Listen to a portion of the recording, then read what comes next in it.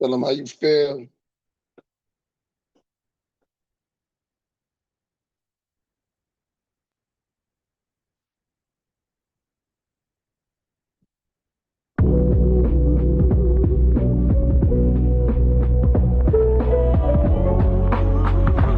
Ladies and gentlemen, we build on topics, whether conscious or cosmic. It's never nonsense, mega levels are microscopic. It's a Killah Priest project, AD control the rocket. Before we land the plane, many things we engage and explain. The unexplained, without mask. Welcome to the Killah Priest podcast.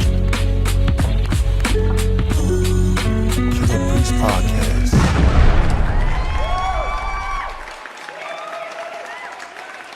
Yeah, good. What's up? What's up? What's up? What's up? What's up? Ooh. What's up? What's up? What's up? Yo, what's good, everybody? Welcome to the Killah Priest podcast. I'm your host, Killah Priest. Now I'll be here in the building. Hold up. Let's get this right. Yeah, exactly. Yo, shout out to the whole everybody in the staff. Shout out to AD running the rocket, doing it a little backwards, you know what I'm saying? Yeah. You know, I come in and out. Today, y'all, is gonna be a dope show.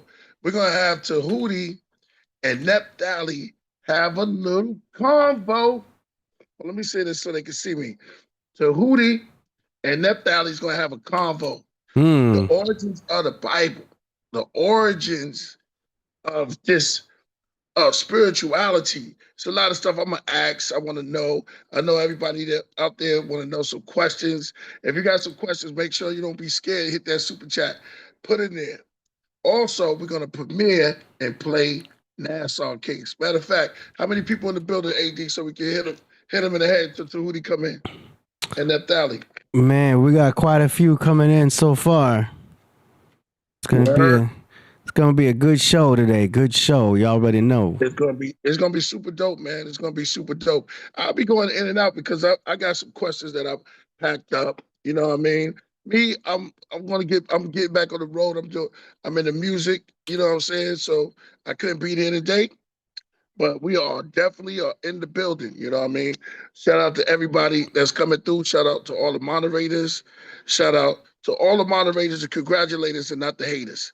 All the haters, you know what you can go step on that side. Be positive about yourself. Do what you got to do. Now I said it before. A lot of brothers be out here speaking about Kemet and don't. That's it. They don't show you what it's about. They don't let you know nothing about it. It's like if I go into a temple, what are you going to teach me? What are you going to tell me? Yo, was that a part of what Israel did? Is it, is it a backlash or is it, what is it? What is it about? You know what I'm saying? The poor righteous teachers are speaking. They are out here just delegating and want to know, you know what I'm saying? So when you go to people classes, you want to know something that you're going to leave enlightened about. Teach your fellow person better. Be a better person. Don't become more evil. You know what I'm saying? A lot of people they get into situations, they become more evil. Like going to jail, you become a more criminal when you got into it. Like if I stood down in astrology class, AD, I want to learn what the start, you teach what governs and rules the zodiac signs, right? Yeah. What's in store for me? It's almost like fortune telling. So it's like, what's in store, what I got to be aware of, things of that nature. Yeah. Not just saying that, the fortune tellers was originally black. You know what I'm saying? Yeah. Fortune tell or the astrologers is more to it. You know what I'm saying? Well, you got to walk the walk, got to talk the talk. You know what I'm saying? Once you get into something, you want to know what it's about. You want to know what the whole joint is about. So it's like, I'm speaking so that you know. I'm not a Puerto Rican, so I'm speaking that you know. Shout out to all the Puerto Ricans out there. You know what I'm saying? But it's gonna be hype.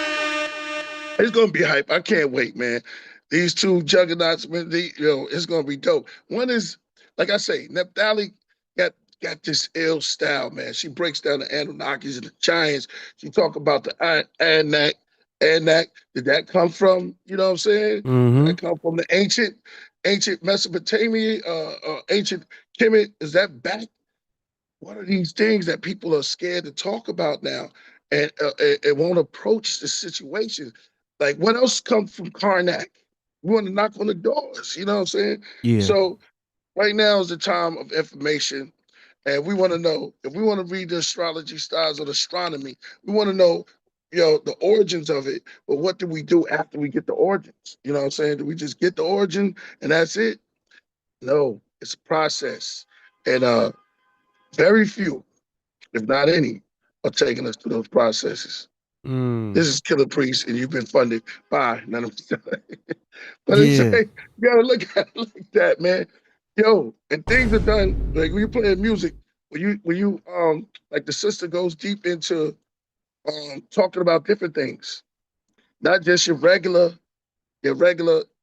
step downs, you know what I'm saying? Just like your regular basic, you know what I'm saying, basic, or they are blacker to the ground, and just colorism. It's about being a better person and about growth. That's to get you up in there, and then you got to become, your higher self. That's it. Higher self, you ain't got to worry about that. Peace to my brother, Knowledge Born, and Kenyatta Black came through last night on the priesthood wind down, did it up tremendously, brought back a lot of memories.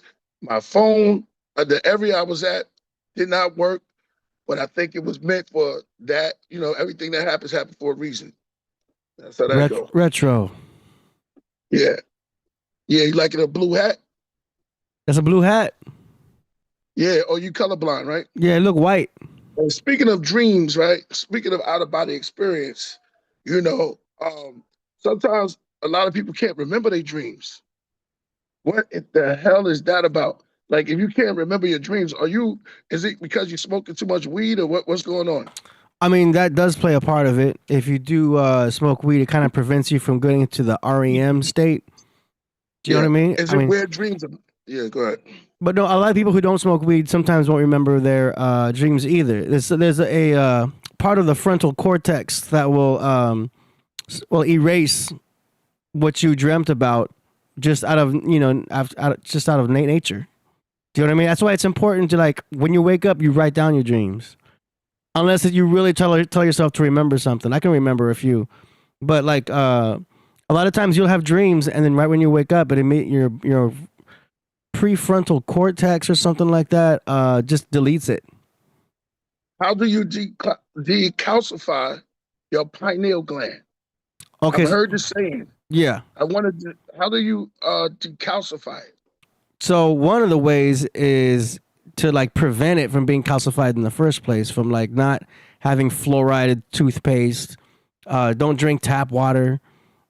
Stay away from any kind of waters that's fluoridated. So that's the first one. Second one, Go ahead. Second one is microplastics. You want to do the best you can to avoid microplastics.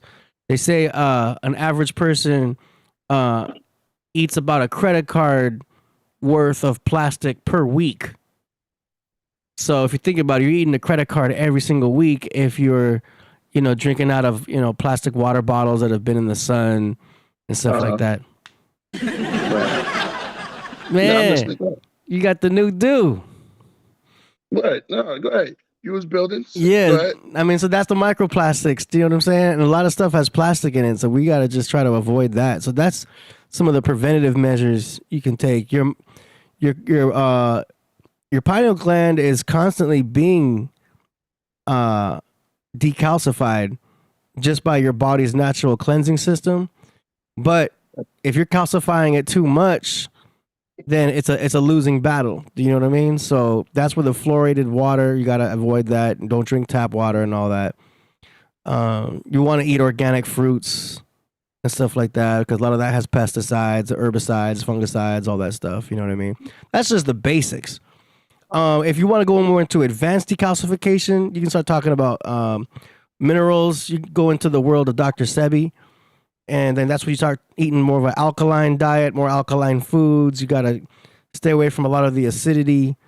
If you're gonna have coffee, you got to make sure it's like organic coffee and don't have the molded stuff. So there's that. It's so much having to do with diet. And then there's Dr. Sebi is straight up. Shout out to the elders, but he's not here right now. Yeah. So we're all like pieces of Dr. Sebi. We have to have some type of answers. You know what I'm saying? If he's not here, and they have to go into you. So we need answers. When we decalcify our pineal gland, Mm-hmm. what do we expect? Do we dream better? Do we see better? Do we think better? Do we elevate ourselves, or we walking in the etheric zones? Like, what happens to us if and when we're decalcified? Okay. Yeah, I think that is definitely something that happens as far as your dreaming happens. One of the main things your pineal gland does is produces melatonin. So that regulates your circadian rhythms, when you wake up, when you go to sleep and stuff like that. So a lot of calcium deposits will accumulate in the pineal gland. And it usually happens in most adults. And you can reduce them. But you get basically, when you decalcify, you get improved melatonin production. Do you know what I mean? So the ability to fall asleep better. And, sleep is key. I don't got to remind y'all of that, how important sleep is. Man. That's when your body's actually working the hardest. You think your body's working hard when you're awake. No, your body's working hard when you're asleep. And it's crucial to hit that REM stage of the sleep. Yeah. You know what I mean? Because that's when your body's like really working. This is why you want to make sure you have enough glycogen stores in your liver.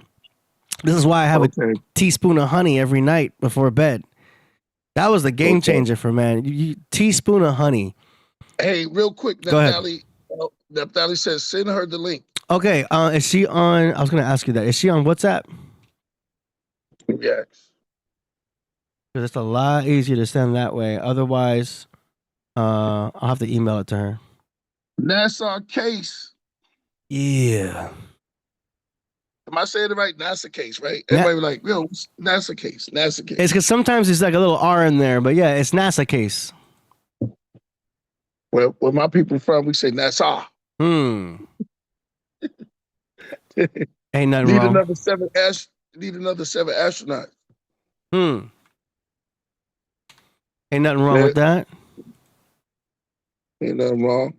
I don't know if I have the right Naphtali in here. Let me see. You might be sending it to Mighty Hebrew. Here, let me give it to you. Let me send it. You need a number? I just need to know if it's the Gmail one that I have. Yeah, that's the one. It is. Let me. I don't want to say her. You've been on here a whole bunch of times, so you should have it. Yeah, I don't want to say her whole name. Put the rest of my missing songs at. Check your WhatsApp real quick. Oh, I can forward it to her, right? Is that okay? Here it goes right here. Is that her email? I just need your confirmation. Yep. That's it. Yeah. Okay, I'll send her that. I didn't want to say it on the air. You know what I'm saying? Yeah. All right, I'm gonna put Zoom link. Dope. Hold on, I just got a text. Okay, Tehuti's here. So, nice. Should I start the? NASA case? NASA case. Should I start it? Yeah. Okay, let me send her the link, and then I'm gonna start the NASA case, and then I'm gonna go get Tehuti. Oh yeah, let me zone out. You know what I'm saying? Okay.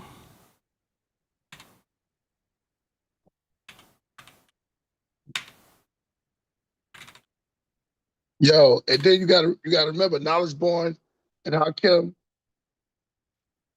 We'll call ourselves. It's called. I forgot the name. Well, anyway, Hakim. I'm gonna get the name in a few minutes.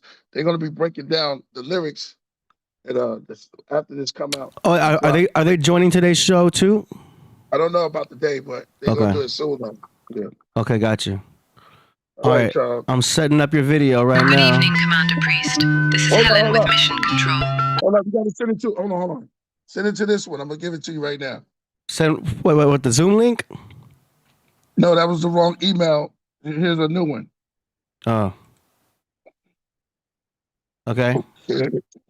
And AD, you have it right now.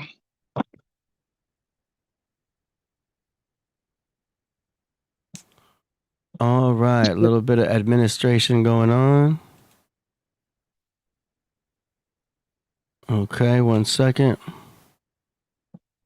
I told you on the podcast, y'all gonna get to see it. Word. Here we go. You sent it to her? Sending now. All right, let's go. What the hell was that? Oh, we got a ceaseless one tip 420. Hey, what's up, bro? Yeah. Yo, you know what? 420 is the 24 elders. Oh, okay. Yo, 420. Oh, okay, I'm gonna start the video and go get Tehuti. Okay. Good evening, Commander Priest. This is Helen with Mission Control. All systems are go for tonight's mission. If everything goes according to plan, you'll be back at the space station within 8 hours. Please be safe out there, Commander. During the space flight, late night, Todd laughed in the pod craft as we engage heights. All systems go. Birdhead to PlayStation. Eye on you. Come in, Squawk and Crow. The burrow owls are looking good. Look out for further commands. Wingspan. The birds are now in dreamland. How's it out there, Captain? Tell me. Airy. Kinda tired. I could use a coffee from the deli. That's a long way. RSJ. There's no asteroids, Commander. Clear. I'll reach back in 7 hours. Now I'm about to get some winter beer. Goodbye, ducks. His eyes shut. Shut all his gears. Put himself in auto stare through the spheres. Godspeed, Commander. Turbulence, rumbling, all systems go. Get up quick, crew grab control. Hold, levels up, the ship turns sideways. Gaze the nebula, it's beautiful. Alarms ringing, horn shouting, sprinklers go off. The god is rerouting, the crew shouting, trying to keep balance. A great explosions to silence. Mission Control to Priest. This is NASA. Can you hear me?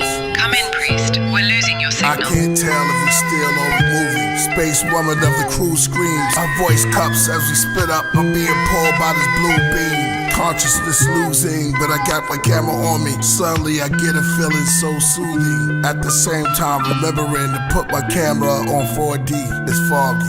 In the planes, I see something I couldn't explain. It's strange, it looks like an object from World War III. I put my camera to my face and try to adjust the lens. Just then, I was ushered in by this warm gust of wind. Eerie light storms, alien life forms touched my skin. I felt quite calm, a part of me trusted them. I stopped struggling, they showed me a life without suffering. Worlds without wars, no threats, no clashing of swords. They gave me a pill with this liquid that began to heal chronic illness and sickness. Seven sealed, the will within the will quickened.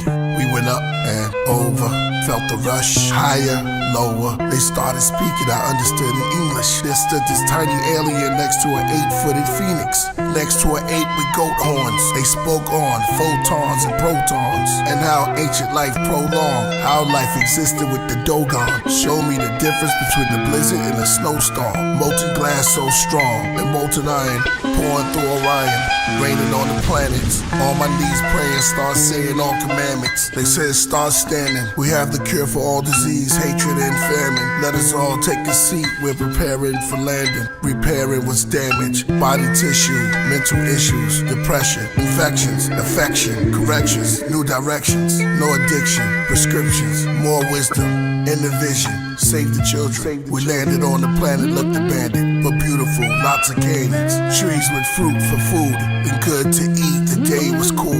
Another ship landed. They bring one of my crew, space woman, out. It feels like deja vu on this planet that's new, and even from the Milky Way too. The alien said, "You are us, and we are you.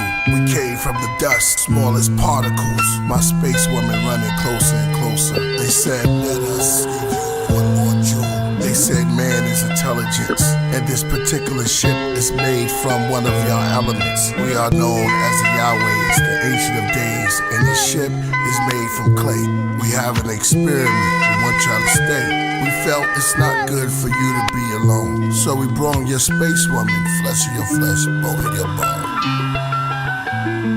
There's also other beings here, from distant planets. They built kingdoms here, so you're not left stranded. Follow not their ways, the Yahweh's commanded, cause you know what happened before, it'll do damage. Now, just give names to everything. As they stood before me, they transform into balls of flames. Walter, be fruitful and multiply. As they got back in their ships, flew into the sky. At the same time, the space woman arrived. She asked Captain, what happened? Our ship, the explosion, that moment. Contact with no one. Back then, she said I was led up this golden path by this soft light. Then on a ship with a staff, winged beautiful beings. Said they was from the Nile Valley of kings and queens. The things around me got cloudy, their voices distorted. Something Elohim. It felt godly at the start. Then they named themselves after body parts. They said the galaxies was like the arteries, he was the heart. They said they were responsible for man's greatest art and the pyramids. And the ship I was in, they called man's rib. Then I passed out and we landed. Commander, wake up. Someone is approaching the ship. Wow, did you see that? We both turned back. It was a man with the mask of a cat. We both shocked. You speak English? I find it convenient. Most of us do, being from Venus. Let me ask you, did you meet the ape and the phoenix and the little genius? Did they sell you game and a meaning? Welcome to my place, it's called Eden. Y'all should feel safe. I'll be back to talk this evening. They'll be back probably beginning of the weekend. Y'all should know that. They visit frequent. I'm just an old cat, headed to my kingdom. 7,000 years passed since we saw the beings last. This not Earth, time moves fast. Planted trees, fertilize the grass. Cool of the day, check the windcast. Then in the air, something moved like it's clay spinning fast. The Yahwehs came, they called my name, then explained that we must not exchange knowledge with the other people, we are not the same. They were already here. Y'all came from the spheres with new ideas. They made themselves clear. Carefully choose your priest. Do not disappoint. I told them about the man that we met. Wore a hat like a cat. They asked, come again, what was that? We said that was years ago. Where at? Near that tree where the 5 rivers flow. They stepped back as the doors open on a UFO. Any contact with this cat, you should let us know. We'll be back in 100 years to see how things go. In fact, to remember we were here will leave a rainbow.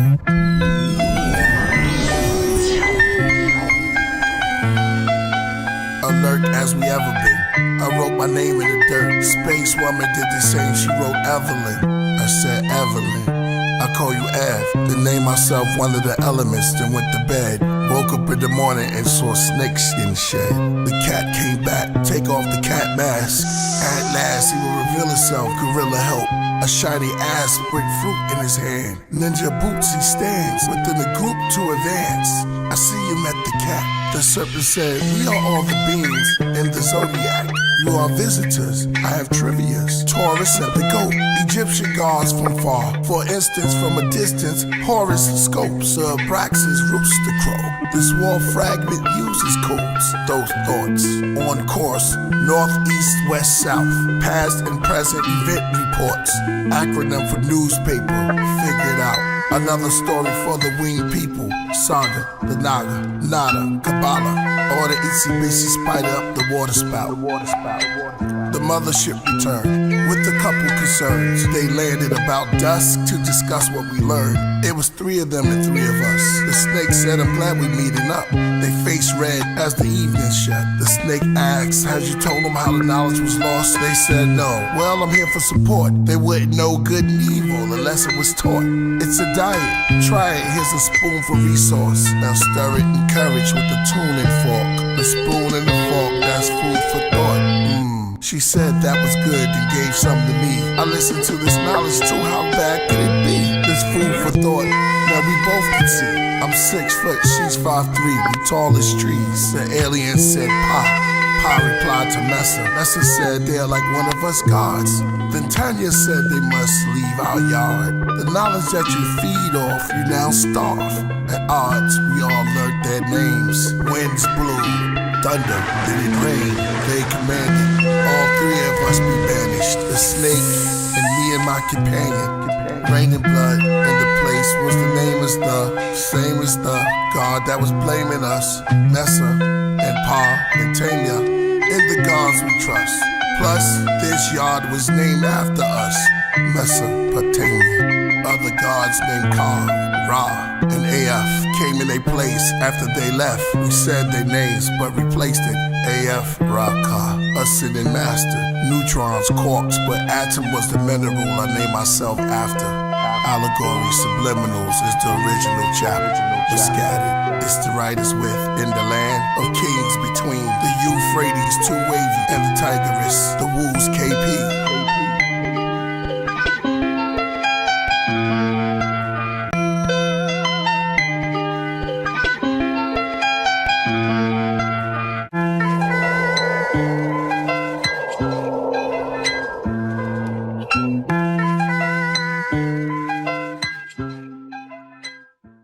Yeah, let's go. Let's go. We are back in. Yeah. I should have that laugh like Thriller.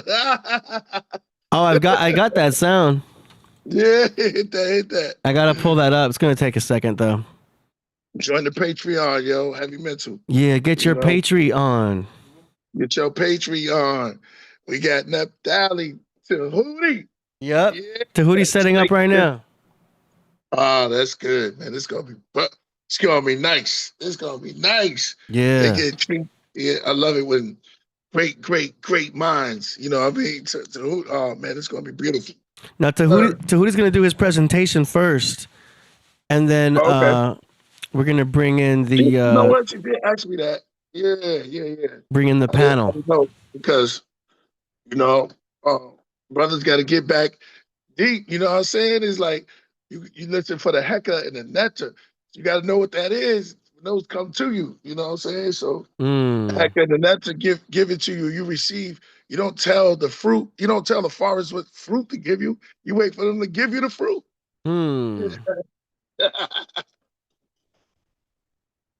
Okay. Look at AD. Yeah. Chat There we go. The thriller laugh. Yeah, use that, man. Yeah, man. That reminds me. I just got hit up by a production company to do a film score for a scary. I can't say the name of it, but it's like a scary thriller type of movie. That's crazy. It's gonna come out in October, right before Halloween. So congratulations, thanks, bro. man. Big project. I'm excited. Yeah, that's crazy, man. Yeah, I'm doing the score. It's a film score. A lot of cats don't know. Oh, you're doing the score?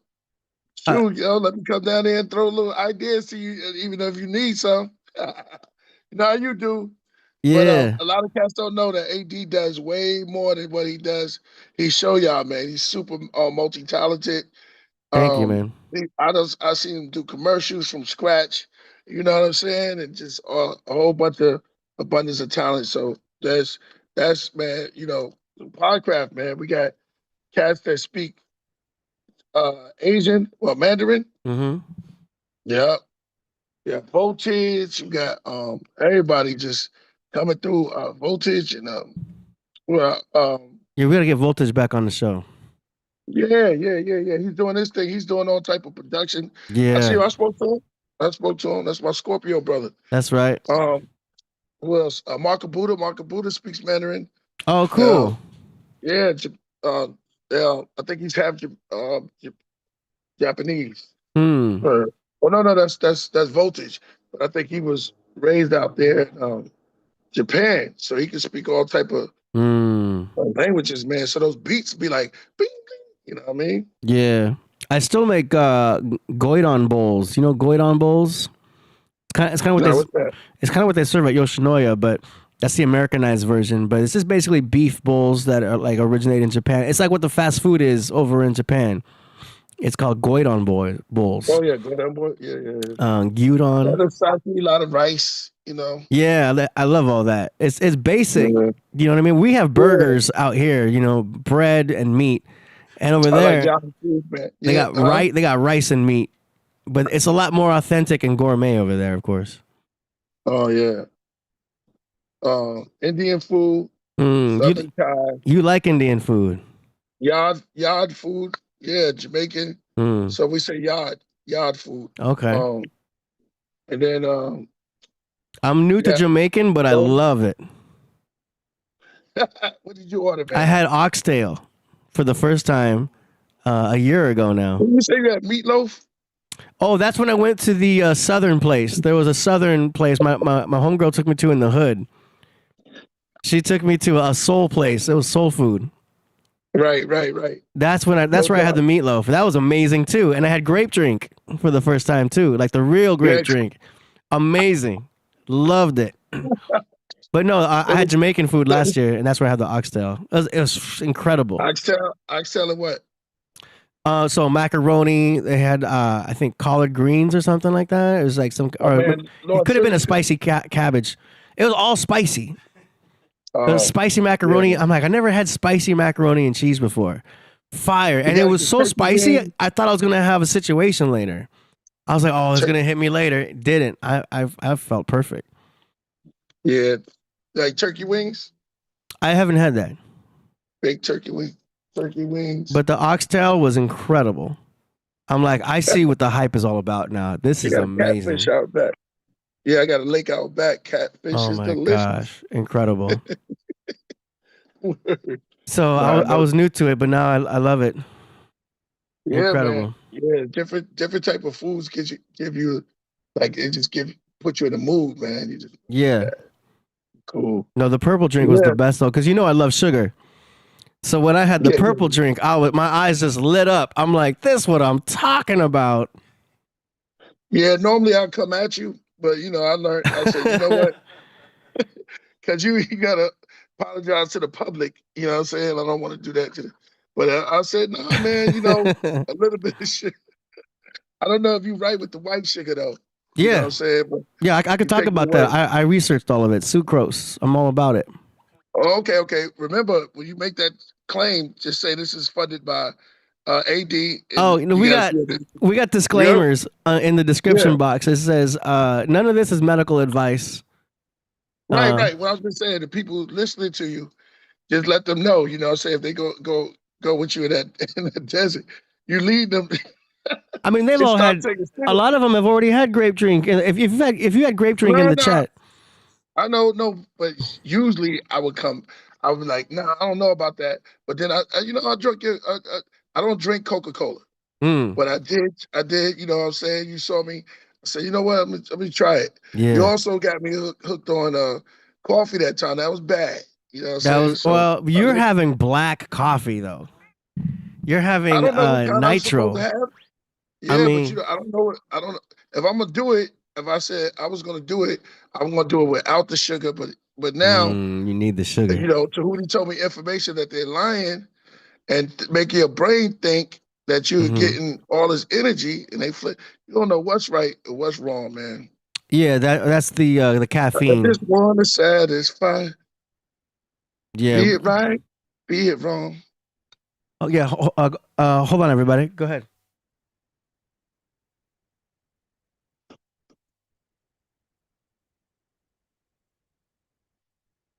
Yeah.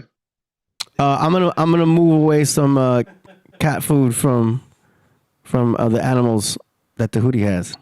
Hey, what do you got? You'll see. Are you ready to come on screen? Okay. It don't matter about. Yep. Hold on. I'm gonna bring Tehuti on screen, y'all. Y'all stand by. Billy Carson and Tahuti. Come on, y'all. Billy Carson with Tahuti. Sit down. Why they never in the same? They never in the same room. The rumor going around. All right. Yes. There he is. It's good. Boom. I'll adjust it better when I get back. Excellent. Oh, and also AD, this priest, the curtain is causing a light where I can't see the screen. Yeah, perfect. That's perfect. Excellent. Hotep, greetings, everyone. How's everyone doing? Peace and love to everybody. And Peace, peace. Peace, priest. Peace, Saba. It's good. Yes, sir. Wait, I can't hear you because 80 has some water. Doing something right now. Hold on. Oh, you don't have the headphones on. You don't. No, it's hard. Okay, we got Ceaseless in the house. We got Rakib. Oh, this is the name. There's that name. There's two people with this type of sentence name. Rakib, El, Shams, Atta, Arif, Mahdi. Rasta lives forever, though. Greg Kelly says, yes, sir. Peace. Press 9 if y'all can hear me. Press a 9 if you can hear me. Peace, peace, peace. I'm doing a mic check now, setting things up. I'm going to do... I thought it was Killah Priest on the screen. 80. You have a thing that says super chat, and it's Killah Priest, and he's moving. But it's not... It's... I guess AI or something. Oh, yeah. It's you going like this. That's the Patreon. Patreon ad. The moving Patreon. Yeah, cool, right? Yeah. Man, lots happened since I was here years ago. We have, is Neftali New School? Oh, it's gone. Our name. See you in the chat. Okay, we got Karu. We the Kings is moving. Chat is moving fast. Okay, they're there. They can hear me. I see the 9s. NS Sullivan 2. Amun Ka 2. Okay, Amun Ka Tahuti 9. AZ Universe. Peace Tehuti with the Ka signs. Okay, I see everybody. It's hard to see the names times. Only look at the bottom here. There's 2 screens. I'm getting used to this. Janin. Janin. Moving fast. The screen's moving fast. The names are going fast. That's a good sign. Yes, it is. It is a good time. Already, we're just starting. We haven't even started yet. You know those other channels. 116. You can see that number, right? Yeah, you know those other channels like the Snoop channel and the Noriega drink champs and some of the Super Bowl UFC. It's so fast. You type your comment and you don't see your comment. Oh yeah. You type it just. The chat is moving fast. They usually have like 1,000 in the chat. Yeah, yeah. I don't know how moderators keep up with that. Yeah, I mean, they just keep it scrolling and it just looks crazy. Yeah. But we have a good sized chat room where we can keep it on screen and you can read it. Okay.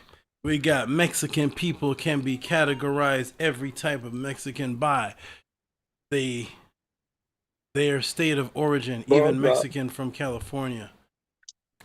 Try to get your mic a little closer. Yeah. Okay, we have, who else? We have Carol. There you go. We have, who is this? Fopi Kanath. Is that Elder Kanath from years ago? Elder Kanath is in the building. A lot of people don't know that I am I don't know if I'm a secret member or a I can't remember how he called it, some type of member of a Hebrew. I'm a part of the Hebrew Israelite Fopi. Is that for us by? I don't know what it even stands for, but Bufu? No, it's called Fopi, for the people, for of the people, something to that effect. And sounds like it sounds for our people. For our people, something. He'll probably type it in the chat. But he had made me an honorary. He had made a Ma'at brother an honorary member of the of the Hebrew Israelite Fopi. So peace to Elder Kanath. Okay, we got Zeptepi son. Peace and Ma'at to the Undertaker, aka Tahuti. I'm the Undertaker. All right, we're gonna get started, everybody. We're gonna drop some beautiful jewels. Anki and Ma'at un and s nintet aset and Ma'at min hapapet and Ma'at and ukiui per ikut. We're gonna get started with this beautiful frequency, and we'll go ahead and ask everybody in the chat. We're gonna drop some jewels today, and then afterwards, the young lady, I'm just getting familiar with her. I've seen her on there. I've seen her on the Sonnetter channel, and young lady named Neftali has requested to have a conversation or somehow talk to Killah Priest, and somehow a conversation is going to occur. And I looked at her, and she is ready to go up against I've never seen a Hebrew Israelite female going up against atheists, Kemet people, other Hebrew Israelites. I was like, She what? don't care. Right? I was like, what is this little lady? This little lady going up against all those yelling brothers, and I was like, she's going up against. She's talking about evolution. She's talking about the Canaanites. I was like, oh, she's not limited. Oh, the glare is back. What is that glare? Oh, that's from the I think that's from the circular light. That's strange. It's in the middle. Is it bugging you? Yeah, it's blinding me. I can't. Yo, Okay, I got that you. was crazy. Yeah, saw that? I couldn't see. Something happened 'cause I couldn't see. Yo, I point the light to the film camera, and Tehuti was like, yo, that light is in my face. My camera's off. I couldn't see some light.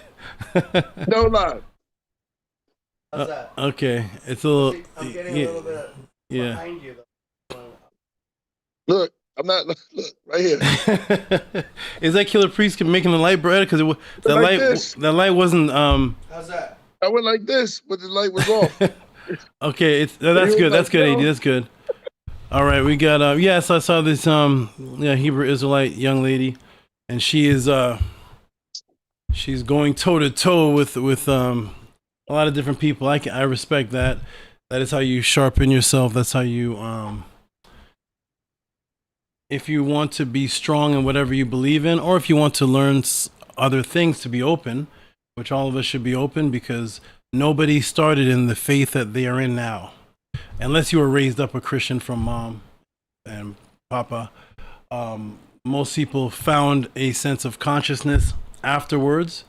So there's always a possibility that whatever you're in now is a step to another thing. And the more you broaden your horizons and have conversations with other people, you either make yourself sharper and firmer in what you're in, or you open yourself up to new horizons. And that is what I am all about, getting to the source so that you can make proper decisions by looking at the larger picture of where things originated from. And then when you see that larger picture, then you can make your decision from there. Peace, everybody. Hotep. Yes, this is the zebra cobra. Araret. And see if she's on the screen. There she is. Boom, boom. There she is. Yeah, she's my smaller one. Araret, how are you?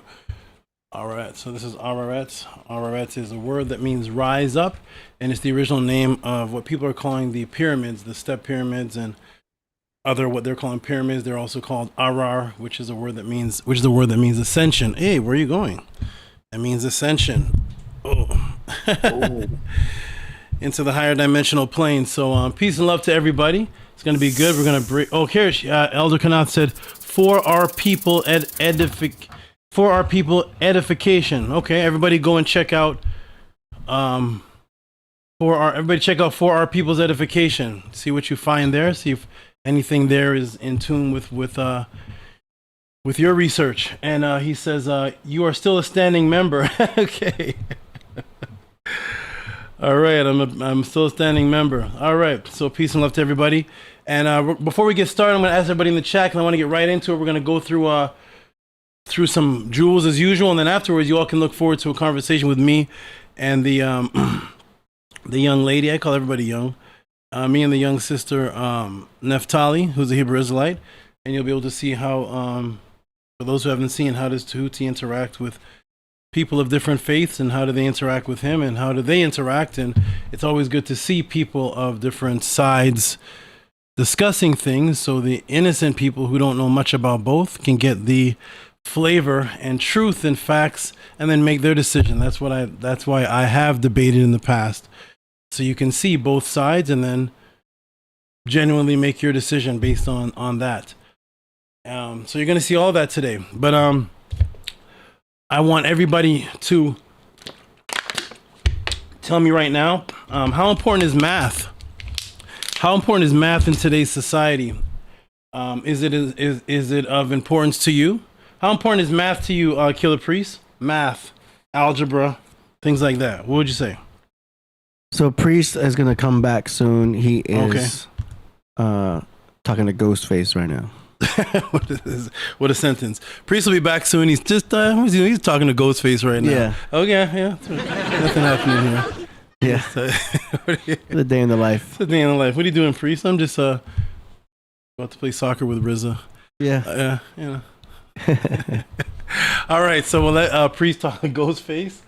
I love these names. The Wu-Tang names are very unique, right? They're very Killah Priest. Oh yeah. Ghostface, the Genius. These are when we had names that were all about sparking your consciousness. Ghostface Killah. You have to figure that out. Every time I turn on Ghostface Killah, good rapper, but every time I turn him on, he's like, cockroach in the cereal boxes. It's like everything's riddles. Yeah. These names make you think. So I mean, you also have a special name too, as Tehuti. Yes, Tehuti is Tehuti. For those who don't know, and is Neftali? Neftali is in the chat. Yeah, she's in the chat and ready as soon as you're done with your presentation. Okay. Ma'at math. Somebody put. Here we go. I see the answers.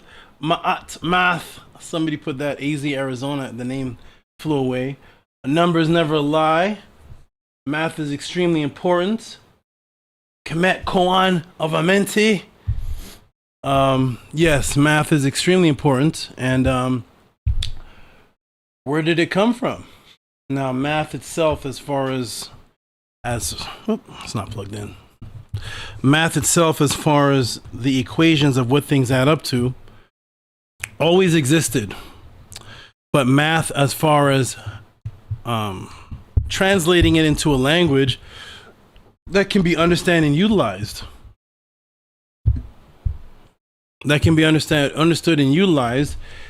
and used for inventions. There is not quite any invention that you can think of that has not utilized a mathematician in some form of fashion. Something, even if he's a biochemist, he's dealing with a certain amount of come here. Even if you're dealing with if you're a physicist, you have to deal with math. If you're a geographer, you have to deal with math. You have to deal with coordinates, latitude and longitude. Math is in. If you're a scientist, if you're a dentist, think of how important algebra, math is to the world. Where did it come from as far as a way that we could utilize it and understand it to build such a beautiful thing like the computer screen you're on would not exist if not for math and algebra, if not for mathematics. So where did this come from and how was it originally utilized? And should we give praise and homage and honor to whichever genius? We always give praise to the geniuses that create things that we respect. What about the genius that invented something that the entire planet and everybody utilizes? Every time you wake up in the morning, you utilize mathematics, algebra. You can't go a day without it. So where did this consciousness come from? Would any religion exist without it? My good brothers, shalom lakum to the Hebrew Israelites. Would there be a Hebrew Israelite temple if it was not for mathematics? Would there be anything that a Hebrew Israelite or a Muslim or anybody of your religion use if there was no mathematical algebraic equations? Where would your religion be? And everybody think about that. Where would your spirituality and way of life be if you removed mathematics from the equation? And that will harness in your mind how important whoever brought this was. And what if I told you mathematics originally was made for the calculation of building structures, nature, space, and for the calculations of immortality? It immediately tied into immortality. It was an immortality communication language, and that aspect of it got removed. Mathematics was created. Those who created mathematics built it for their structures, built it to understand what was going on around them, to calculate, and built it for the communication of spirituality, which we're going to see. Who was that? So we're going to get right into it, and then afterwards, Neftali and I will have a conversation on whatever naturally comes up. Let me go ahead and set this up right now. Oh, AD, can I get the wonderful mouse? Yeah. Peace and love to everybody in the room. 138 people in here. Boys to men, ABC, BBD, all type of random things in the chat. All kind of things, huh? Going on in the chat. They can't add it up to realize. Yeah, when you try to explain something that makes sense, if it doesn't make sense, you actually use a mathematical sentence to say it doesn't make sense. What do you say? This doesn't add up, right, AD? Yep. Yeah, it doesn't add up. So when your mind sees something that is illogical, you actually use a mathematical term to describe the illogics of it. You say, this doesn't make any sense. This doesn't add up.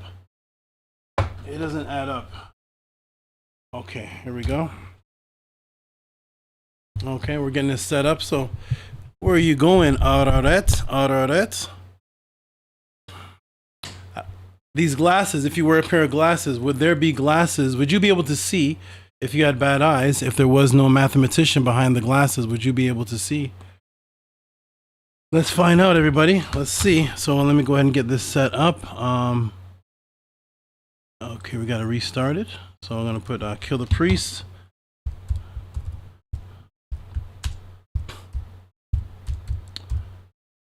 Killah Priest 312. That's what I love about the chat and the people that come to the Killah Priest podcast, is that they are always open to hear jewels, science, and things that are not things that are outside of the box, things that are hidden, things that they don't want us to know, because if they can control the way that you think, the way your neurological development is guided, then they can obviously control you. So we're here to break out of that and get back to the origin and source. So this transhumanistic and soulless atheistic society will not overpower the truth seekers. Remember, there used to be a brother here called Truth Seeker. All right. Oh, it's live.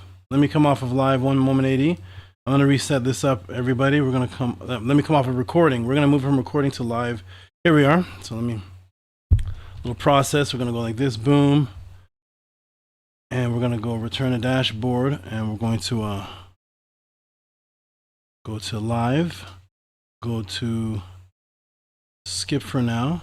Okay, here we are now.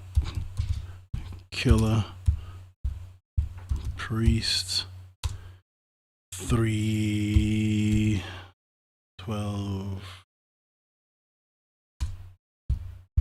show. Okay. All right, AD. Look out for the web core, right? Yeah. Should be programmed WEB, automatically web core. Okay. Live Tehuti link. Welcome to cyberspace. How do I sound, AD? Is the mic fine? Yep. Okay. Check it now, AD. You should be on.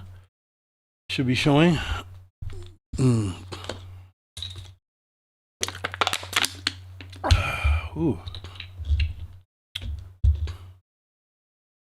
Got it? Okay. Let me know when you are live, and we'll get ready to go. We'll be ready to do this.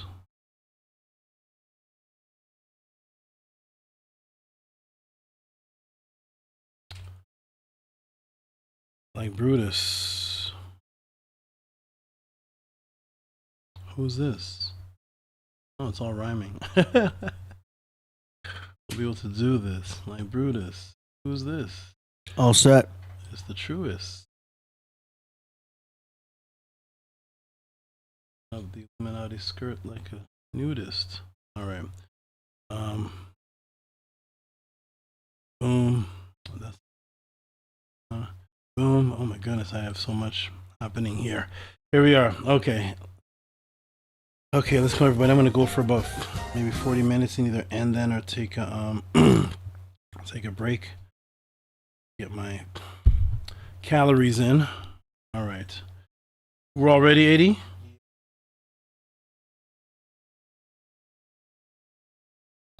Okay. The sound of Tomb of Osiris in the background. Oh, good. Let me put the other one. Hey. Am I on? Oh, there you are. I'm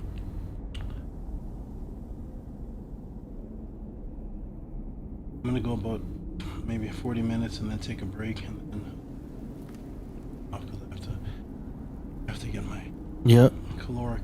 I got my meal too at 7:30. Okay. All right. I already saw the 9 so everybody could hear me. Wonderful. Excellent. Okay. Is it Yep. I'm on the screen. Oh, there I am. Mm-hmm. Peace, everyone. Greetings. I see it on the big screen now. All right, you ready? They're ready. Are you ready? We're all ready. Let's go ahead and get this started. Okay. All right.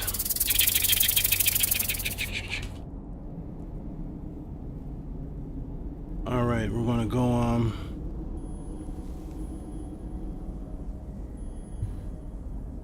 Is that new music? That sounds good. That's the one you gave. Oh wow. That's the that's the.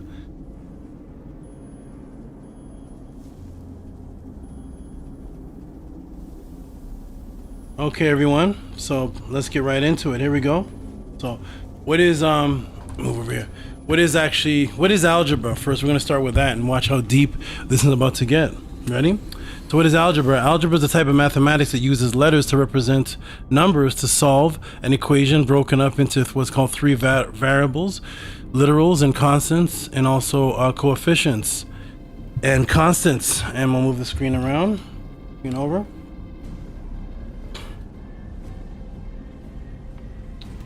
Okay. All right, so here's variables. Here's variables, literals, and constants.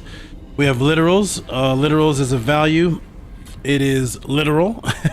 It is literally itself. Literals have types, strings, integers, floats, and Boolean. And then we have those literals, and we have variables. Variables are an identifier. It's used to refer to a value. The value can be changed. Constants, an identifier, is used to refer to a value. The value cannot be changed. Okay, so one can be changed, one cannot. And because symbols and operations are used to represent relationships among different quantities, what you see on a page could end up looking like this as an equational language. So here's how it transforms into an equational language outside of layman's language, and you start to see something that looks like this now. So in mathematics, a coefficient is a number. Oh, AD's walking. Okay. Okay. In mathematics, a coefficient is a number or any symbol representing a constant value that is multiplied by the variable of a single term or terms, plural, of a polynomial. It's usually a number, but sometimes it may be replaced by a letter in an expression. So for example, in the expression ax2 plus bx plus c, x is the variable and a and b are the coefficients. And then it would look on the screen writing in that language 3x plus 4y equals 8. So a regular person, 3x plus 4y plus 8, coefficient of x, coefficient of y expression. Also the expression is a polynomial. And let's go. Here we are. Let's go. Where is all this going? So this is an advanced way of taking long sentence structures and putting them in a simplistic form that could minimize the space used for the equation to problem solve the most amount of solutions within the limited space, as long as the individual reading knows what the identifiers represent and the coefficient represents. Then it becomes simplistic in an advanced technique. So it looks advanced, but actually to the person who understands it, it looks simplistic. This is used for the building of houses, this is used for your car. This is extremely important, and you have to stop and think. If you go back tens of thousands of years, 100,000 years, if you go back to what they call the caveman or the evolutionary man, as they call it, what has to happen to go from that stage where you're scratching dirt with rocks, you're looking at the world trying to figure out if a lion is safe or if a deer is safe. How do you go from that to coefficients and integers? Where does this evolutionary jump come from? Who influenced this, and where did this even come about? Let's go, everybody, because we're going to give Hanus and praise and reverence to where this came about, because the original caveman did not have any of this 10,000 years ago or so, as they claim. So here we go. How about what does the word exactly mean? So what does algebra exactly mean? What does it actually mean? So algebra means that it describes a highly advanced form of mathematics and symbolism. It definitely does not seem like a common English word, and maybe this route. Let me go back here so I can look at the screen. And maybe this is a route to link people back to its source. So what does the word algebra mean, and what language is the word algebra? And this is going to start linking back to its source. So let me show you. We're going to go right into the etymological dictionary with algebra. And algebra, formal mathematics, the analysis of equations, the art of reasoning about quantitative relations by the aid of a compact and highly systematic notation. That's from the 1550s. We're going to skip to the red. Now, here we go. Interesting. Algebra seems to come from the Arabic language, from al, mukatasar, fi hasib, algebra, wa al, mukabala. Interesting, right? How did this happen? So it's a compendium on calculation by restoring and balancing. The title of the title came famous 9th century. All right, coming from the equations by Baghdad mathematician Abu Ja'far Muhammad ibn Musa al-Khwarizmi. So it takes you back to Arabic. It takes you back to Baghdad. Arabic, al-Jibbar. You're starting to see the origin now coming from the Arabic. Al-Jibbar, a vulgar pronunciation, al-Jibra. Reunion of broken parts, reducing fractions to integers in computation. Okay. So we see that it comes from Jabara, reintegrate, reunites, consolidates, right? Al-Khwarizmi's book, translated into Latin 12th century, also introduced Arabic numerals to the West. So there it is, bing, bing, bing. So this great algebra seems to source back to Arabics or Arabs or Baghdad. And is this the case? Here we go. Let's keep going. Here we are. Boom, boom. Okay. Now, so according to the language and this mathematical title, it derives from, it seems to go back to medieval Latin and further back to Arabic. From what? From al, which is the. That's where you get the al Hebrew, what they call Hebrew. Al, the, Arabia, the. It was a definite article. And jibr is relating to broken parts reuniting, which would literally be the definition of fractions. So at least, and its origins is also included in any form of fractions, mathematical equations. So how important is algebra to mathematicians and teachers in universities and college? It is so important, it is actually classified as the gatekeeper. So algebra is actually the gatekeeper to all other higher levels of mathematics. Algebra is considered the gatekeeper. This is how important algebra actually is. So let's do this. Here we go. Boom. So why is algebra so important? Algebra is known as the gatekeeper. The gatekeeper subject. So when should a child take it? Becoming an algebra expert opens the doors to some of today's most trendy and well-paid careers. From computer science to medicine, algebra serves as a foundational skill. Understanding algebra also puts students on track for college success, no matter what major that they choose. Here's how you can make your children develop the algebra skills they need to succeed. Why algebra matters. So becoming an algebra expert opens the door. Okay, so we already read that part. I just expanded it. So why algebra matters. Algebra is one of the few major domains of mathematics that students study from preschool all the way. Here's something that makes it unique. Let me move this over a bit. So from preschool all the way to the 12th grade, algebra is studied.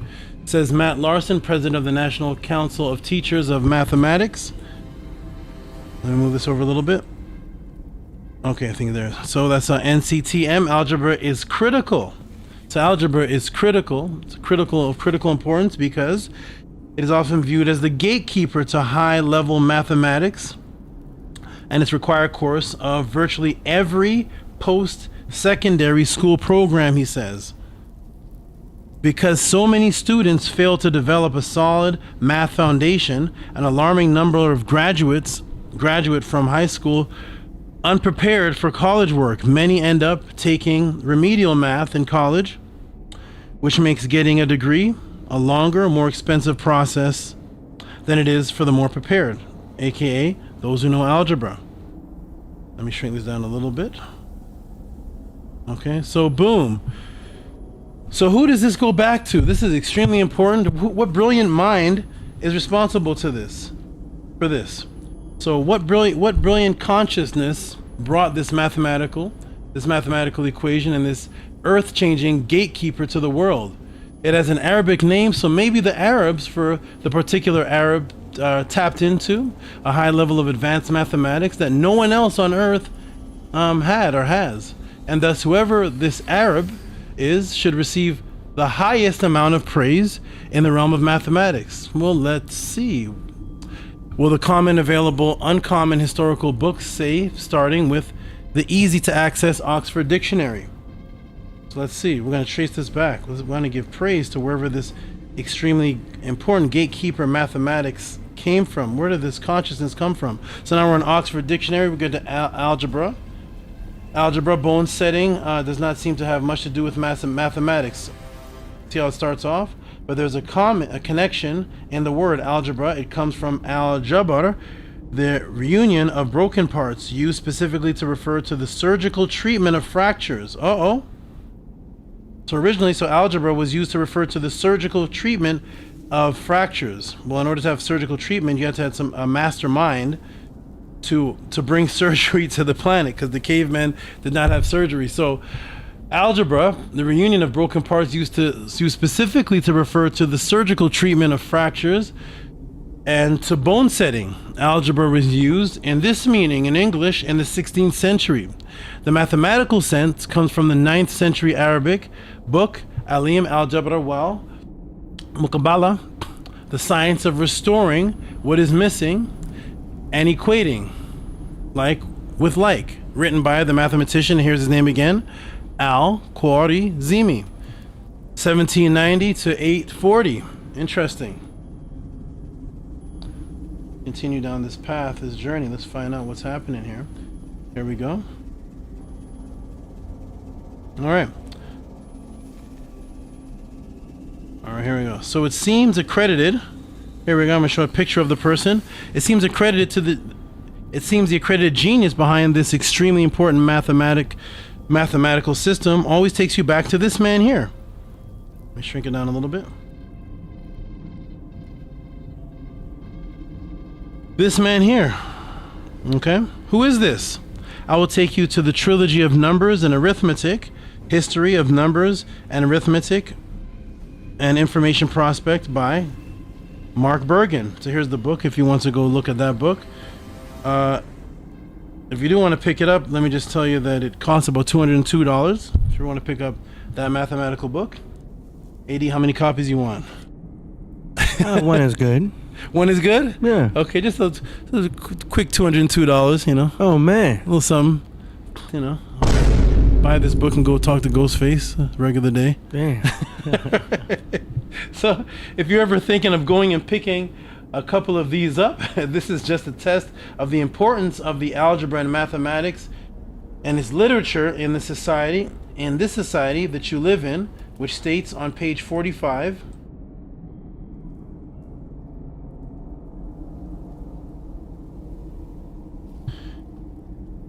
Okay, so I'm just going to go ahead and read this, the big print.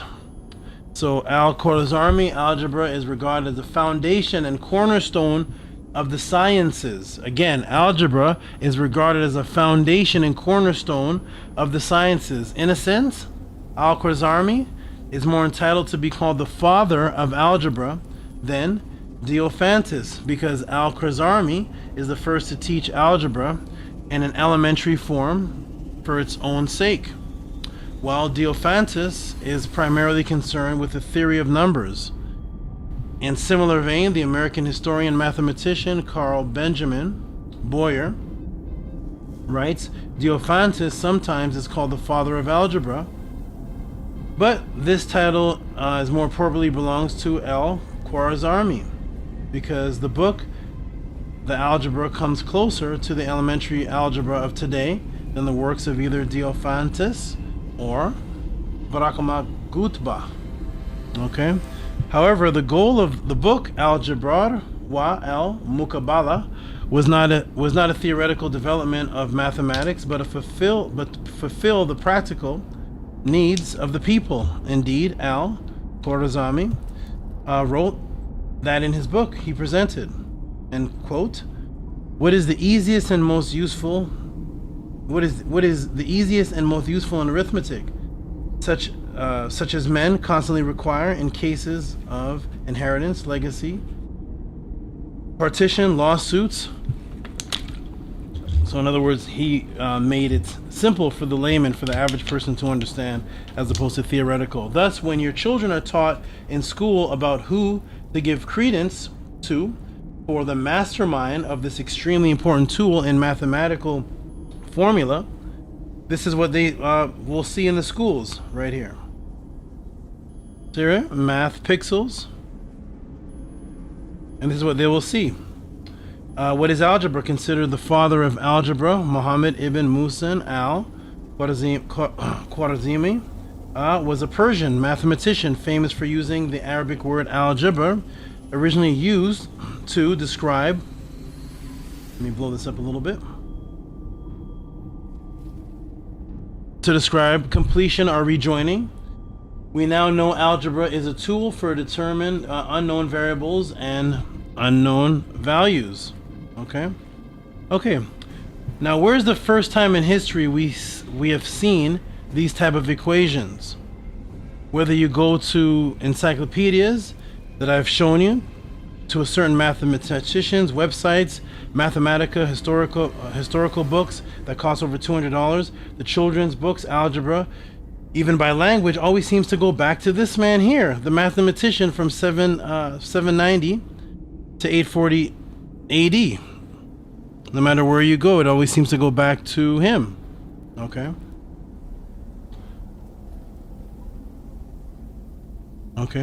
So good thing about history and the tracking of the truth is that history always comes with dates. That's most people's enemies, dates. The date that you see there at the bottom is 790 to 840 AD. AD is in the date, not the engineer.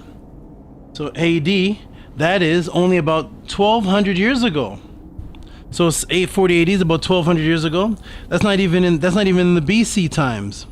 So if I can show you this type of mathematics anywhere before 790 AD, and you know that the matrix has lied to you and your children giving you, then you know the matrix lied to you and your children giving you the psyops that it originated with this man. If you can find these mathematical equations that look like this in this form in problem solving prior to 790 AD, can you? And did the true inventors of algebra and these types of math problems also utilize the association of math itself with immortality? And of course, what is the time to get into, everybody? Let's get into overdrive. Overdrive is when we're going to step out of Tahuti. Overdrive is when we step out of what's in the common surface, and we're going to go above that. We're going to look down at the scenario. We're going to look at the large picture. So we're going to go into overdrive. Let's go behind the veil of the matrix. Everybody ready? Here we go. Ready, everyone? Here we are. Boom. So again, the good thing about history and the tracking of truth is that history always comes with dates, and the dates that you see at the bottom is 790 to 840 AD. That is only about 1200 years ago. That is not even in the BC time. So if I can show you this type of mathematics anywhere before 790 AD, and you know the matrix has lied to you and your children giving you the psyops that it originated with this man, if you can find these type of equations, can you find these type of equations that look like this in the form of problem solving prior to 790 AD? And did the true inventors of algebra and this type of math problems also utilize the association of math itself with immortality? Well, let's look at this algebra again with all the components. And I've taught you make up the mathematical gatekeeper, which consists of what components, everybody? These components right here. Coefficient.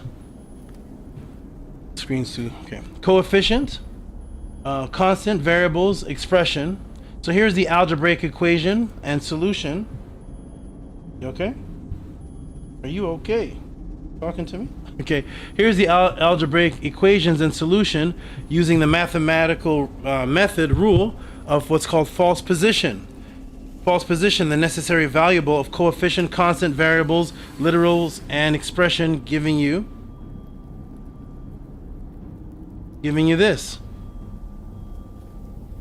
Okay, so the equal to that of the two smaller squares, the side of one square is half.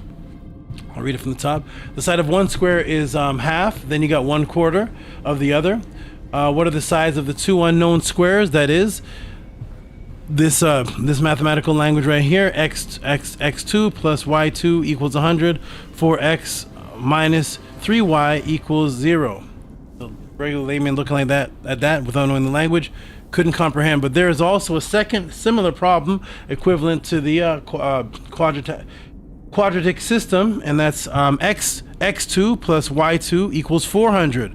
So look at that. Above there, it's x2 plus y2 equals 100, but also x2 plus y2 is 400, and still the 4x plus 3y minus 3y still is 0, even though the x2 plus y2 went up 300 numbers. The solving method is the rule of what's called false position. The scribes assume the x equals 0,75 and the y equals 1. So x2 plus y2 equals now 1,562 dot, but the result should be 100 equals 64. 1,525. Therefore, our two squares must be 64 times bigger, and their sides must be 8 times bigger. So the result is x equals 0,75.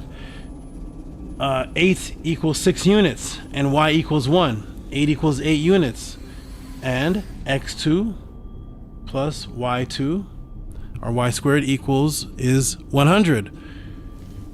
Seems very complicated. No problem. You do not have to understand this aspect. That is flashbacks, man. Yeah. High school algebra. Up all night trying to cram in. And my class was right after lunch, so I was not in the mood. Oh my goodness. You enjoy a lunch break to this? Yeah. X2, Y2 corresponds with... Yeah, and that's why everyone who had the algebra class after lunch didn't do too well. I'm still digesting. Yeah, you just feed your dopamine to jump into X2. Oh my gosh. Exponent. Couldn't do it. Couldn't do it. Yeah, so here it is, everybody. This is from the mathematical book Algebra. So this is what's in this person's book. We see the mathematical equations that's attributed to this man right here. Okay, this algebraic fraction problem solution using what's called false position is actually from the Berlin Papyrus. So I put, is this from the mathematical book? Because here's where they attribute their false position from. But is this from the mathematical book of the man from 790? This algebraic fraction problem solution using the word false position is from the Berlin Papyrus. What, Tahuti? What just happened? Yes, that's where that algebra is from. The Berlin Papyrus. Berlin Papyrus number 6619. Let me look in the screen. Berlin Papyrus 6619 is from 1800 BC. Is one of the only surviving witnesses which demonstrates that the Egyptians described knew how to solve certain, there's that word, quadratic equations, which was the one that I just read. And that's attributed to the book of the 790 man, but we find it inside of the Berlin Papyrus in the museum dating back 1800 BC. Boom. The Medinet Ma'at writings of algebra, this goes back to 1800 BC. Shall we do the math? For the 5%, shall we do the math? What's today's mathematics? Here we go. So that goes back to 1800 BC. Berlin Papyrus 6619, 1800 BC. This man was not around in 1800 BC. 800 AD, the date of the Arab psyops, so-called invention of algebra, minus 1800 BC, the Nile Valley Ma'at papyrus of algebra, 2,600 years earlier. Boom. They, the math historians, modern day, math teachers, universities, historians, teachers, on math itself could not calculate math, that something that is 2,600 years before something else, mathematically, is younger than the other? Of course they could. Of course they knew that. Because the psyops, of course they understand that the Berlin Papyrus 2,600 years later. They're mathematicians and they couldn't figure that out. And remember, in the Berlin Papyrus, which is 2,600 years before the Matrix taught you that an Arab named Al-Khwarizmi invented algebra, we see the method of what's called the false position of algebra used by the scribe. This is the definition and the method of what's called false position. With the solving method, the rule of the false position. This was used by the scribe in the Berlin Papyrus. This is one of the most important aspects in mathematics and science called regula falsi. If anybody remembers that from their studies. Regula falsi today. And this was the invention of algebraic regula falsi. Regula falsi method, also known as the false position method, is a numerical technique used to find the roots of a nonlinear equation of the form of fx equals in symbol.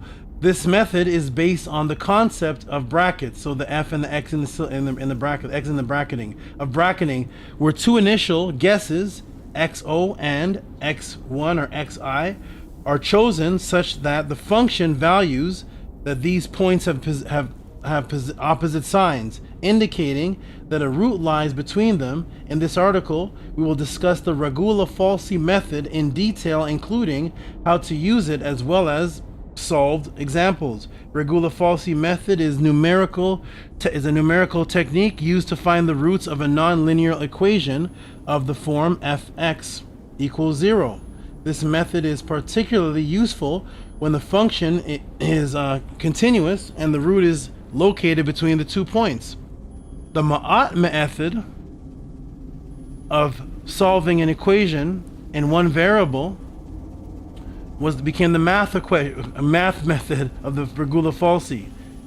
This false position method, regula falsi method, more commonly called by today, is mathematicians and scientists as the trial and error approach of using false or test values for variables and then altering the test value according to the result, which is used today and is vital. This is vital to all mathematics. Regula falsi. Here we go, everybody. Move this over. Regula falsi. There it is. The connect to the point. And here's the regula falsi mathematical equation, which is essential and vital for mathematics.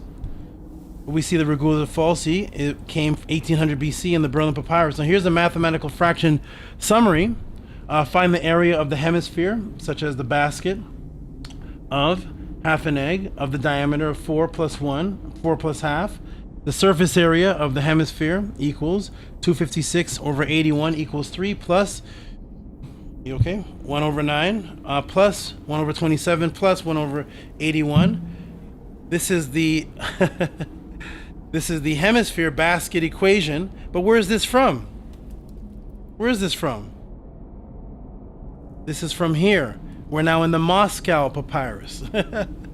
We're in the Moscow Papyrus. This is called problem 10, line by line. The translation, Moscow Papyrus, what's that, Tehuti?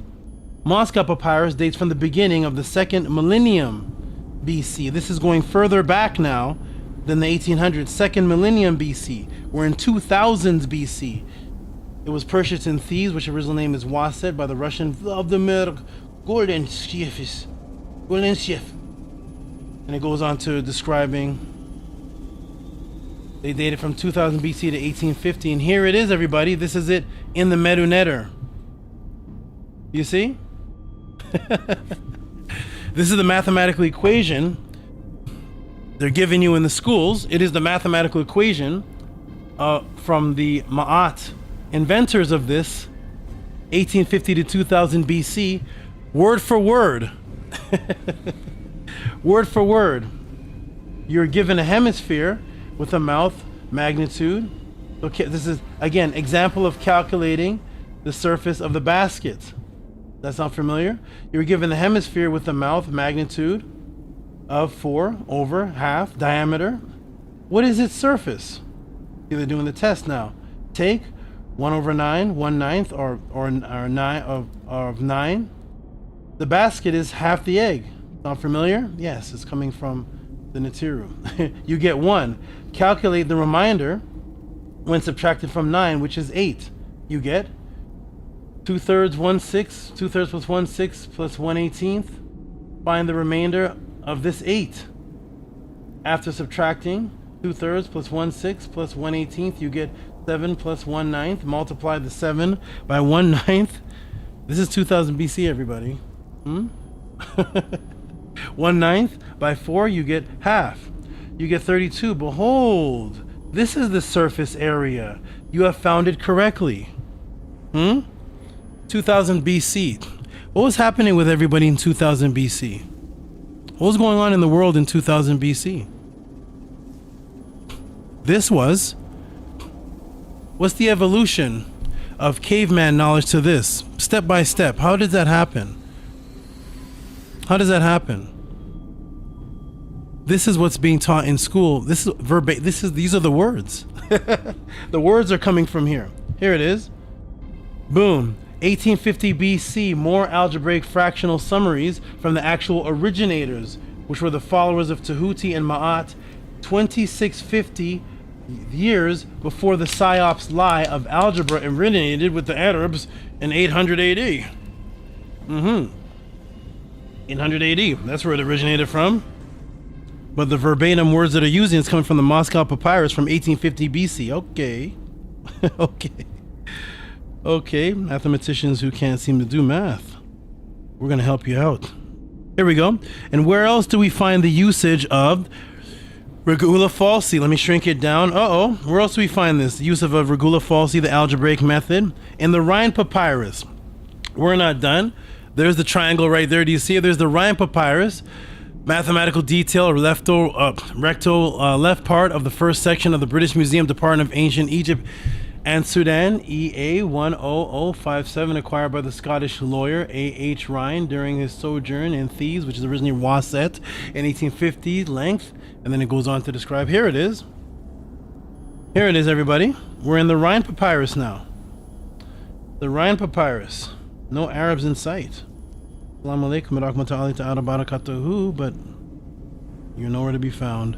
Rhine was indicted by the scribe. So here is the man. You're going to get this for those who don't know for the first time. March 12, 2026. Here's the name of the real being. His name was Akhmos. You know where you get the word Moses from? Akhmos was pronounced Yah. The E, became the Yod in Hebrew, E, which is why in English, this is just extra. Which is why in English, Y makes it sound yo-yo, but Y is also at the end of the word happy. So the Y got transferred from this language into what they call the Phoenician language. It wasn't called Phoenician back then. They called it Phoenician from purple. The Greeks named it that. Transferred from the Canaanites to what they call the Phoenician, into what they call the Hebrew, on and on until it gets to English. But it comes from this. This is Yahmos. What does that mean? Yah. Yah and Mos. The child of Yah. The original Yah. So the child of Yah, the original one, 1850 BC. This is where algebra is coming from. Get that name in your heart. You can be a Muslim. Assalamu alaikum. Rahmatullahi ta'ala barakatuhu. You can be a Hebrew. Shalom lakum. Peace to you. Indian. Namaste. You can be into all of that. Understand that if you're living in a house, understand that if mathematics and algebra is important to your well-being, for your car to run, understand that if you appreciate this, give genuine praise to the oldest source, to the real name, Yahmos, you know, the real Moses, the real Yah. 1850 BC, way before 800 AD that they teach you about in school. So Henu, praise to the genius of the Ku consciousness of Yahmos, your Yah Moses, that one, you know, not the one that parted the Red Sea, but the one that parted the Red Sea. We'll get to that later. Here we go. Here we go. Yakmos. What'd you do, Yakmos? He's a modest man. Introduces scripts with the notice that he copied the text in likeness of the writing of the old. So he was a continuation of the consciousness, because it was a set of scribes that were doing this. And they give praise to the other set of scribes, which that's why it says it goes back 1850 to 2000 BC. We're going to give praise to any scribe's name that pens this, that it comes from. Being taught by, of course, their teacher, which gave it to them. Being taught originally going all the way back to Tehuti. Okay, likeness of writing of the old, mating in the time of the king of Upper Rezin Ma. They're calling Upper and Lower Egypt, right? The older document, which refers to the dates, 1849, 1801 BC. Here we go. So praise to you, Akhmos, for bringing this, for being a great student and bringing this to the world's attention. Because some of the prior scribes' writings was, of course, well, there's other scribes. We just went over the Rhine, the Berlin, Moscow. There's many of them. So here we go. But shout out to Akhmos for bringing this one. All right, the scribe Akhmos and the Rhine papyrus together adds the term, which would say today stands to the left of the equal sign. These are called Algebra Aha. Algebra Aha. That was the original name for algebra. It was called Aha calculations. To be sure, he does it in two ways. In one, so that the unit fractions to be added stand next to each other as the single fem example problem number 31, 12, 31, 21, x 33, m the other side, so that the actual addition is carried out by reading to the common denominator. This was happening in 2000 and 1850 BC. Shout out to Yah Moses. There we go. Give him credence and praise and respect, like you respect Einstein or Tesla for the Tesla car. Whoever brought what it aids you in life, give credence to that mastermind, because we're giving credence to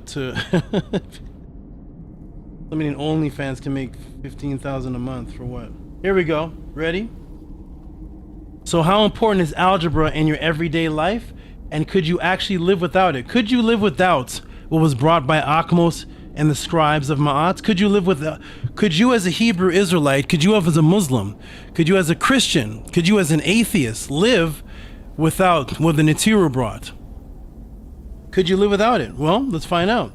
You may be saying, Tehuti, I don't consciously use algebra in my everyday life. I don't even remember. AD, how much of what you remember when you came after lunch, how much of the algebra that you crammed in do you remember today? Somebody threw those papers in front of you. I mean, eventually I had to learn because I had to get a tutor. But yeah, it took a minute to get it right. And then today, if somebody was to quiz you on that textbook, how would you do today? So I'm going to throw that textbook. I mean, I probably get a little bit of it. It did stick with me. Some of it stuck?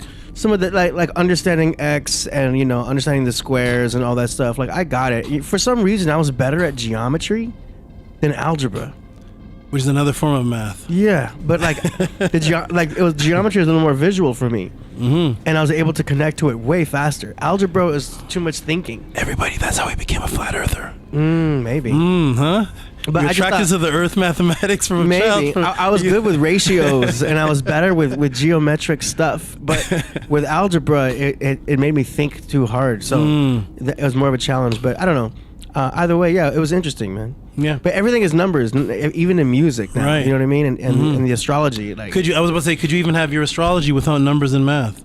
No, I mean it makes more sense, but we're not doing calculations and equations with astrology as much as algebra was. Do you know what I mean? But yeah, but it needs it.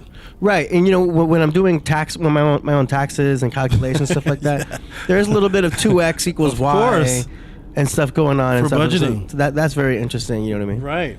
So also tracking macros and calories and let's protein. talk about it, which I'm about to get in a couple minutes. Yeah, there you go. Right, exactly. If you're tracking macros, any of this. So yeah. Hebrew Israelites, Christians, peace to all of you. Peace to my 5% brothers. Peace to the Nation of Islam.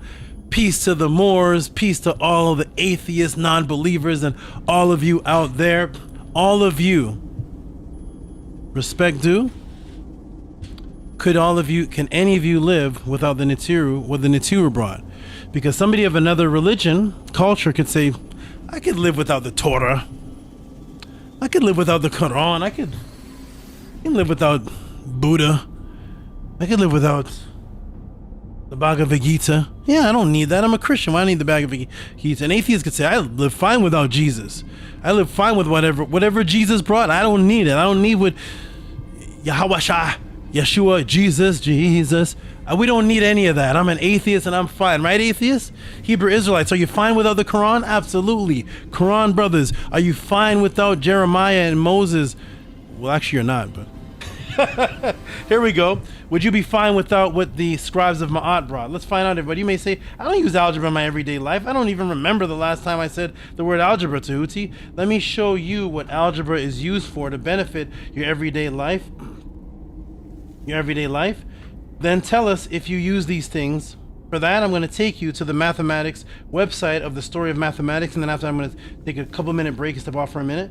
Under the section, how is algebra used in real life? Examples explained. So let's find out how important is what the scribes Akhmos and the other scribes of Ma'at brought to the world. Let's find out, everybody. Talk to them, mathematicians. Here's what algebra is used for, everybody, just like what AD said.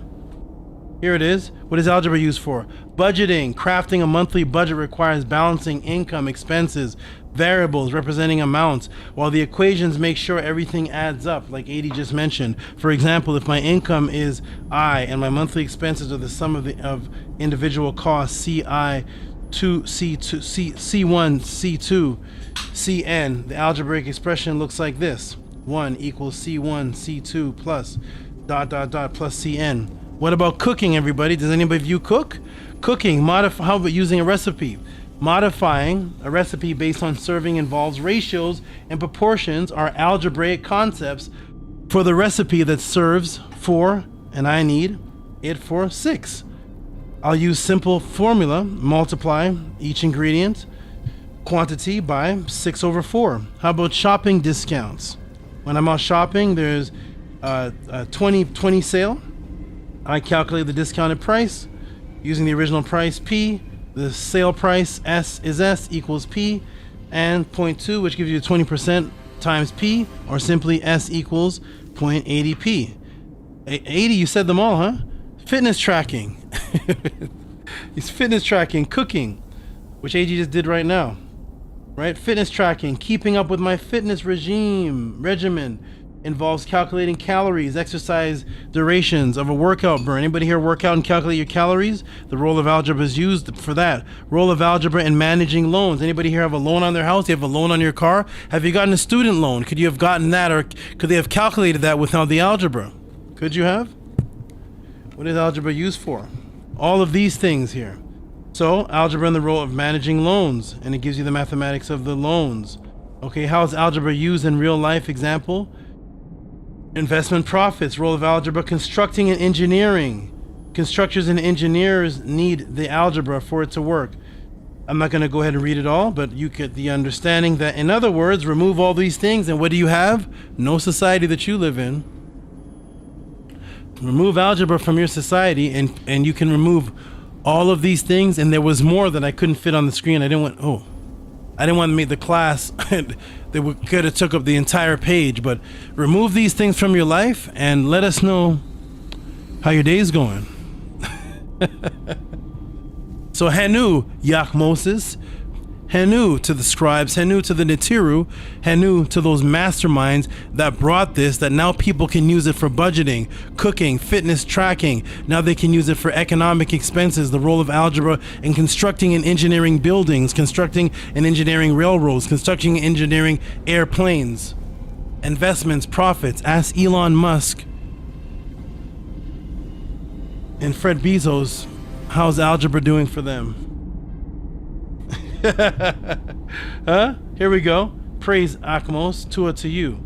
So boom, algebra is vital in the society for your accounting, to the budgeting chefs utilize, to budgeting chefs utilize it for cooking, calculating, shopping, discounts, health, losing weight. Have you ever gotten a loan before? Have you ever calculated interest rates, investments, profits?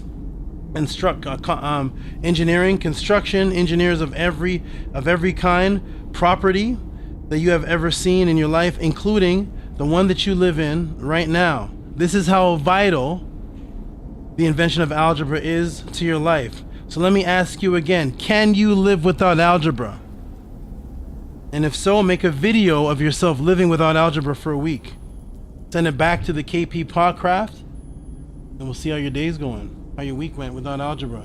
Can you live without the consciousness brought to this society in the early Netiru by the earth to the earth by the Netiru? The answer is no, you can't. No, we cannot. So praise to all of our great inventors, praise to the great genius mind, because how does algebra evolve from the caveman? What's the step-by-step process? I'm going to show you the oldest image on this earth for immortality and the spiritual cause ascension. What's this? This image right here? This is called the Met. It's a word for phallus, it's the word for mother simultaneously, due to the biological imperative force of the male and female to continue reproduce. When arched with what's called the Tchet symbol, it means immortality. It was the shrine boat of the consciousness of the travel of the afterlife. That's where this symbol goes back to. Let me show you the original symbol, and here we go. So here it is right here. So this was called the boat of consciousness, and it was symbolic of a boat, the smooth journey that one would make in the out of body, the smooth journey that one's consciousness would make in the afterlife, when all that's left of you is your light body and consciousness. And thus the ancient people pre-matrix knew that the same word for perceive, consciousness, perception, was the same word for boat, for this type of boat. So the word enit was the word for boat, and it was describing a smooth sailing journey of linked consciousness. The word comes from niet. Niet is where you get the word knitting from, knitting, which is connecting things. That's why when you look at the word knitting in the etymological dictionary, it means bringing forces together. That was before the woman with the thread. It was invisible forces being brought together, knitting things and connecting things. And now they use that symbol, her symbol, niet, for string theory. And they call it the string from the word knit, from niet. They call it string theory. But here it is right here. And this was the ancient word, enit. And it was the word met. Here's another image right here. This one goes back again. This goes back 2700 BC. It goes back further, but for discussion purposes today, 2700 BC. This is the word u. It means to build. It is the spiral of life that causes creation to build, to be built, as seen through what is called today the Fibonacci symbol, as seen throughout the building of nature. The way nature builds itself is through this symbol. It expands at 0, 1, 1, 2, 3, 5, 8, 13, 21. They call it the Fibonacci symbol, but it is initially called the Hecate mathematics, and it's in those mathematical papyruses with the expansion having the name. It's called the Hecate, and the UU symbol going back 2000 BC. Going back to this expands at the same ratio as the golden mean spiral. The golden mean ratio expands at the same rate, which is 1.168 expansion. I'm going to take a quick break right here, 80. You can talk to him, build with him, and step away for just a minute. And I'm going to go get something, and I'll be right back. And when I come back, we're going to see this UU symbol in mathematics and how it was not discovered by Fibonacci, and how this is going to directly tie into the importance of algebra I'll be right back. Quick question. Yes. You were talking about the boat representing consciousness? Yes. And that's also where we get the nursery rhyme. Roll, roll, roll your boat gently down the stream. Life. Merrily, merrily, life is but a dream. That's exactly what it is. Roll, roll, roll your boat gently down the stream. That's coming from the papyrus. Those are papyri sentences. Life is but a dream. This is a little extra, everybody. Life is but a dream because when you got into the Matrix, when the Matrix English was created, the word dream was a word for illusion and lies. Originally, the word dream had the sail symbol and had a feather symbol on it. It had a feather symbol on it representing flight. The heron bird was called the Bennu bird, and it was the bird that was seen that was moving gently across the stream in the air in the sense of ascension. It was called Bennu. The symbol was something that was moving gently down a fast-moving stream to go towards ascension, to be reborn. This became the Hebrew Israelite word. Well, at that time there was no such thing as the Hebrew Israelite, but this became now today the Hebrew Israelite word for birth. And that's why and the Arabic word for birth, and that's why you have today Ben Amin, Ben Ami Carter, Osama bin Laden, Ben Affleck, Ben this, Ben that, and they're all Jewish names because it comes from the birthing bird. It was called the Bennu. It was the birthing bird to the afterlife, and the symbol of the top of the phallus, the head of the phallus, was a triangle representing ascension, and that was called the Ben stone, because the top of the triangle, representing the top of the phallus head, that's what was put inside of the woman in order to copulate, in order for the child to be given birth to. So it's called the Ben. So this Ben becomes now a word in Hebrew and in these other languages now for birth.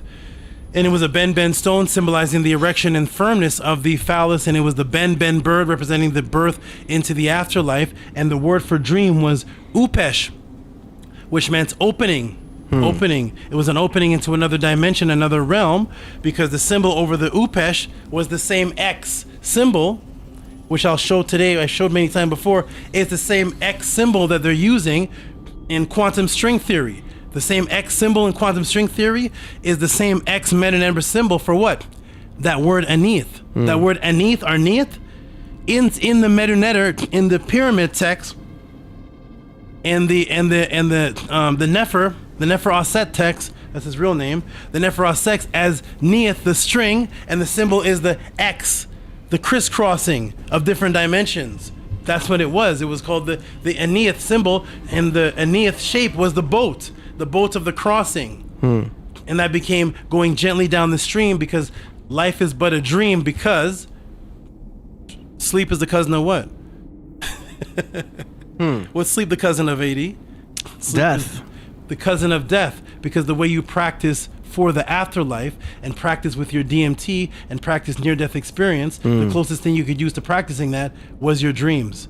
I'll be back. Nice. Nice.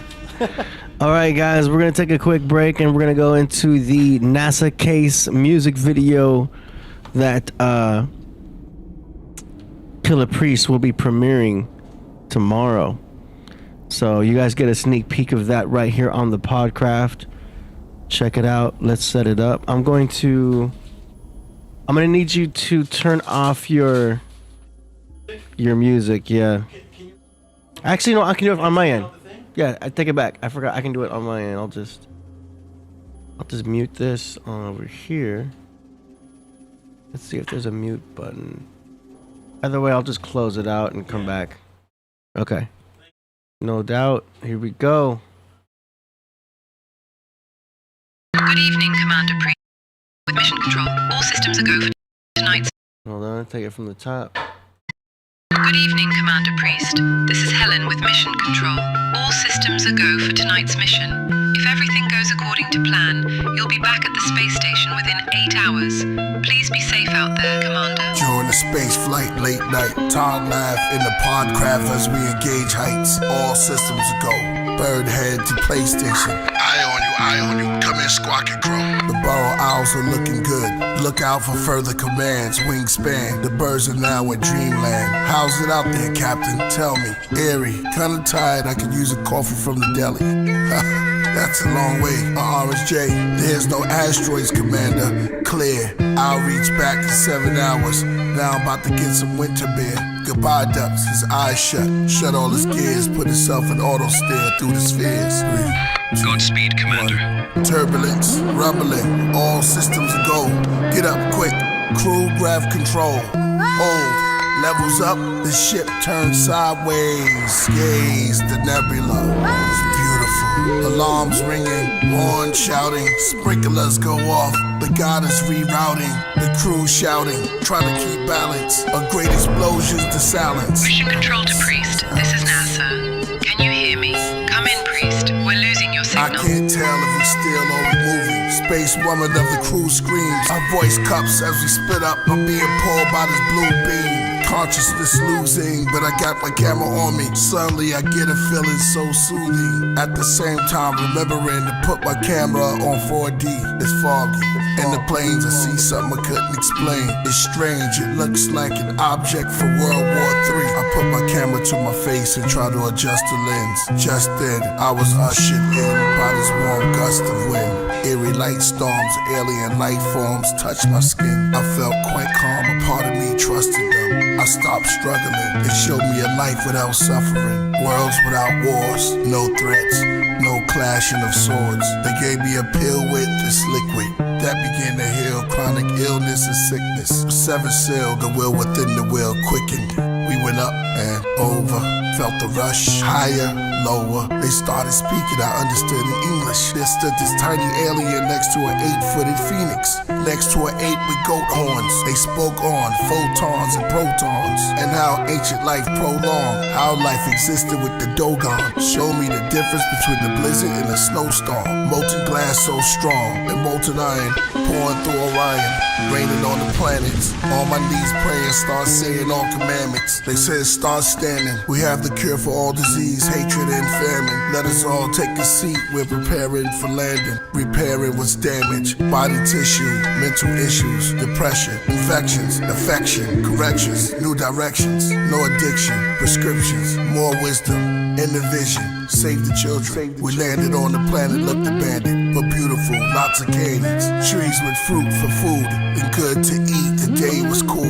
Another ship landed. They bring one of my crew, space woman, out. It feels like deja vu on this planet that's new, and even from the Milky Way too. The alien said, "You are us, and we are you.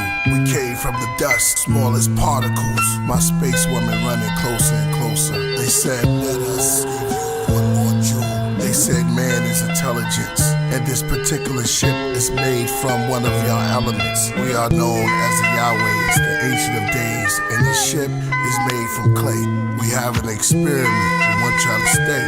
We felt it's not good for you to be alone, so we brought your space woman, flesh of your flesh, bone of your bone. There's also other beings here, from distant planets. They built kingdoms here, so you're not left stranded. Follow not their ways, the Yahweh's commanded. Cause you know what happened before, it'll do damage. Now, just give names to everything. As they stood before me, they transform into balls of flames. All to be fruitful and multiply. As they got back in their ships, flew into the sky. At the same time, the space woman arrived. She asked Captain, what happened? I shipped the explosion, that moment. Contact with no one. Back then, she said I was led up this golden path by this soft light. Then on a ship with a staff, winged beautiful beings. Said they was from the Nile Valley of kings and queens. The things around me got cloudy, their voices distorted. Something Elohim. It felt godly at the start. Then they named themselves after body parts. They said the galaxies was like the arteries, he was the heart. They said they were responsible for man's greatest art, and the pyramids. And the ship I was in, they called man's rib. Then I passed out and we landed. Commander, wake up. Someone is approaching the ship. Wow, did you see that? We both turned back. It was a man with the mask of a cat. We both shocked. You speak English? I find it convenient. Most of us do, being from Venus. Let me ask you, did you meet the ape and the phoenix and the little genius? Did they sell you game and a meaning? Welcome to my place, it's called Eden. Y'all should feel safe. I'll be back to talk this evening. They'll be back probably beginning of the weekend. Y'all should know that. They visit frequent. I'm just an old cat, headed to my kingdom. 7,000 years passed since we saw the beings last. This not Earth, time moves fast. Planted trees, fertilize the grass. Cool of the day, check the wind cast. Then in the air, something moved like it's clay spinning fast. The Yahwehs came. They called my name, then explained that we must not exchange knowledge with the other people, we are not the same. They were already here. Y'all came from the spheres with new ideas. They made themselves clear. Carefully chose you, priest. Do not disappoint. I told them about the man that we met. Wore a hat like a cat. They asked, come again, what was that? We said that was years ago. We're at near that tree where the 5 rivers flow. They stepped back as the doors open on the UFO. Any contact with this cat, you should let us know. We'll be back in 100 years to see how things go. In fact, to remember we were here will leave a rainbow.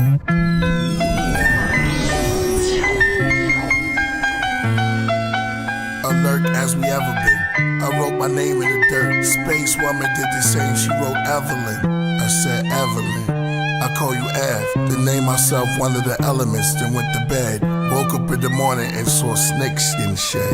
The cat came back, take off the cat mask. At last he will reveal himself, gorilla help.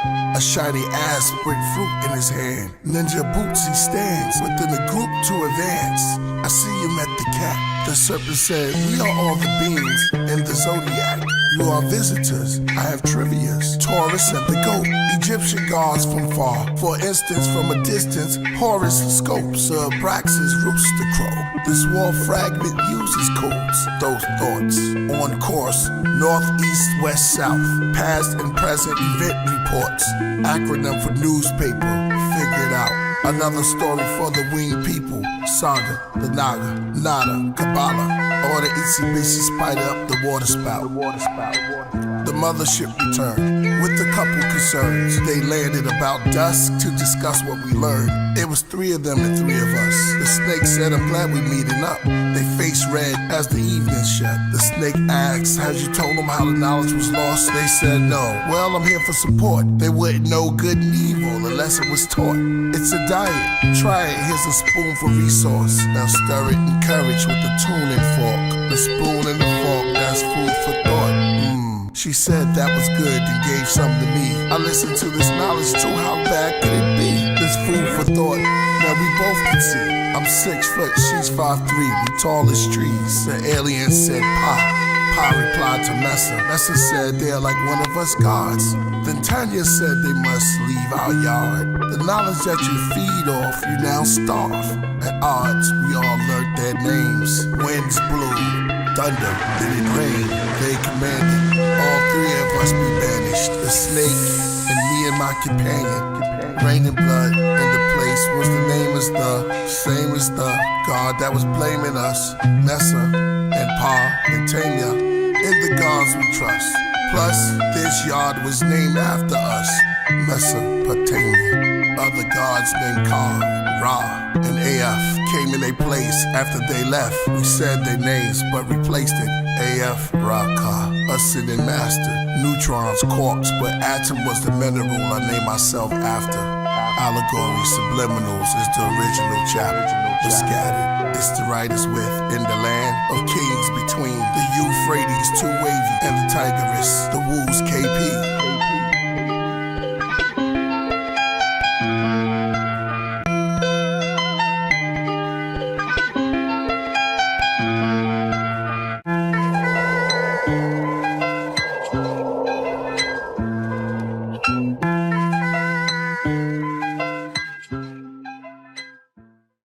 NASA case brought to you by Killah Priest. What y'all think about that? How you like that? So that is, I'm on the corner over here. That is what is premiering tomorrow for y'all to see. You know what I'm saying? In case y'all missed it. And you can also catch it on Patreon. But yeah, NASA case by Killah Priest. How'd y'all like that?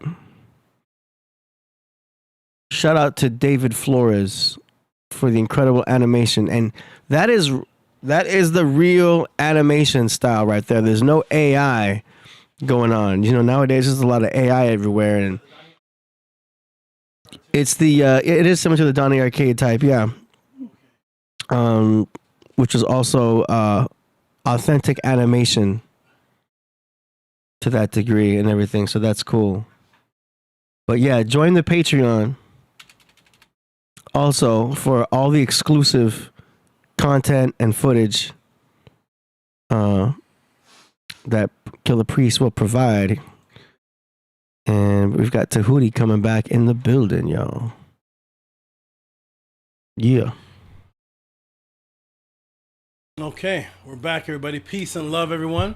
We're going to finish this off and show you the importance and the connection of the people, the ones that invented algebra, and how they interconnected it directly with their spirituality. So there was no mathematician at the time who wasn't a spiritualist.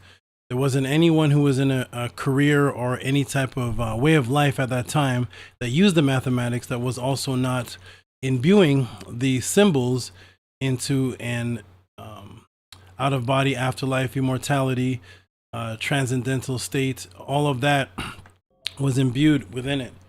Are you back in, AD? Back in. Okay. So here we go, everybody. Let's continue, everybody. Peace to the chat. This is beautiful. And we're going to go ahead and finish this off, let you all digest this, and then boom, me and the sister Neftali will start to build on maybe we'll build on some Hebrew mathematics, Eddie. The Hebrew invention of the Hebrew. I love it. You love it? Yeah. I want to love it. Yeah. Let's go. Build on some Hebrew math. All right, here we go, everybody. So here we go. So here's the symbol UU. It means to build. It is a spiral of life that causes creation to be built. One second, let me check the 143 chat. Okay, good. All right, causes creation to be built. It's seen through what is called today, they call the Fibonacci sequence, all throughout the building of nature. And here it is right here. But what is this? Is it really the Fibonacci sequence? Why are these Arabs and Italians getting the names of these things that are tracing back to people who have used it before that? There is an agenda, there is a redirectional matrix taking place to shift the accredited consciousness, because they don't want you to go down that road. They do not want you to go down the road of the originals, because if you keep going down that road, you will end up in what those teachings that match this were.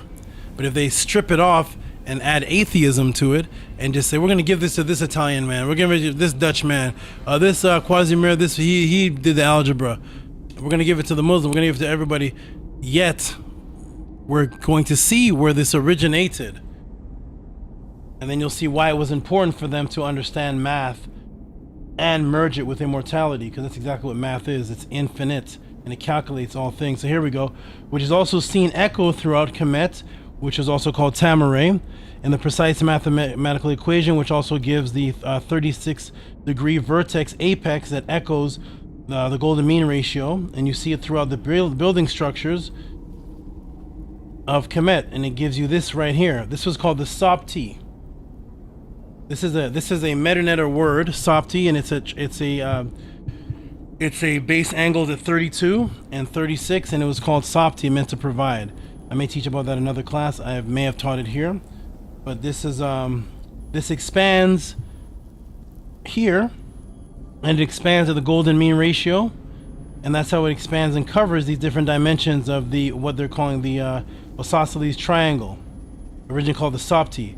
So here's another word. This is a word. This word here is for retaining memory. We're going to get to all these words shortly and why I'm bringing them up. So here's the word for retaining memory consciousness after leaving the body, as seen in the chapter of memory of consciousness in what's called the Per Em Haru. So you see that symbol right there? That's the Sekau symbol. And here's the Re'en Urtat Sekau. The word Sekau was the ancient pre-matrix word for memory. It was a type of memory consciousness that could supersede the physical realm, because your memory doesn't even exist on the physical realm, but it supersedes what you think is the physical realm. And now in the out-of-body or the afterlife realm, there's a chapter dedicated to how to retain your consciousness, because that's what memory is. Consciousness is irrelevant without memory. In other words, if you have a book written right in front of you and you put it in a glass or put it in a bowl and you let it sit there, It has words in it, but the consciousness only activates when it's interacted with. So it's a book full of information. It has all type of knowledge and everything inside of it. Lots. But it's sitting in a bowl on the table. Only when it's interacted with and you open the book, boom, now that consciousness interacts. There's a partition between the living being, and then what? If you forget it within 1 minute after reading it, you are equivalent to the book that's in the bowl. Because if you forget what you've read, then it's just knowledge that exists like it exists in the bowl. But you have to start from square one again. You have to start from the beginning again. When you retain what you've gotten from that book that was there apparently dead in the bowl, you retained it, now you have a memory of it, that is consciousness. That is now consciousness. Because if you remove the memory, which was called the sekau, from that, you become equivalent to a newborn baby again. The only difference between you at 33 or 26 years old and you at 2 years old is your consciousness that you've retained. Hit a 4-year-old over the head, blickip, knock him out, he's in a coma for 30 years. He wakes up. How old is he? He was 4 when he got hit in the head. Blickip. Unconscious, he's in a coma. He's on the, he's plugged in. He's there for 31 years. Is he 35 years old? In circulation of the earth. Can he converse with a 35-year-old, or is he still 4?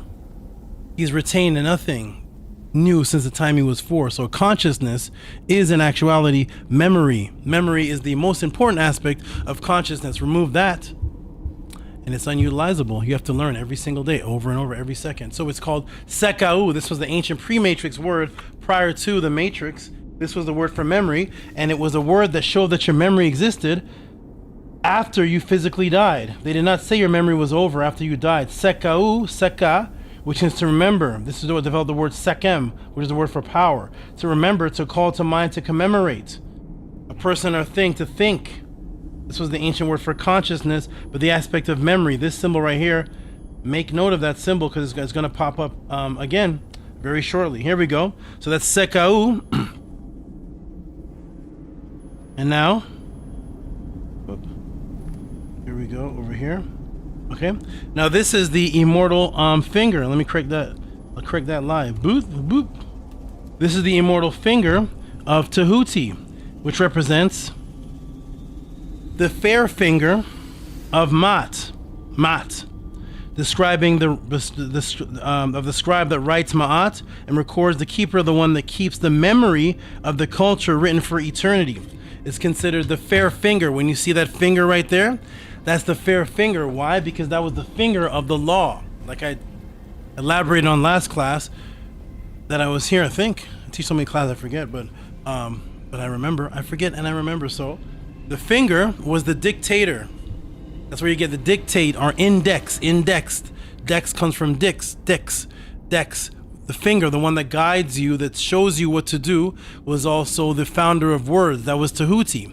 So he became the founder of words and also the one that would teach with the finger, the writer of the law. That dictator is what developed your book today that you have that tells you what words mean, that's called the dictionary.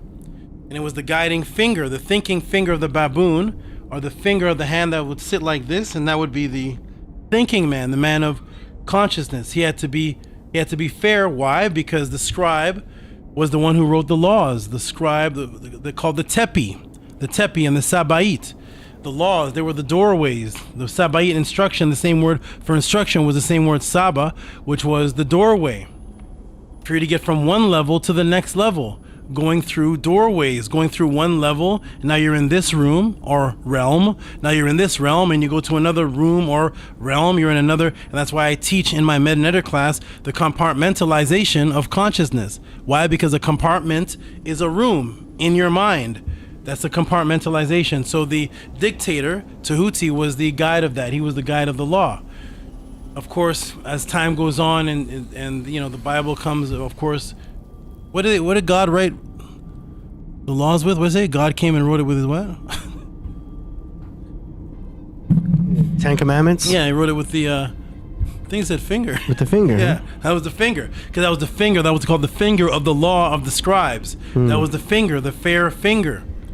This right here. It was a finger that guides you, and this finger symbol was pointing you where to go and what not to do. What to do, what not to do, all with this finger that was pointing. It became the dictator, the one that taught you where to go, that gave the laws. And that was Tehuti, whose name was Yah. Yah was the god of the law. That's the finger right there. Now we get to the next symbol here, and the symbol here is the frog. We're gonna go over what these symbols are, but this symbol is a frog here, and it symbolizes immense amounts of something. Okay, this is called the Heket. The Heket. Remember I mentioned the word Heket before? That was the name of the Fibonacci sequence. The original name of the Fibonacci.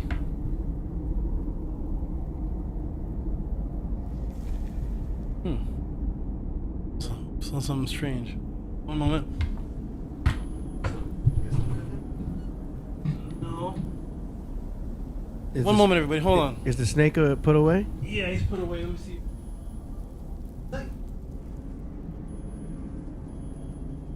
I don't think the cat used the restroom, man. The cat litter is somewhere around here? Underneath the small fridge. You probably caught a whiff of that. Maybe I caught a whiff of something. I was like, the cat is...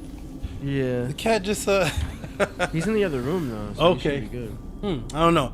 Anyways, back to this. There's a lot of things going on. I got catnip in the air, food in the air. Okay, yeah, something's going on. Okay. I'm going to ignore the scent. It's fine. It's going to go away. But anyways, here's a symbol. This is the Heket. This is the frog symbol of what? The Heket. Heket was the word for the Fibonacci sequence. It was the expansion. Why? Because the Fibonacci sequence never ends. It goes on for eternity. The frog was the symbol of that. Here we go. So this is a frog Heket. Here we go. Okay. So we have the Heket. So Heket was the one. She was on the other side of Khnum. Okay. Khnum is known as the builder of man, who makes man out of clay. Where have I heard that before? Man made out of... Okay, so Khnum was... Yeah. Yeah. Like Adam. Right. Khnum was the molder of man, who makes man out of earth and out of clay. And then Heket was the female who held the Ankh up to the nose of the man and gave him the breath of life.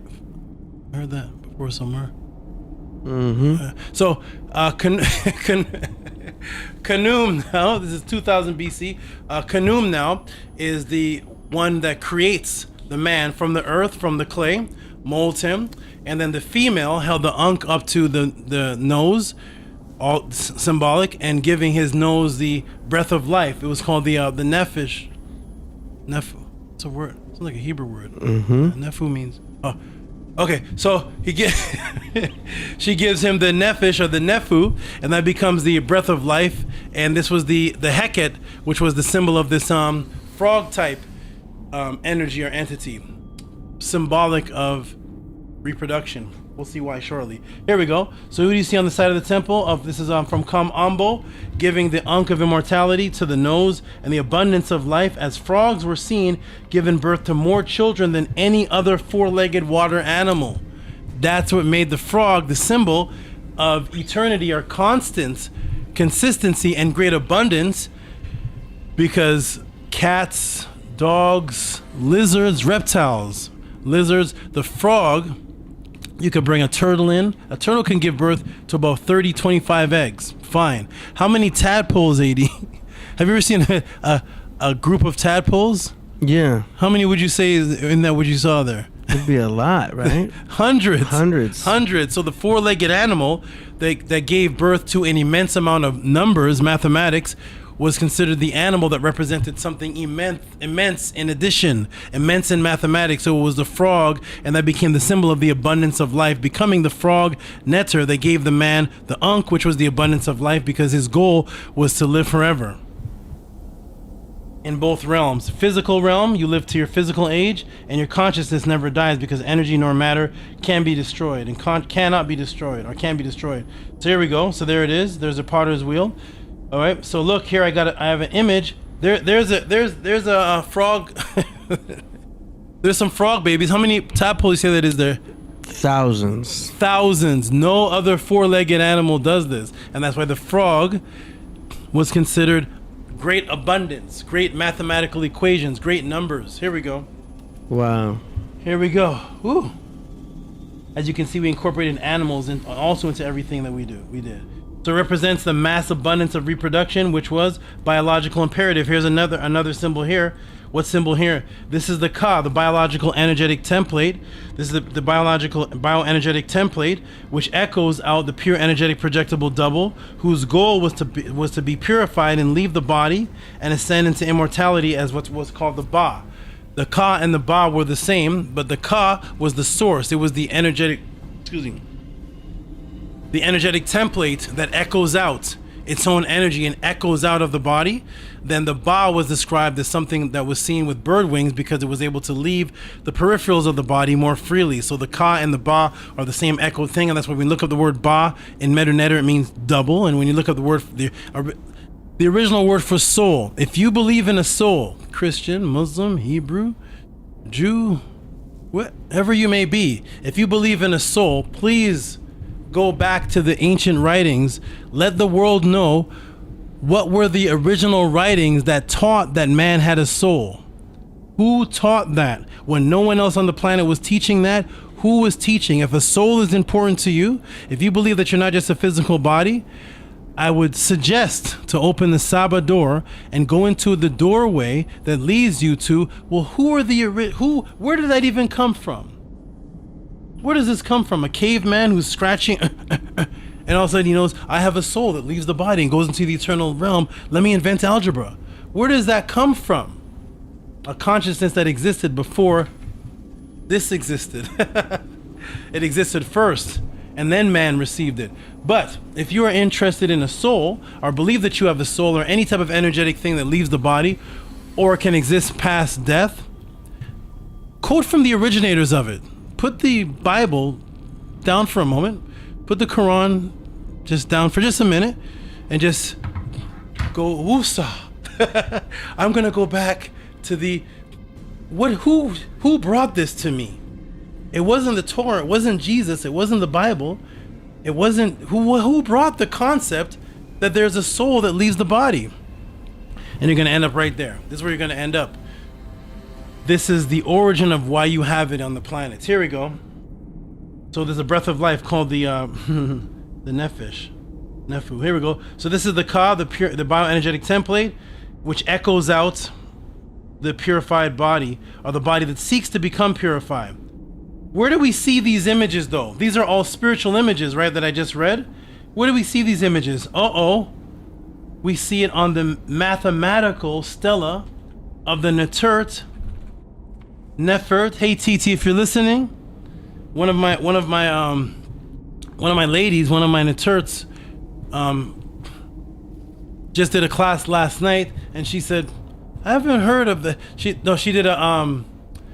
did something for our morning. When we wake up in the morning, we go over our schedule because we are very structured. The Neters are structured, so we go over the schedule of our day, and she put this on the front from my memory, and she said Neferti bet. Well, and I was telling her sometimes the things you're bringing up here in our morning ritual, morning practice, and morning structure, and it's gonna end up in the class. So here is the mathematical stela, yes, of the female, yes, the ancient female mathematicians. You know, like are there female mathematicians in the Bible? Was there a mathematician? Did the female get any credit for knowing that math? No. Well, here she is, everybody. If you want to know where the mathematical stela goes back to, it goes back to the female. And this mathematical stela for the mathematicians, the teachers of math, this is where you find all of those immortality symbols. What's the immortality symbols doing On a mathematical stela, AD, when you went to math class, did they teach you about immortality in the class? No. No, I don't remember that, right?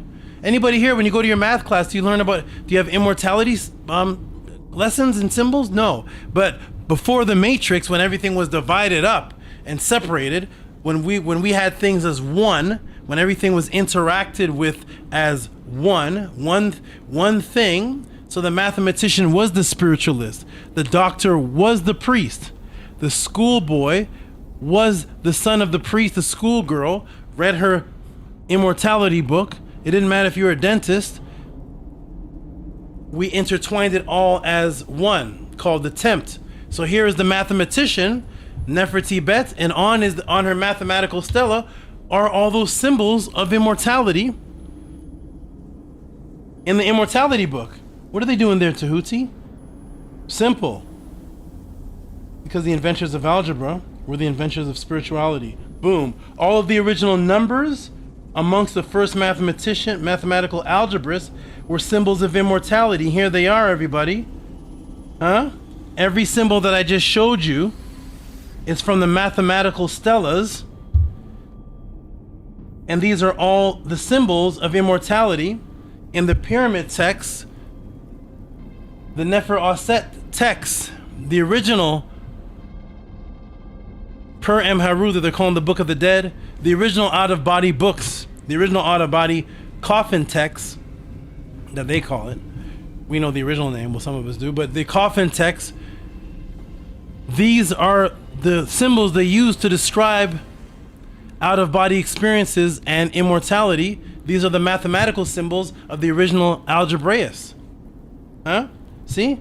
There it is. There's the Ua. There's Senu. See? So Ua, Senu is two of these lines. Ua, Senu. And there's the number 10. There's that number 10 that I showed you was the symbol on the boat for immortality and the immortal ride down the symbolic river, the smoothness of your travels and out of body. It's the number 10 for the algebraists. Huh? There was nobody in ancient times who was an atheist. Nobody in ancient times who had a society. We don't know what not the original caveman, we don't know what he believed, but when there was societies and teachings, there was none that were atheists. There's the mathematics, so there is the Uat, right? There is the Emet, or the Kemet. The Chemet, Emet, which is 3. There's the Fetu, which is 4. All these symbols right here. There's the 3. There's the Senu. There's the 2, 1, 2, 3, 4, 5. There's the Tua. The Tua, which is the same word for your 5-pointed star. That's why you say stars. Ladies and gentlemen, why do Muslims have a star that's a 5? Why do I see 5-pointed stars in astrology? I see 5-pointed stars in Islam. I see 5-pointed stars in... When you get good grades, you get a 5-pointed star. You did good, kid. I didn't know stars had 5 points. 80 stars have 5 points. When you look up in the sky, a star goes 1, 2, 3, 4, 5. But that's what it does? Can we get a picture of that? No. No, I don't remember that. What's this concept that a star has 5 points? From this, everybody, if you have ever drawn or acknowledged a 5-pointed star, if you have a 5-pointed star in Islam, you can't explain. Well, you probably could explain, because explain means to make things not plain. No, the word X be in front of plain. Okay, you probably can't explain it, but you can't elaborate or elucidate from your Quran why your star has 5 points. It makes no sense in Islam. It makes no sense in the Torah or in any book, religious book that you have. If you have if you have some 5 points, you say, this is a star. Show me that. Take out your telescope. I want to see it. Tehuti would like to see the 5-pointed star, because I don't see one when I look up in the sky. It came from this. Why? Because the word for star was the same word for the number 5. Tua. Why is that? Because the star, our star, the sun, the main star, called the ray, our star, and the circular motion of the planet was originally 360. That's the degrees, same as a square. 360 makes a perfect circle, but the way that it rotates is more like an elongated shape So that's what the ancient ones do. The same inventors of the algebra, the same inventors of your calendar, why you have 365 days, they had to add 5 stars. Stars were symbolic of days because the stars would give you light. So they added 5, Tua, which was the number 5. They added 5 lights to 360, giving you 365. And now you have a 365-day calendar coming from the Natiru. And thus the number for the word for 5 was the same word Tua, the same word for star, symbolizing the 2 stars also. The 2 stars that we're seeing in the vernal heliacal equinox rising, that would happen once a year, every 70 to 72 days. And that will cause the flood for you to give thanks to, praise to. Where's it coming from? The sky. Why? Because the stars are up in the sky. The sun appears to be up in the sky. The Orion, Sirius appears to be up in the sky.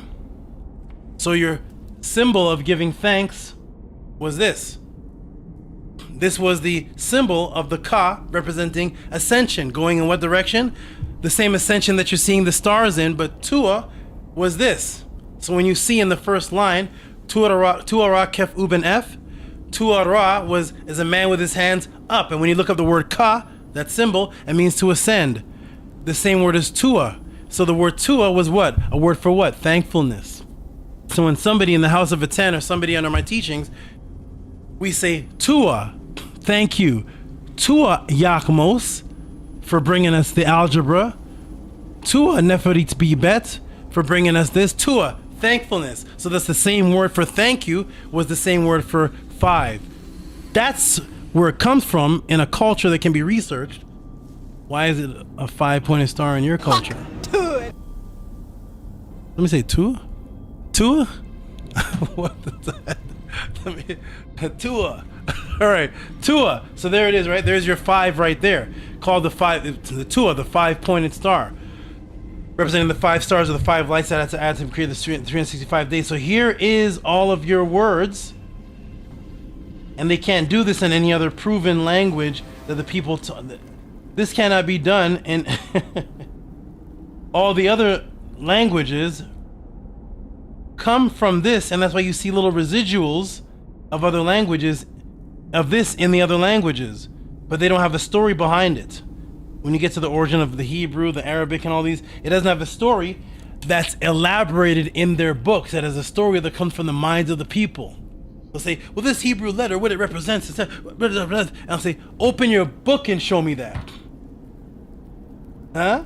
I don't want to hear from you. I can open the book of the people of the culture and show the frog and how the word for frog is immenseness, and I can show the finger of the Tehuti and what it means written about in the writings of the people.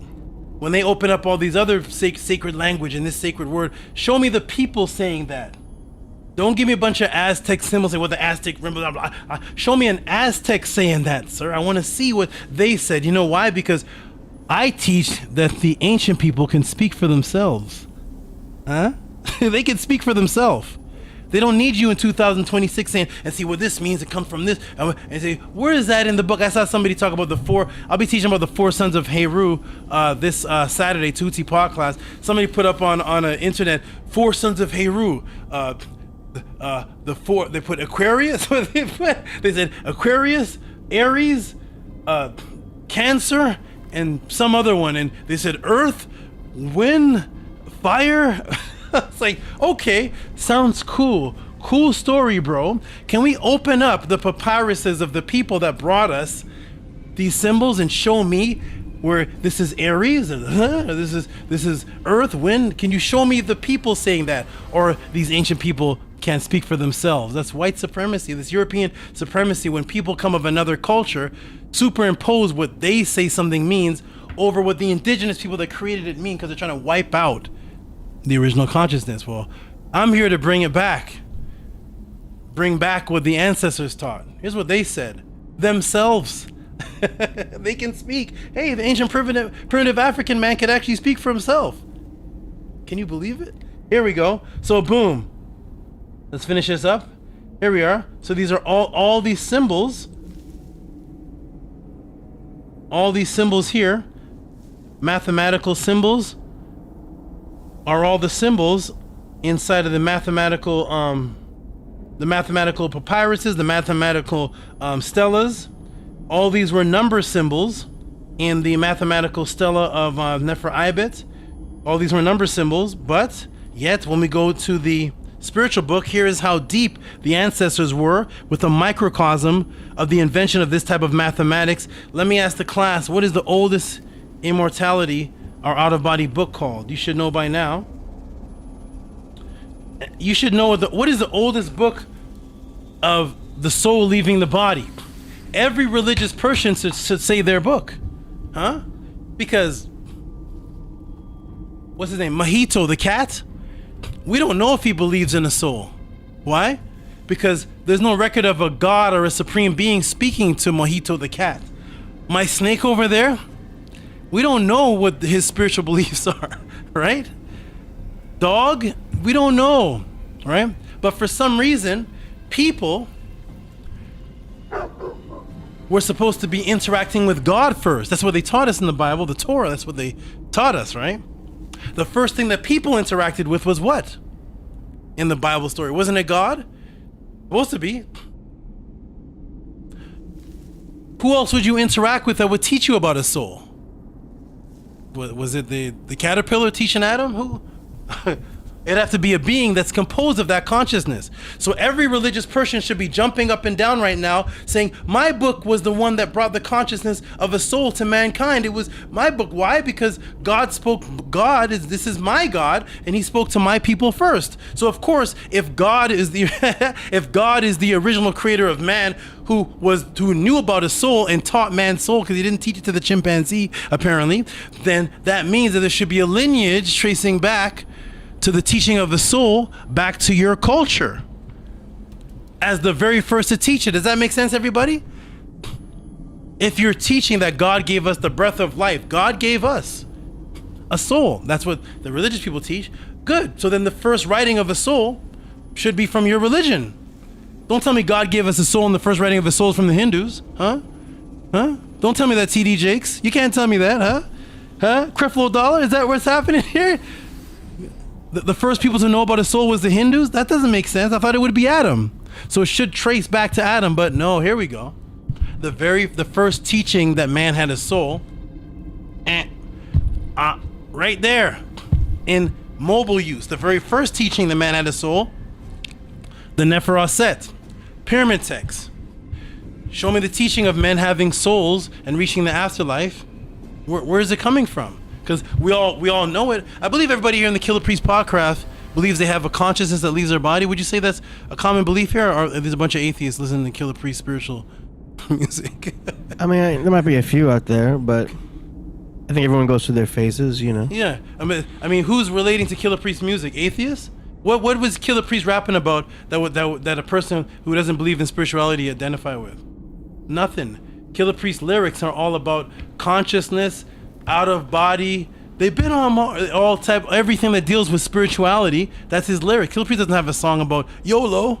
Does Killah Priest have YOLO songs? No, I try to make him do it, but he won't do it. AD trying to make Killah Priest it's on record. AD trying to make Killah Priest. I'm trying to put out a club banger. Imagine Killah Priest with a club banger. YOLO, Killah Priest. I'm Killah Priest. You only live once. Oh my goodness. Imagine Killah Priest rapping like that. You only live once. He won't do it. There is no soul. It's We're gonna deep. get old. We're gonna die. It doesn't matter. Oh my, let's go pump it up. Girls dance, huh? Yeah. I can't even imagine Killah. He would lose his ability to rhyme. I think Killah Priest, if he made a song like that, he wouldn't be able to rap anymore. Yeah, I can't imagine Killah Priest trying to rap like that. Like make your booty clap.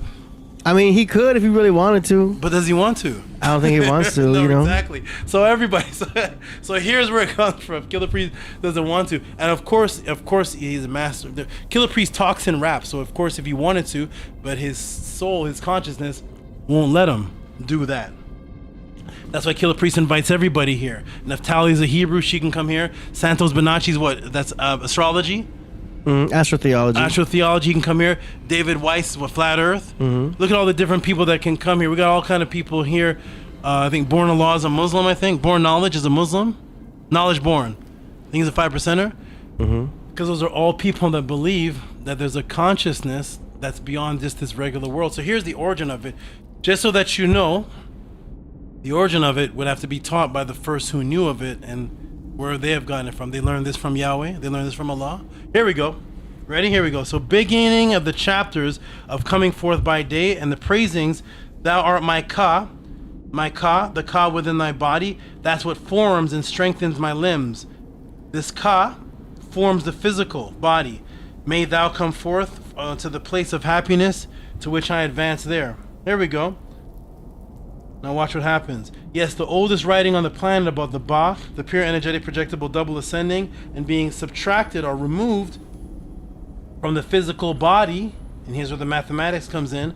The oldest book on the planet about the Ba, the pure energetic projectable double, the soul, ascending and being subtracted or removed from the physical body, the ultimate ascension into immortality, which is depicted as feet walking out of the body, also called the Setut, a double copy image of yourself, subtracts from you and ascends.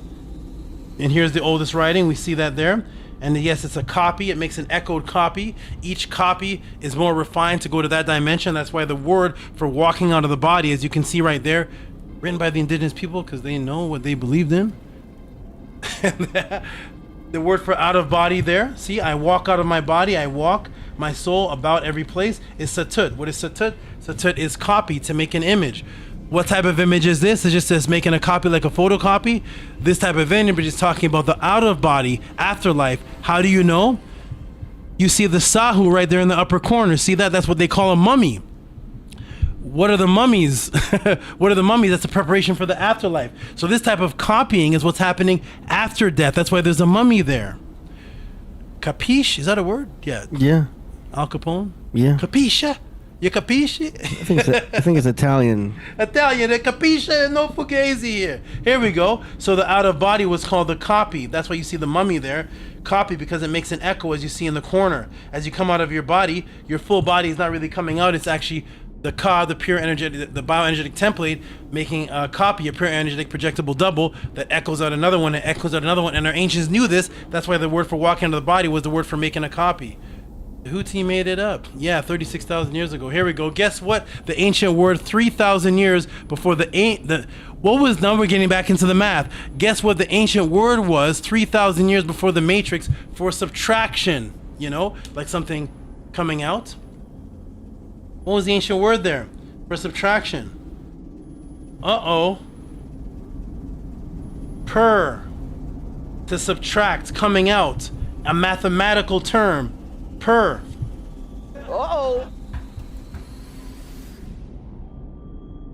Can't see.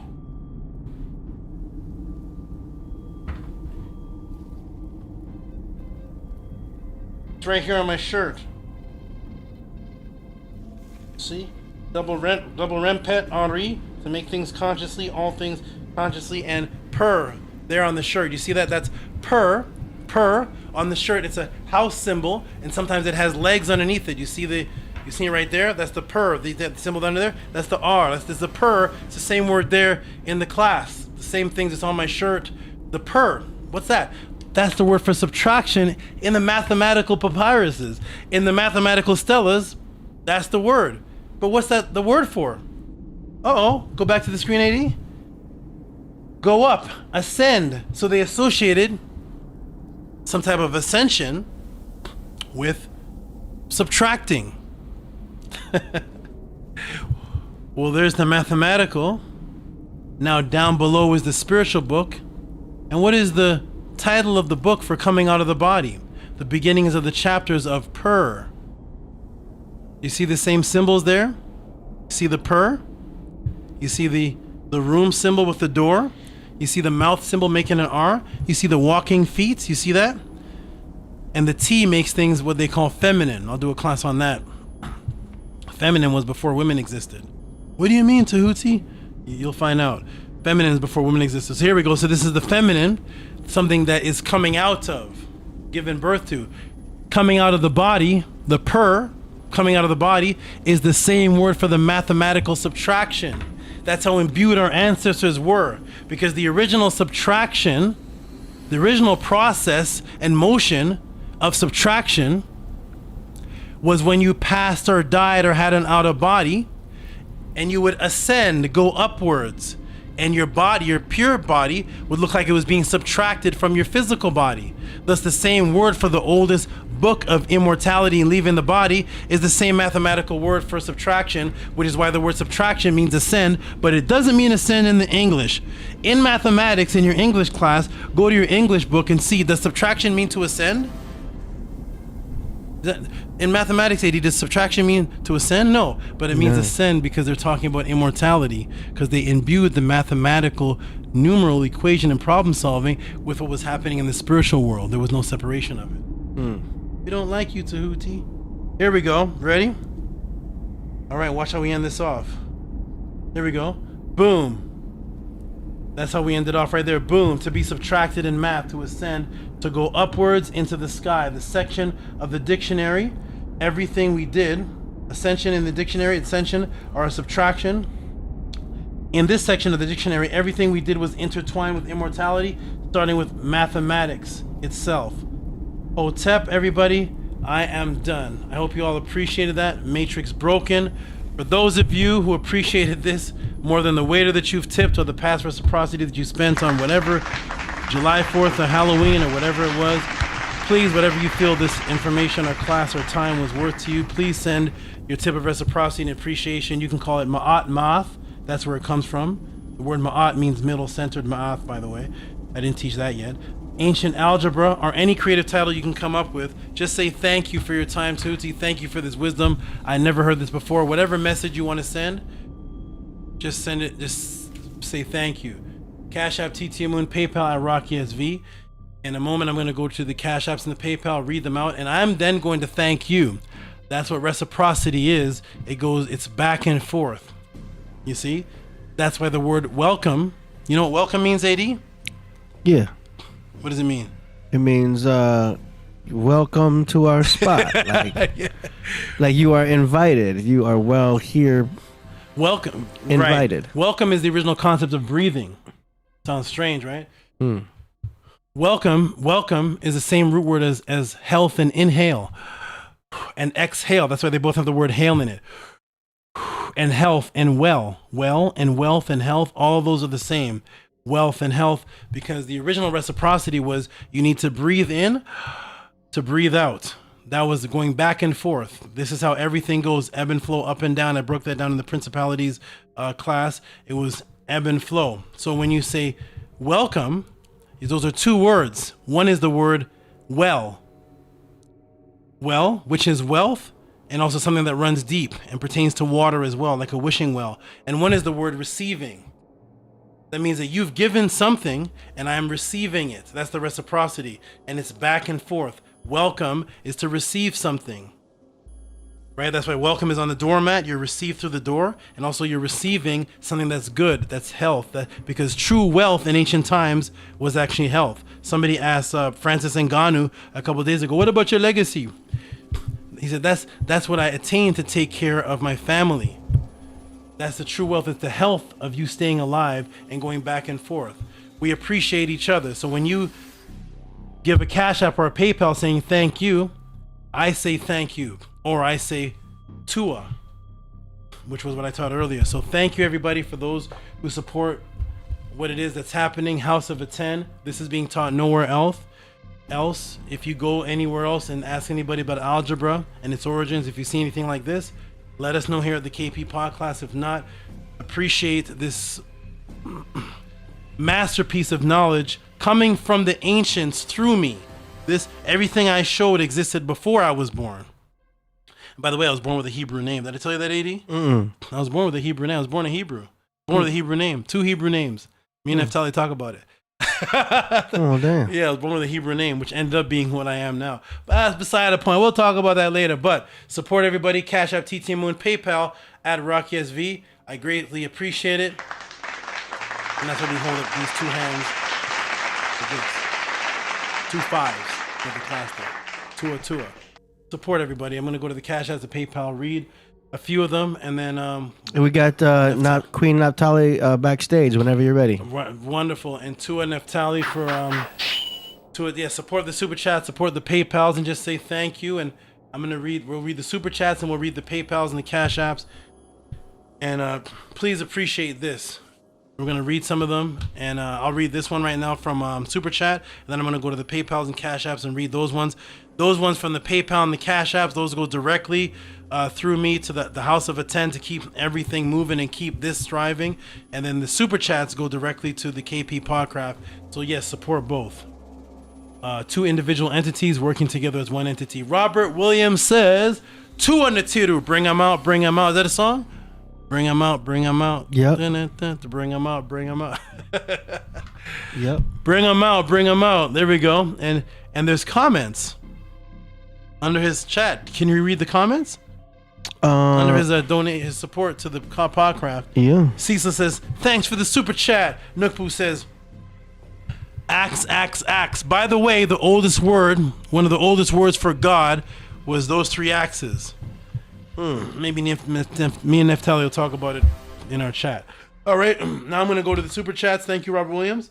I'm going to go to the Cash Apps and also read the Cash Apps that came directly for the support to me and what I did here for this. We have Robert E. Williams. Oh, this is perfect. It shows right up on the screen. Robert E. Williams, $25. Oh, that's for something else. Nope. So this is not for the. This is not for this. For those who are wondering what this is for, this is my first time seeing this. This is for the Medu Magic classes. It's Medu Netter Magic classes, where I teach and walk through the Perm Haru step by step, show you the Medu Netter words, the symbols, and then give the actual practices, which I don't give live on these what they call the YouTube streets. I don't give them live here. These are private classes. So Robert E. Williams, the same one who donated to the super chat, gave the $25, and it's 2 to 3 hour classes of magic. That's all I have to say. Pure magic. So thank you, Robert Williams. But this was not for this. I read the wrong. This is from earlier. But thank you, Robert Williams, for that. That's for something else though. Shout out to you, and I'll go and see the scroll down and see the rest. Daryl gave 508. It says for pod class. 13 hours ago. Let me see. $1. These are gonna be for the pod classes. Let me reset. let me reset a second. Let me go back and reset. I think some of these are actually for the pod class, but you all send support for this particular class, and I greatly appreciate it. Okay, now they're gonna show. Okay, now they're showing. Oh, another one for the Mentor class. Oh my goodness. Mentor class is jumping off. Here we go. Okay, Mentor class. That's not for this one. We'll read that in the pod class tomorrow. To attend the Mentor class is another one. That's another one. Okay, we got Amun and Amunet for today. I'm going to go ahead and show this. Show my screen, AD, please. It's showing. Oh. You have to come off. A little bit of boom. Okay, shout out to Amun and Amunet for for that support of this class I just did. And not just this class I did, but this whole experience and the work that's being put on for years here. That's been going on here, the KP Podcraft and the House of Attend. This has been going on for years to create this beautiful experience that we get to do every Thursday and at the pod class every Saturday. And it's a beautiful thing. So Amunet says, "Peace to my great teacher Tehuti, peace KP, peace AD." Yeah, that rhymes too. Okay, wonderful. Thank you, Amun and Amunet. And we got Nookpoo coming in here with, so that was 777. Okay, we got Nookpoo coming in here with 999, and he gives a donation support straight in the ancient language. Hetepu, Dua is that word from 5-pointed star. Dua, Saba, Ma'at. So Dua to the teacher, the opener of the door. So Hetepu, I'll translate each of those words for the people that are in the chat. So Hetepu is a word that associates with going back and forth. Going back and forth, which creates a pact.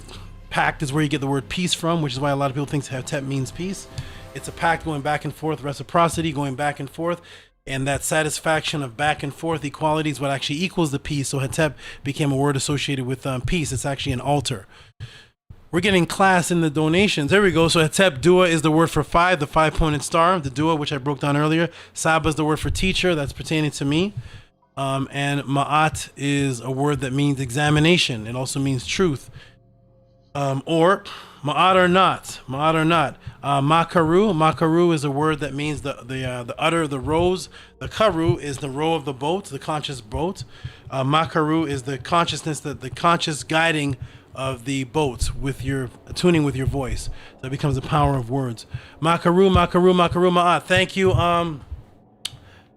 Nukpu in the chat, who's Emmanuel Rodriguez, and thank you for everybody who is supporting. And we truly appreciate this. And we'll read a few more, and we appreciate everybody. Anthony Drain, of course, Anthony Drain. Shout out to the guy, Anthony Drain. Every time he gives us support, he shouts out in the Tiru. So Anthony Drain, who is in the chat, is Zeptepi Slim. Zeptepi, I'll talk about it afterwards. Okay. Shout out to Anthony Drain, who says, shout out to the god TtAmun. I was going to wear the TtAmun shirt today, Zeptepi, but it got ripped in the neck. That's one of the reasons I got here a little bit late, because the thing I was going to wear got ripped. And then the other shirt got ripped. It was like these rips in the neck. I don't know what's happening with those shirts.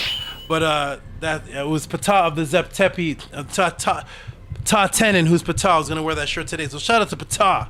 Wonderful. Thank you. Thank you. We got a super chat that says, we got multiple things happening here. Super chat says, Tehuti, where did that spider... Oh, first of all, 80, who's saying this? It's cut off. Let's see. It is Judah Jeremiah. Judah. Shout out to Judah Jeremiah for supporting the KP Podcraft. And Jeremiah, a message to you. I don't know if there's impersonators of you. But I've accepted your friend request on Facebook about 7 times.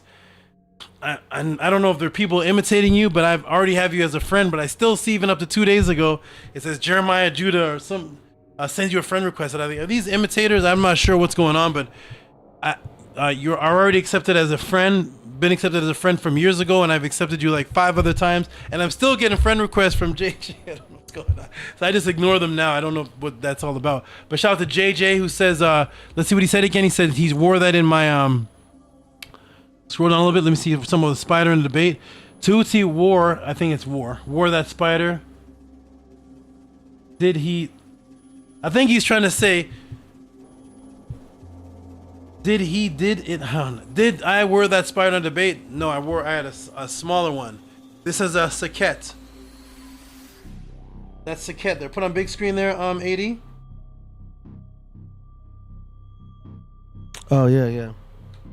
Make me bigger. Yeah, there's saket.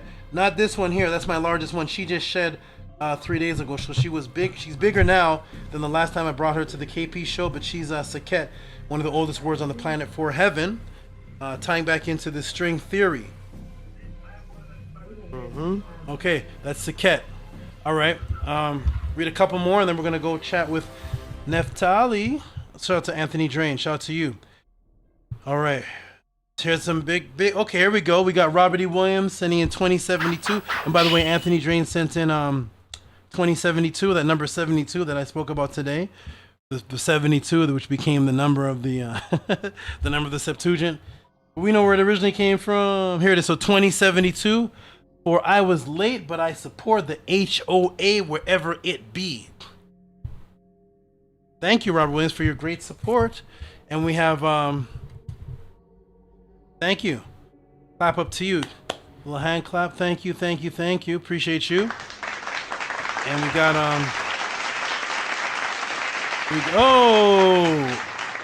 show my screen. This is one of my favorite names here. Then we're gonna go to some super chats too. But we got Amun. I love this name, everybody. Amun, Min, Ra, Sut, Atum for Hotep, for Tua. There's the 5. Hotep, Saba. I'm gonna thank you, Amun. That's the second Amun that supported directly to the House of Aten today. Thank you.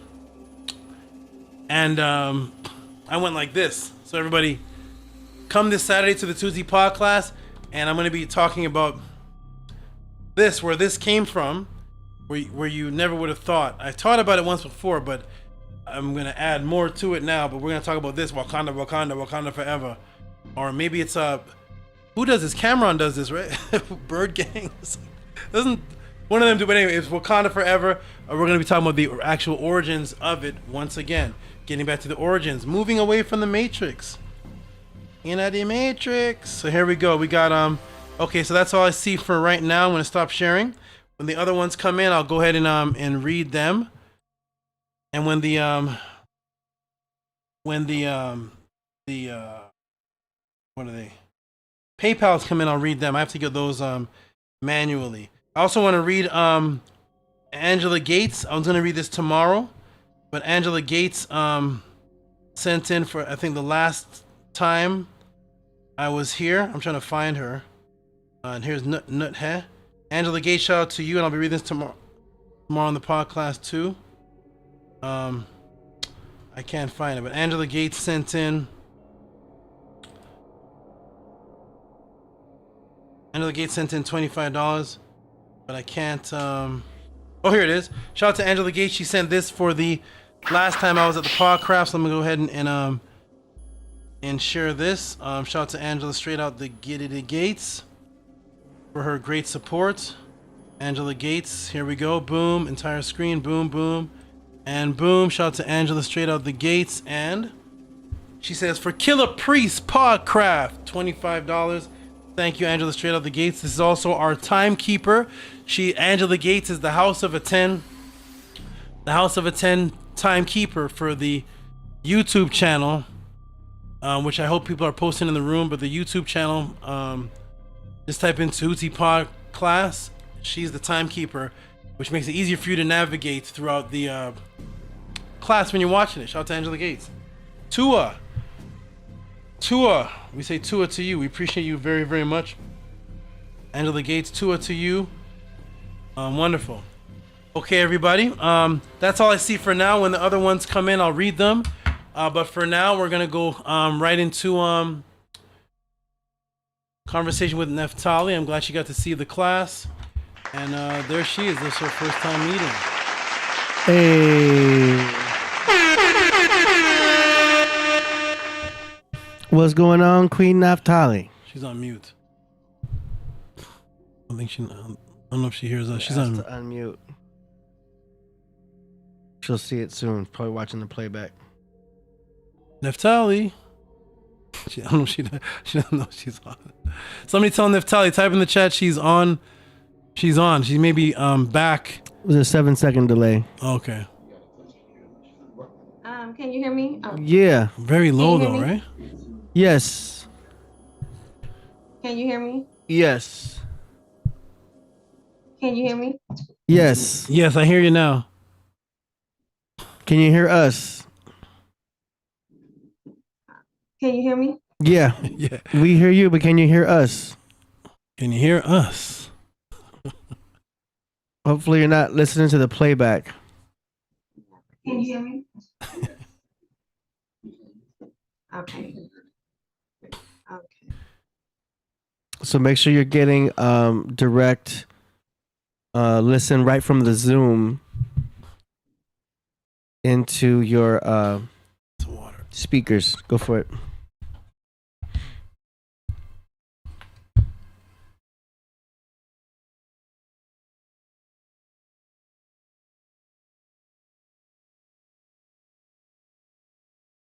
Yeah. It's okay. So just go ahead and switch from listening to the playback to directly from Zoom. Yeah, she hears it. It's just there's a 7-second delay.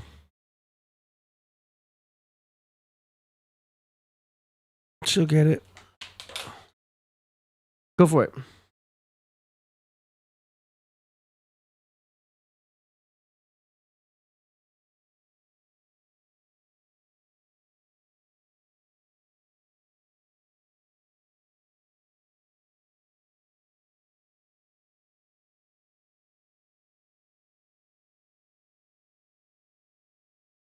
As soon as you got it going, Naphtali, just go ahead and put your camera back on, and we'll be rocking.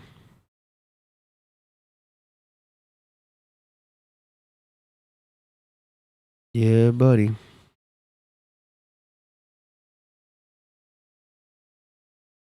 Boom. What's up with everybody at home? Y'all ready for tomorrow's premiere? If you've seen it already, it's the NASA case exclusive video mini movie. You know what I mean?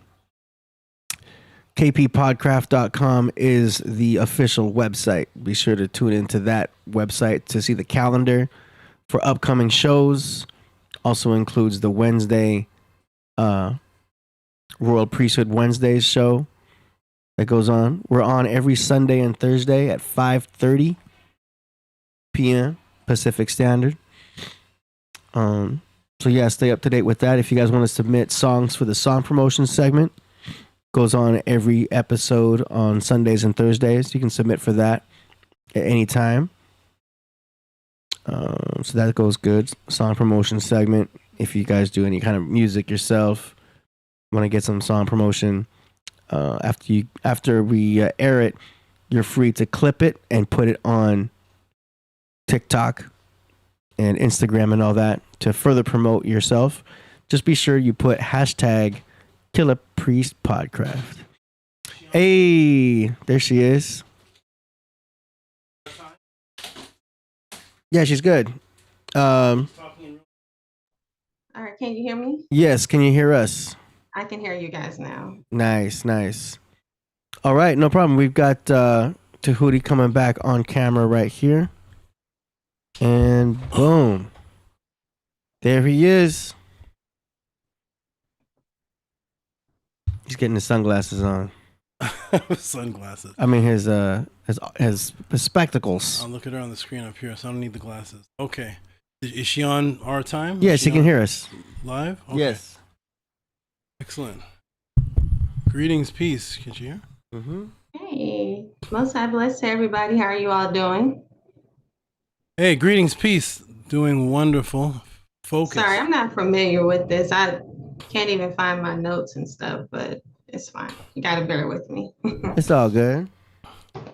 Peace, doing wonderful, excellent, and focus. Can you hear me, Neftali, in real time as I'm talking? Yeah. Oh, okay, we got her. I got it. Okay. All right, peace. We're doing great, excellent, wonderful. Just finished a class on the origins of algebra, and feel great. This is my first time meeting or interacting with you. Thanks for talking with me. I didn't know you were going to be doing a presentation. I wish we could have done something a little sooner because it's a little late on my time. But okay. I did enjoy your presentation. It's almost 11 o'clock here, so it's pretty much 11 o'clock here, so it's pretty late for me. Oh, okay. Yes, I had informed Killah Priest. I said, even from before we even knew it was you that was going to speak, I said, whoever comes up, I'll do the presentation and then they can speak afterwards. And then his message back to me was you wondering what I was going to speak on? He did say that. He sent me the message. He said that you were going to do a presentation, but today he told me that you were not. So I said, okay.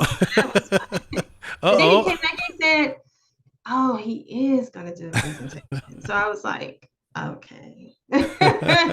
So you did say that, so I do have to acknowledge that you did, but I wasn't prepared today though. But that's cool. You know, I did enjoy your presentation on the evidence of where algebra came from, its origins and things like that, and how you broke it down and how you said it all originated with Kemet. And so I'm gonna let you, like I said, I don't know how to work this, so I don't know how to find my notes. I don't want to kick myself off. Do you have notes that are going to be on screen? Did you want to do a screen share? I just like to be able to refer to them, Oh, like look okay. at them myself, because all I see everything. I see, the chat, the summary, AI. I see all that down there, but I don't see like my Google taskbar. How about that? You know what we can do, AD? Oh, we're gonna say something, AD? I'm sorry. Yeah. Do you have a start button on your keyboard? I do. If you hit that, your taskbar will pop up. And it did. Okay, so let me There's an engineer somewhere around here. Yeah. help me out. Help me out. That's why I get paid the big bucks. Oh man. Okay, let's see. Oh, that was what I needed. Thank you. No problem. She's locked and loaded. Mm-hmm. And I just needed access to that. That's what I needed. Okay. All right. So yes, I came up. I wanted to speak with you. Thank you so much for speaking with me. Those who don't know me, I'm Nephtali, Israel. I am what you would call a Hebrew Israelite, non-affiliated. So I just have a couple of questions for you.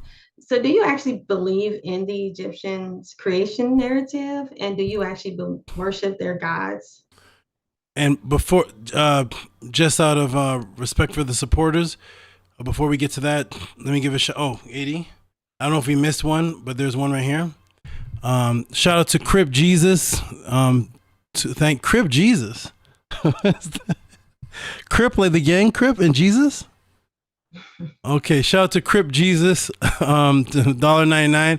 Peace to the divine family, Blue Gang. He's a Crip. Okay, Blue Gang. And Crip Jesus. there's all kind of things happening here. Yeah, shout out to Crip Jesus and thank you for the supports to the Killah Priest Podcraft. Oh, peace and blessings to you. Yes. Okay. I'm back, Neftali. Yeah, we can always do super chats at the end. Do you know what I'm saying? We like to make them wait.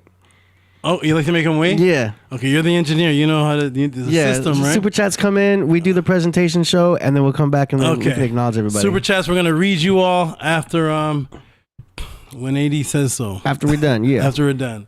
Okay, Neftali, you were talking about Egyptian creation. Yeah, I was just wondering, just trying to get a little bit of your background. Just wanted to know, do you actually take the actual Egyptian narrative as the origin, or do you say it's allegorical, and do you actually worship the Egyptian gods? Oh, good question. The narrative of what exactly?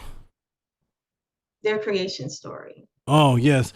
Thank you for asking, Neftali. And there are multiple creation stories. They're actually not called creation stories, but there's multiple stories of what's considered as Kepara, which is evolution, how things come to be. And yes, and as far as the Natiru, you asked, do I worship? You can put us both on 80. She's been waiting a long time. I don't want to. He's fine showing you that. I don't mind. Okay. But yeah, that's cool. Yes, and as far as Natiru,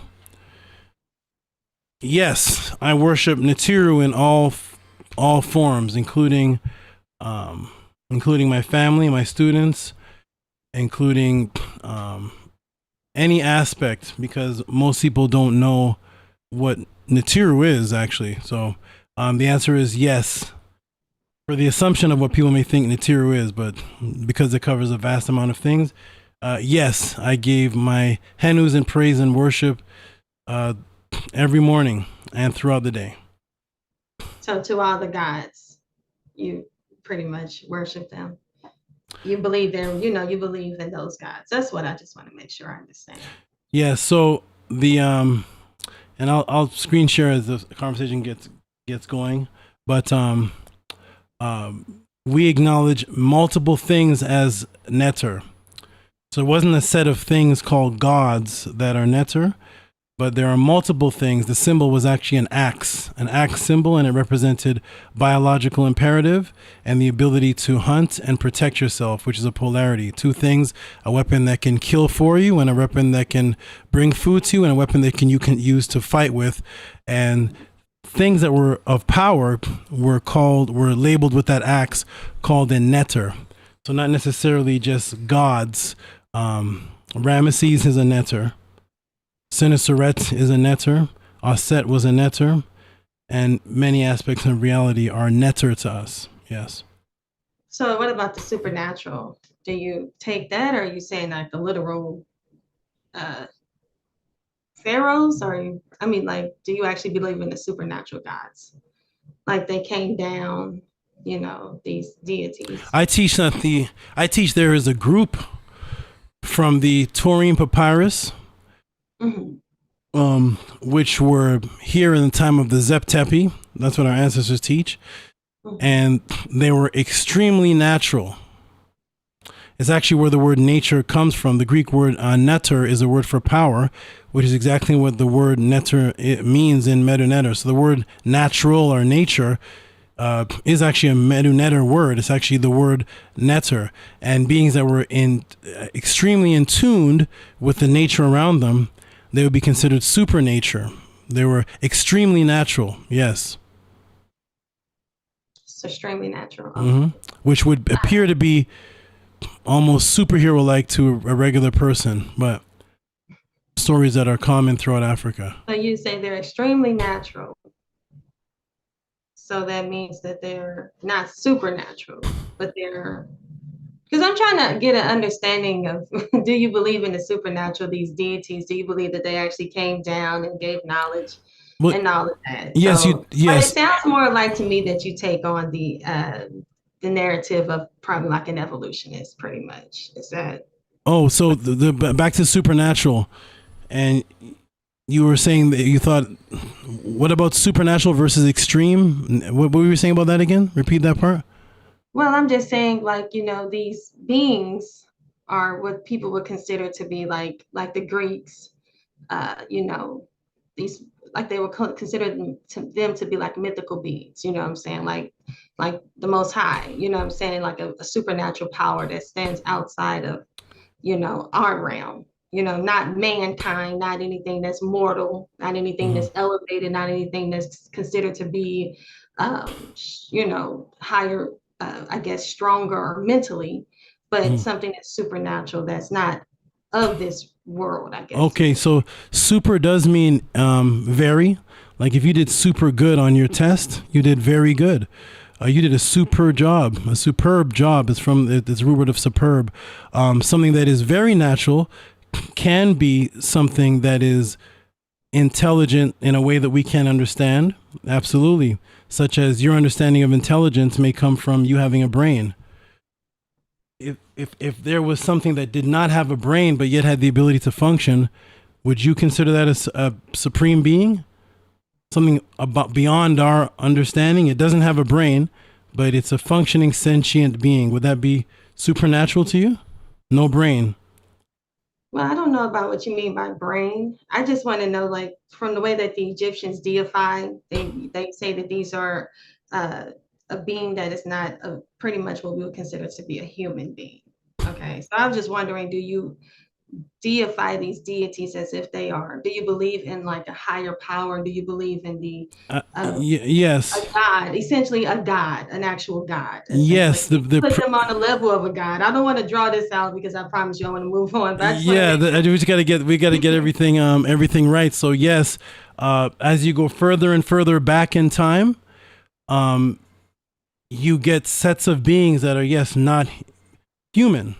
Absolutely. You get as you go further back in time in evolution, there are beings that are not human, and there's beings that are also non-physical, and we wouldn't consider them human because all of these terms came about from Europeans that we didn't have a word for. So there's no Medu-Neter or Hebrew word for human, right? Is there a Hebrew word for human? Human. Well, that would be hominid, right? Coming from an ape. So you believe that humans are primates? I'm asking you, is there a Hebrew word for human? So we can maybe use that word if I believe in that.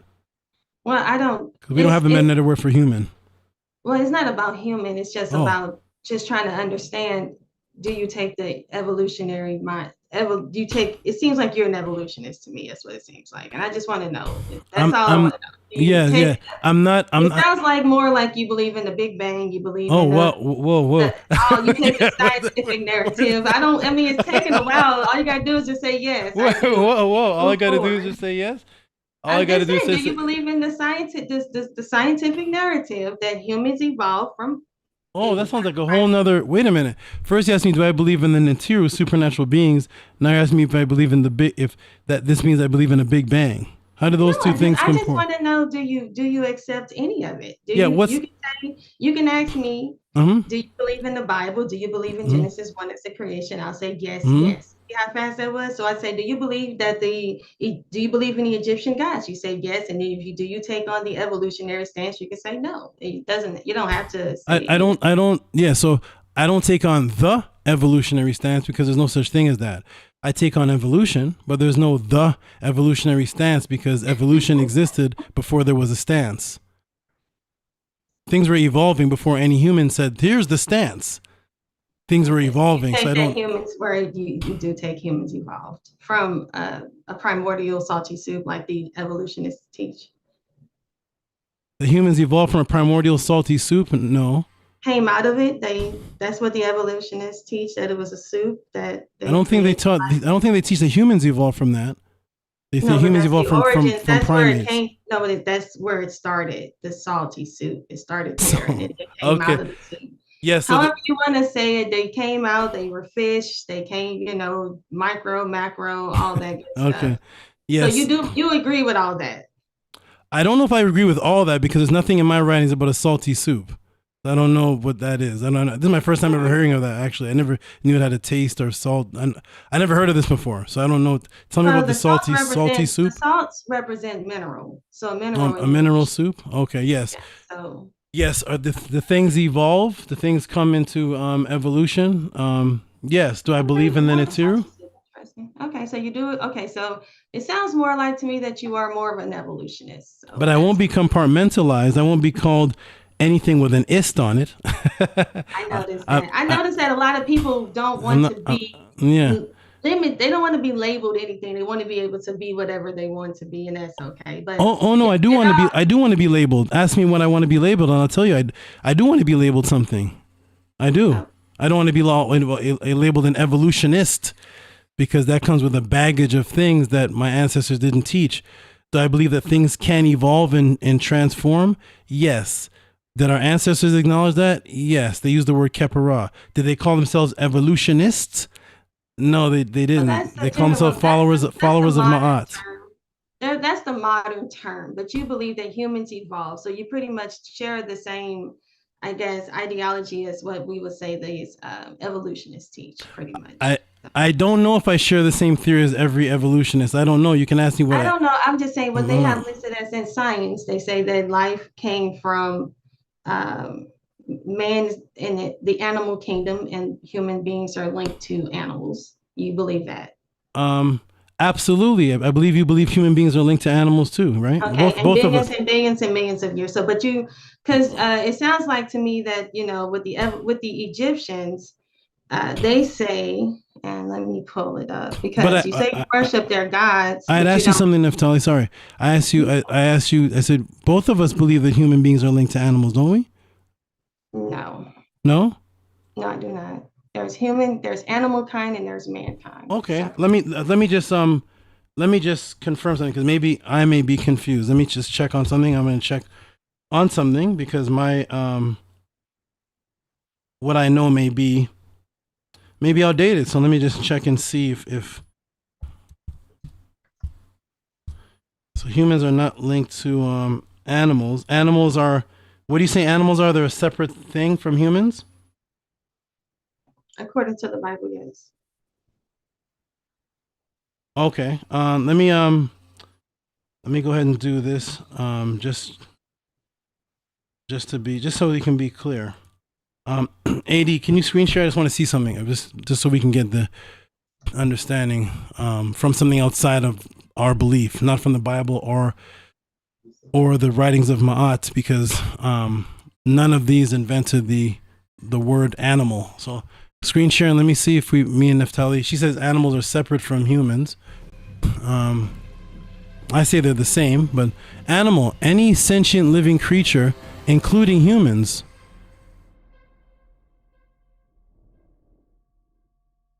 From Latin, animali. Again, what was that? I'm reading the definition of the word animal. Any sentient living creature, including humans, from Latin, living being, which breathes, non-use of neuter of animals, from the term animate, living, of air, animate, breathe, soul, a current of air, from ani, which is to breathe. Okay. Okay. And you were saying that animals are separate from humans, but the word, the definition that's according to the so-called scientific narrative. That's what they teach. But according to the Bible, there's animal kind and then there's humankind.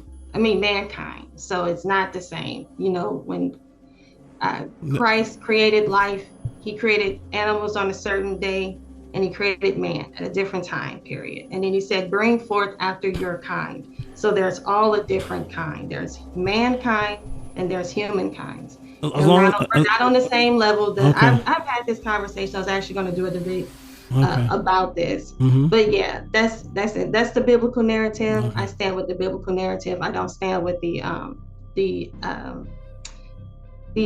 doctrine of evolution, which is pretty much a religion. Okay, because I don't take on the religion of evolution. Okay, because you use the word animal. And I gave you animals are not humans. I gave you the definition of animal. Yes, that's according to the so-called science. When we're talking about the Bible, according to the biblical narrative, we're talking about the Bible. And humans are not. Yes, the Bible. Yes, I take the biblical narrative. So according to the creation, Genesis 1. I mean, if you put it down, but humans and animals are not of the same genre. No, we're not the same. No, I don't. That's really interesting to me that people want to be the same as an animal. I don't know why. That's what the word animal is, a living sentient being. Who told you that? Anybody can say that. That's not the same. You cannot procreate with an animal. The ones who told me are the ones who created the word, young lady. I believe they created the word animal that you're using, and you're trying to use it and give it another definition other than the word in the dictionary.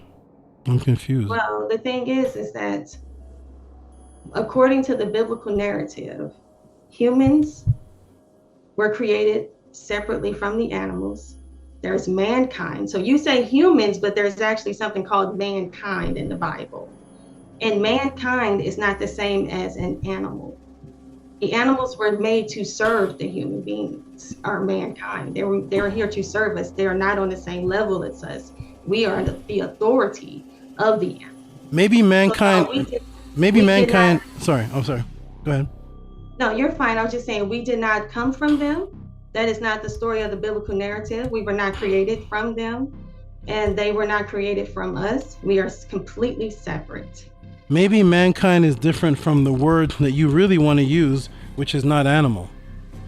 I just showed you the word animal. Maybe you want to use another word like hayim. Do you want to use another word? Because you can't use animal. That's in the dictionary. I'm not trying to get too technical because that's not even technical. My argument.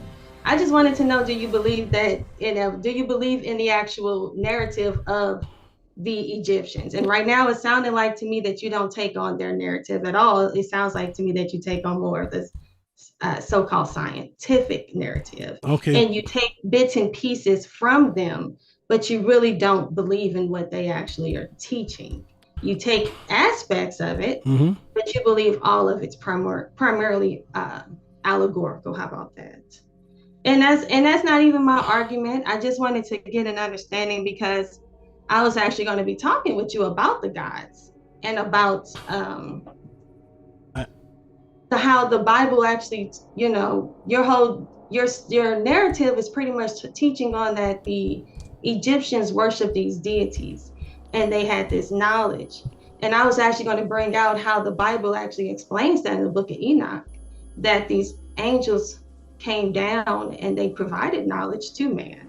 So that doesn't disagree with what the biblical narrative is. It actually proves the Bible. The book of Enoch speaks on how they gave them knowledge, gave them, and exactly to give you the actual information that they tell you. I got to learn how to work this. I'm going to prove that. 1 second. I keep losing where my stuff is. There it is. Neftali? I'm here. Hey, can you hear me good? Yeah, hear you just fine. Okay, so I want to go back to the biblical understanding. So you do concede that we are animals according to the definition of the word that you brought into the conversation. You do concede that we are animals according to... No, we're not animals, no. Can you show me a definition of the word animal on the screen to disprove that, please? I'll wait for a minute. I take the biblical narrative, so I don't agree with that. That is a theory. Can you show me... That. There is no proof to... That is actually a theory that is theorized in evolution that humans are animals. However, according to the Bible, we are mankind, and mankind were created separately from the animals. Okay. So I don't know why that's hard to understand. That's just hard to understand because you're using a word and then trying to tell me that it has some other meaning than what the dictionary says. Do you have a Hebrew definition of animal where you could pull up the Hebrew word for animal where it says nothing to do with man? Is there some type of other word? What's the word you're trying to use? Because it's not animal. It's interesting when you're ready to utilize what something says, and then you want to you pick and choose when you want to hold something firm that the so-called scholars say, right? Like you don't like the fact that they age Egypt as, 3,100 years. You disagree with that. Just because they state something doesn't necessarily mean it's, and according to you, I was listening to your teaching, you made sure to say, hey, even though they tell you this, doesn't mean that that's true.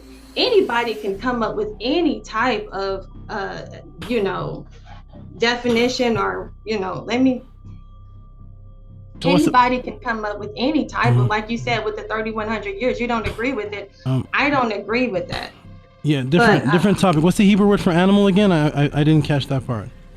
The Hebrew word for animal? Yeah, what's that again? So I could see that it has nothing to do with a person. Since you don't like the word animal, because the word animal is a word that has a definition. So since we're not going to use that word, since the Hebrew has some other word that has nothing to do with a human, what's that word for me, please? I don't know why you're sticking to the word, the Hebrew, when it actually clearly tells you in English that it's mankind is where man was created. Oh, we're back to English definitions?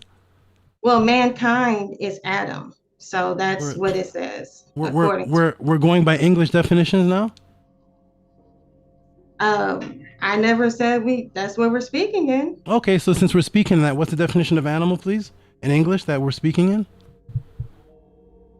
Let me provide that for you. In English, please. I just showed it. I'm gonna provide it to you in the Hebrew. Oh, we're going to the Hebrew. Okay, so we're not going by what's in English anymore. Well, I gave you mankind, and you said that when you looked up mankind, what did you receive? No. We're discussing a word called animal. That's the word we're discussing. I don't want to leave that word. I don't want to leave that word. You're talking about the word human, and I said that we're actually mankind. Yeah, you said we're not animals. I looked on the word animal, and you're wanting now to move away from the word animal. So I said, even use the word animal in Hebrew. What's that word? And we're still waiting for you to proceed with that word. Oh, but while you're looking for that, Neftali, Okay, so let's look up animal in Hebrew for you. Okay, yes. Let's do that. I wonder if it's the word Hayam. It says Haya, Haya. Oh, Hayam. Hey. No, Haya. Hey. What does the word Haya mean? It means animal and beast. The word animal and beast. What's the word for life in Hebrew? Life in Hebrew? Yeah, you know how you see Jews, they wear this emblem on them. It's a ha and it's a yod. It's a cha and a yod, and they wear this emblem on their neck. What is that word? I was told it was Hayam. Haya. Well, it's Hayim, Hayim. That's M, and then Haya is animal, Haya. What's the first word? How do you spell the first word? Is what? Hay. Hay? I am is life. Is that plural? The I am, the yod am in Hebrew makes things plural. Is that correct? Well, Hayam means life. Yes. Hi would be Hayam singular. It says Hayam. And what's this? Life, livelihood. What's the other word? Hi. Yes. So hi, and the other word is Hayam with a yim at the end, and yim in Hebrew makes things plural. Is that correct? I guess so. So one is life and one is lives. Is that right? Well, the thing is, an animal is a living creature. So yes, I would have to agree with you on that. It's a living creature. It's alive. Doesn't mean that it came from a you know, the same thing as a living creature is an insect. An insect, a fly, anything is a living creature. Anything that's alive is livelihood. So they're talking about stuff that's alive. So there's no word in English. The word in English for animal also includes humans. And we went to the Hebrew, and the word for animal is living beings, which also includes humans. The difference between what you're saying is an animal a human being? An animal is not a human being. That's no. I said, are we animals? We are animals. No. We are living creatures. By definition, we all live. We all are livelihood. We all live upon this earth. We all are alive. But guess what? We are not of the same. No, we're not. To make sure you understand, do you need me to break it down a little bit for you? You can break it down as long as you use the word. As long as you use the word. We have a living creature that's alive that needs to be upon the earth. So when we go to the Genesis narrative, let me bring up the Genesis narrative. Yes. Allow me to do that for you. Let me get that for you. Is this also because we can't have babies? I'm going to tell you what the Genesis narrative says. Okay. And when you use the Genesis narrative, please tell me the word for animal, because we just discussed the word for animal. I did say the word for animal. Is the same word for people, living beings. They're beasts. They're living creatures. The Genesis narrative tells you very clearly. So I'm just dealing with what the word means. What is the word for animal that doesn't apply to a human? Hayam applies to people too. Man became a living thing. That's a hayam. That's plural. The same word. The Bible makes sure you understand what it is. Let me tell you. Let me read it to you. Okay. So it says right here. 1 second.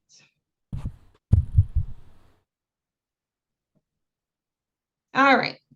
So he says here in Genesis 1, right here on the 24th, it says, and God said, let the earth bring forth the living creature after his kind, cattle, and the creeping thing, and the beast of the earth after his kind. And it was so. So it actually says living creature. So it says, and God made the beast of the earth after his kind. So he made sure he let you know that he made the beast after their kind, so meaning their species, and cattle after their kind, and every living thing that creepeth upon the earth after his kind. And God saw that it was good.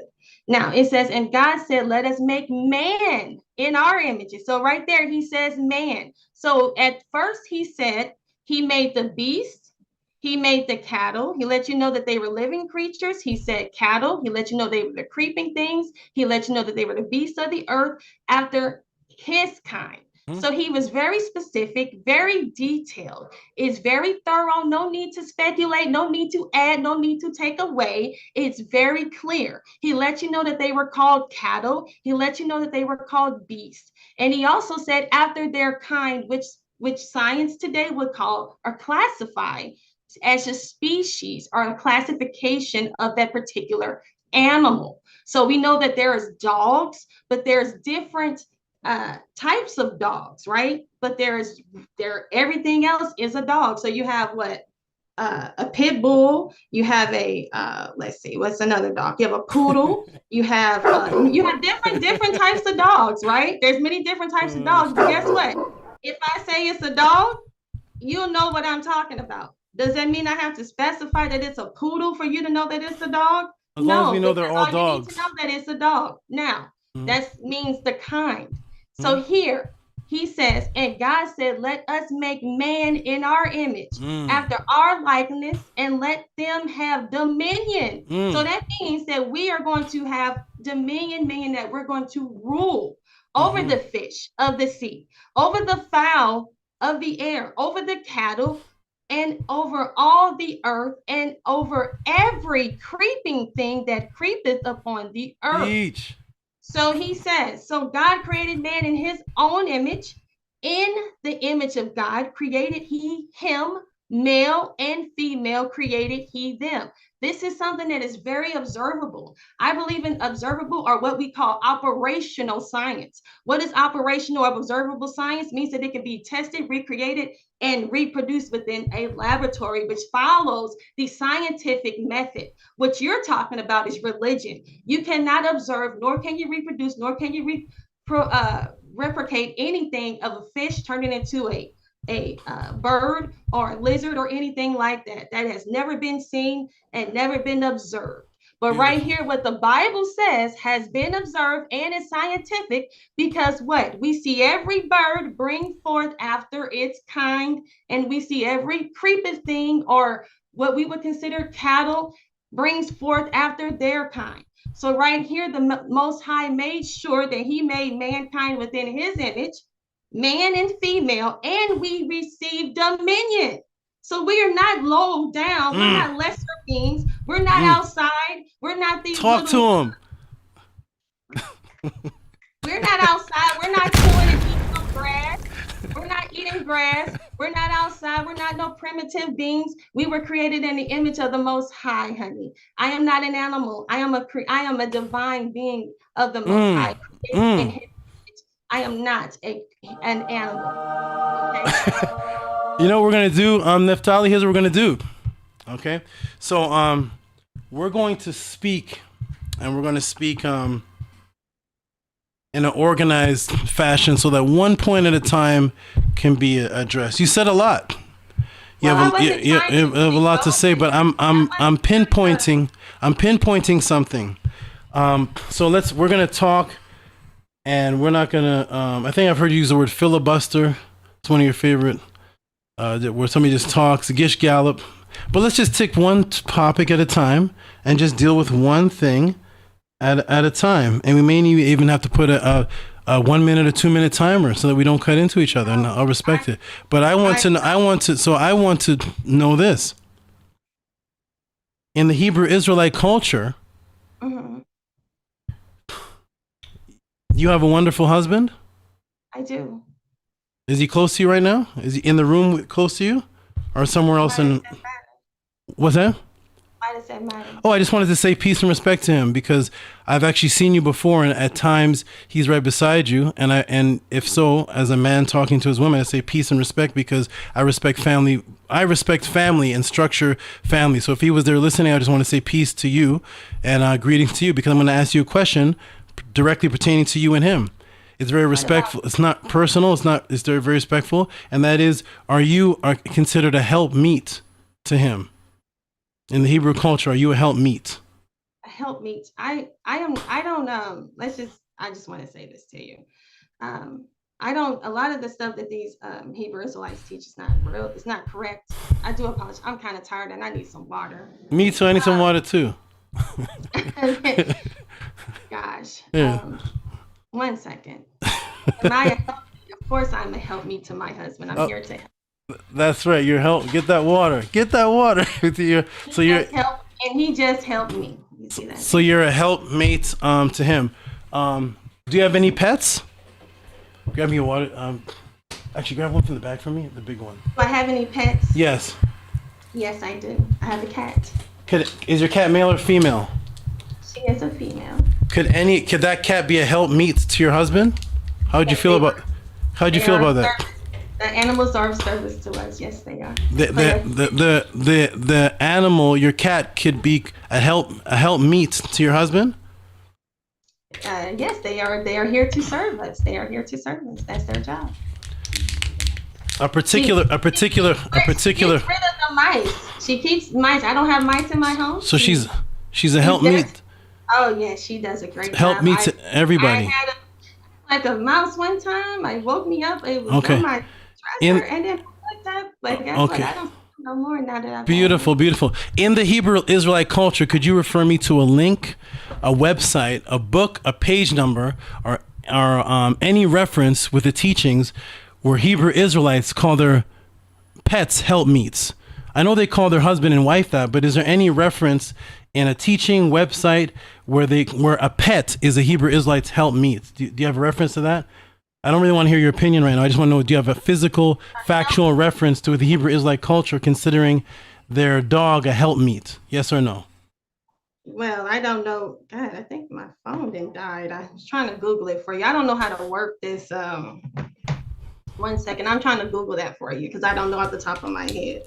Have you heard Hebrew Israelites in your belief system call each other's husband and wife helpmeets? No, I don't. Like I said, you can stop calling it a religion. I don't affiliate myself with none of those people. What they teach is a lot of they don't teach truly. I'm not asking what they no. Helpmeet, I don't know. No, have you ever heard this term helpmeet used before in culture? In the Bible? Is it in the Bible?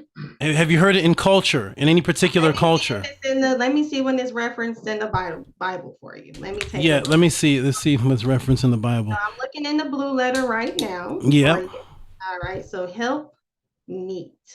Yeah, because it's an interesting word, right? Help meet. Meet is like you're meeting someone, or help meet. Not meat as in like medium rare, right? Oh.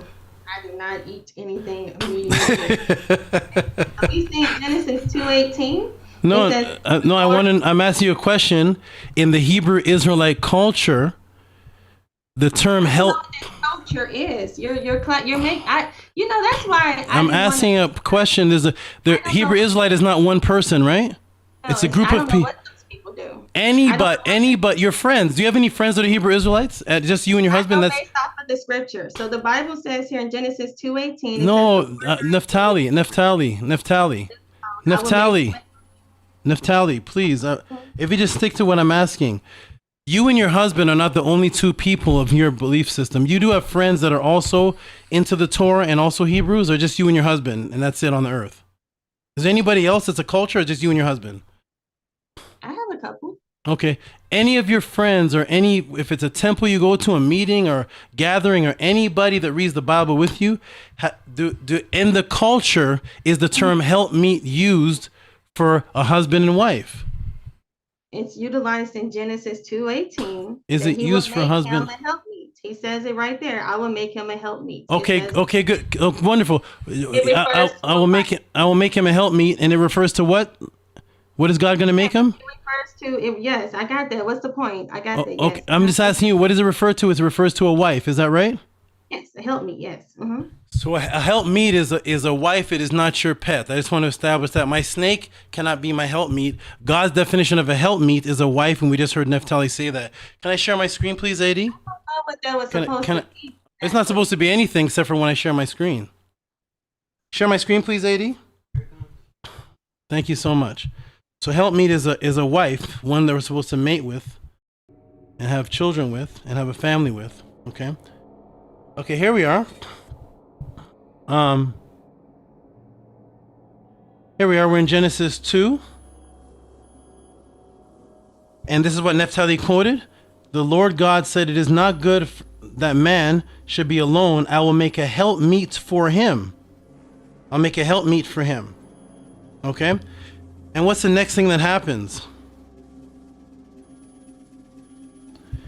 Out of the ground, the Lord started forming something. So he says right here, he's going to make something for Adam. His very next motion is he starts to make things. Out of the ground, the Lord God formed every beast of the field, every fowl of the air, and brought them unto Adam to see what he would call them. And whatever Adam so called them, every living creature, that was the name of thereof. So here's the very next thing he creates after he mentions that he's going to create a helpmeet for him. He starts creating these animals. Adam gave them names to the fowl of the earth and the air and every living beast. For Adam, there was not found a helpmeet for him. Let's do it step by step. Adam is alone. There's nothing else there. Just Adam. God makes a declaration. I'm going to make a helpmeet for you. Neftali and I agree. Helpmeet is going to be your wife. So next, God goes into action to start making things. He said, I'm going to make a helpmeet for you. Then he starts acting upon it. His next action, he starts making things and forming things. Adam is looking through them. He's naming them. He's giving them names. And it looks like somebody's looking for something. But you can only look for something amongst what's there. The sentence doesn't say, and God did not create a helpmeet for him. It said God created some things, some animals. And then after he created the animals and Adam went through them, it says, there was no helpmeet found for Adam. My question is, Neftali, where was Adam and God looking for a helpmate for them to come to the conclusion that they couldn't find one? Just give me a Bible reference, please.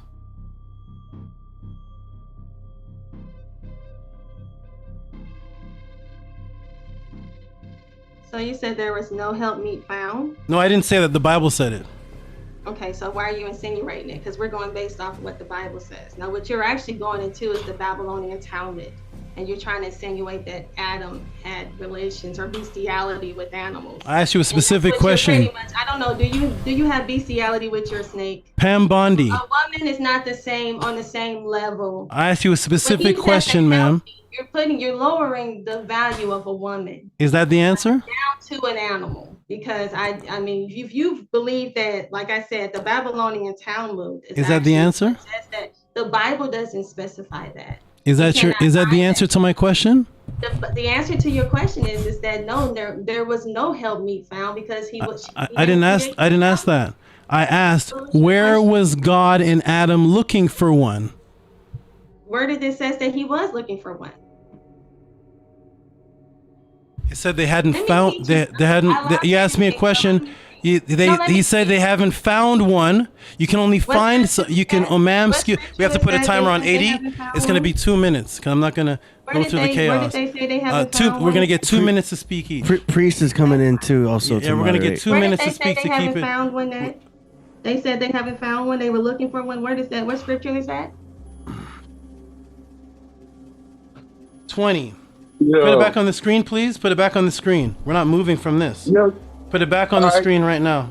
Eric, thank you. Hold on. But Adam, there was not found a helpmeet for him. In order to find something, you have to be looking for something. My question specifically was to Neftali, where were God and Adam looking for a helpmeet that they couldn't find one? I want a specific answer of where they were looking. And I want you to answer from the Bible. Don't make anything up. Don't go to Babylonian. Don't go to China. I want you to stay into the Bible. Do you have an answer for this question or not? Yes, I do. Okay. Where were they looking? The Bible says that Adam was watching Christ create the offspring, right?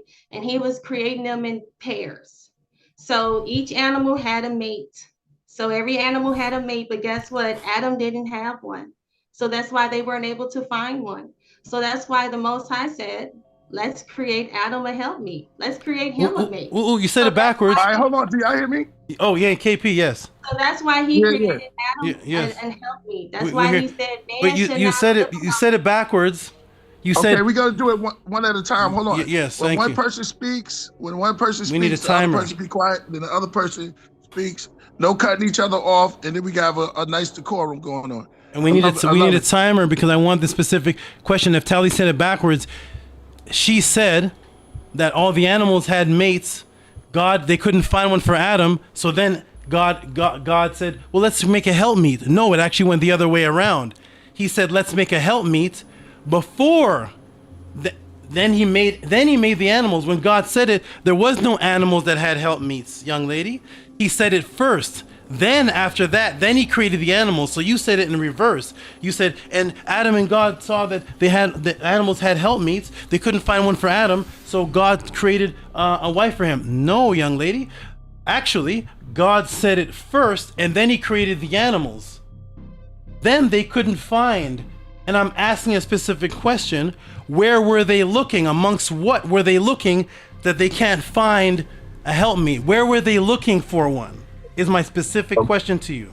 Can you answer that or not? Yes, I can. Is it my turn to speak? I don't want to overtalk you. Are you finished? Yes. Yes. It's my turn. Thank you so much. So much. I appreciate it. And let me expound further upon that. All right. So the thing is how we can conclude from the narrative that's been written so eloquently well is that what happened is with all this creation is that God did not find a mate out of any of those, nor did Adam.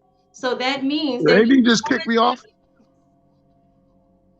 Yeah, No. what you doing? Because you're just a gray box. We don't have a video. No, it don't matter. Go ahead. Okay. No, you're still on, Priest. We can hear you. So the thing is that if Adam needed a mate, there were animals all around. If God wanted to give him an animal, he could have. But instead of giving him an animal, and guess what? Adam could have chosen an animal. But instead, he didn't take in either animal, fowl, beast, or bird, fish, whale. He didn't take any of those. So what God did was he created him a woman, a helpmeet for him specifically. And we see that written very well. It says right here, so God created man in his own image, in the image of God created him, male and female created he them. And God blessed them, and God said unto them, be fruitful and multiply and replenish the earth. So that's what he designed for him and his helpmeet, was to be fruitful and to replenish and multiply. A man and a woman cannot be fruitful nor replenish and multiply with any form of animal, any form of beast, any form of cattle, bird, snake. You can't not reproduce, meaning you will become sterile, meaning you will not reproduce life. And that's according to scripture. Is the time ready? She technically has 20 more seconds. Got 20 more seconds, Neftali. Yes, so he says here, and he says, and have dominion over the fish of the sea, and over the fowl of the earth, and over every living thing that moveth upon the earth. So not only did he differentiate them, he also gave them dominion, making sure that you understand that we are above the beasts. We're not them. We are their rulers. They service us. When you see service animals, they are there to service us. When you said a dog can never do what I can do for my husband.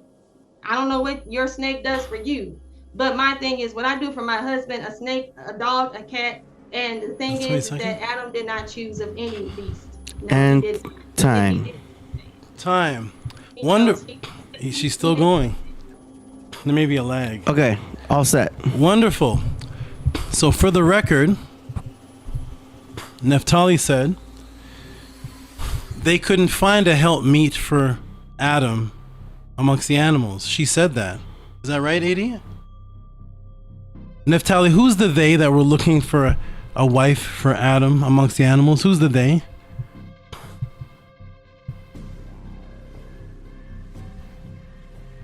The they is the Most High in Christ. The Most High that created the animals in Christ were taking their time to look for a wife for Adam amongst the animals, and they couldn't find one? They didn't find one because they felt as though he didn't need to be with no animal, so they made sure they created one. Why were they looking amongst the animals? They were just observing. Why were they looking amongst the animals for a wife for Adam? They weren't looking, they were observing. They were saying, there's no wife here. Let's make sure we make a wife. Again, I'm going to repeat. They were like this. Is it my time yet? Or wait, what, is he answering the question or no? I'm just asking a simple question. You just asked me a question. I'm trying to you want me to respond? The question is simple. Mm-hmm. You said they were looking. That means you're on a quest for something. That means there's something you don't know and you want to find the answer to. No, you're looking for something. That's not true. And it says they couldn't find one. Did it say that, AD, or do I have to put it back up? Is that Tehuti saying that? They were looking. Neftali said they were looking. So she agrees that somebody, a group of people or a group of beings were on a quest trying to find something. The Bible says they couldn't find one. Why were they looking for a mate? Why was the all-knowing God who created the animals looking for a mate amongst animals to get to the conclusion, well, nope, we've looked and we can't find one? Is that a failed mission? Why was God and Jesus looking for a helpmeet or a wife for Adam amongst the animals? And why did they fail that mission? I yield my time, and I want a specific answer. It's my turn to speak. It's your turn to answer this specific question. Why was the Most High and Jesus even on a mission to look for a wife for a human being amongst animals? That's my question. It doesn't say that. You're adding to the text. I'm quoting you. They, after creating the animals, he looked and said, okay, now it's time for you to have a creation. I mean, have a helpmeet. That's all it says. It doesn't say that. And you know how we know that it doesn't say that? Because we actually have the outcome of what happened. That's how we know. It actually is written and has been recorded. So there is no need to speculate. It's in black and white. It tells us what happened. It says, after he looked upon the beast and saw that they had, They couldn't find one? They didn't need to find one. It's just the It fact says it in the Bible. That's the words it used. It says they couldn't find one. That's not what it's saying. They looked and said, okay, it's time for us to make you one now. We made them pairs. Now it's time for you to be made with your pair. There's nothing wrong with that. Adam was there during the creation process. He was the one that was naming the animals. He gave the animals the names. He was there helping Christ create. So after they were done doing all the creating, it was time for Adam to now finally have his wife. I never asked any of that. There were no other women made. So guess what? It was time, because you know why? Because it was a process. And he needed to get the animals out the way, and Adam named the animals. He actually was there with them, actually, helping with the creation. And then not helping, but observing the creation. And once the Most High and Christ were done with the creation of the beast and all the animals, then he looked over to Adam and he looked and he said, all right, now it's your turn. And that's what we see that's recorded and added into the Bible. There's no need to speculate. There's no need to add to the text, because the text says what it says. I know you don't want to accept what it says, but it says what it says. Just like you said, he observed, he looked. Yes, he did. And once he observed and looked, he created a woman. He did not create another animal. I never said that. I yield my time. Yes. So again, and I will ask this 1,822 times. Or you may just have to leave the show, because that's how I do. And if the crowd thinks that she answered, just quote her. And here's the question again. And I will ask this. And this is the way that I talk to people until I get honesty. I quoted Neftali. She said, they were looking. Crowd, did you hear her say that? AD. She said they were looking. I'm quoting her. Am I going crazy? Is there a parallel dimension? Or am I quoting Neftali? Let me see, because maybe I may have dementia. Did Neftali say they were looking? And my question was, who's the they? AD, did that happen or no? I mean, I heard that. Okay, you heard that. That's all we need. Crowd, did you hear Neftali say they were looking? So being that she established that they were looking, my question was, why were they looking? Now she said, they weren't looking. They were just observing. No. I'm quoting you, young lady. You're inside of here. You can't go anywhere unless you retract the words that you said. You said specifically they were looking, and the crowd heard you. AD heard you. Killah Priest heard you. I heard you. And now you're inside of here. And you can't move from there until you answer the question, why were they looking for a helpmate amongst animals for Adam? You already said they were looking. Crowd, did you hear that? Or is Tahuti nutbag? So since we've established that you said they were looking, my only question to you is, why were they looking? Can you answer that, please? Why were they looking? Tell me, talk to us. Okay, so he was looking a whole lot. Let me give you a scripture here, another instance where he was looking. So right here it says, 1 second.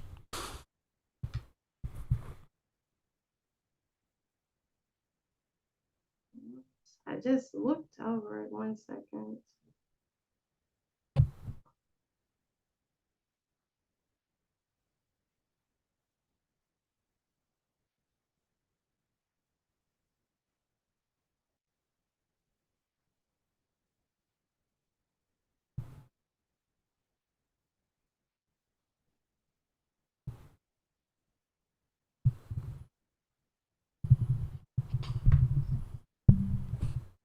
All right, so it's in Genesis 1:29, it says, behold, I have given you herb-bearing seed, which is upon the face of all the earth. So he's telling you, behold, meaning look at this. He said, I gave you, I gave you every herb bearing seed. So when he's saying, behold, he's telling them to look at this, look at that, look at what I'm doing. So what he's doing is he's telling Adam to look.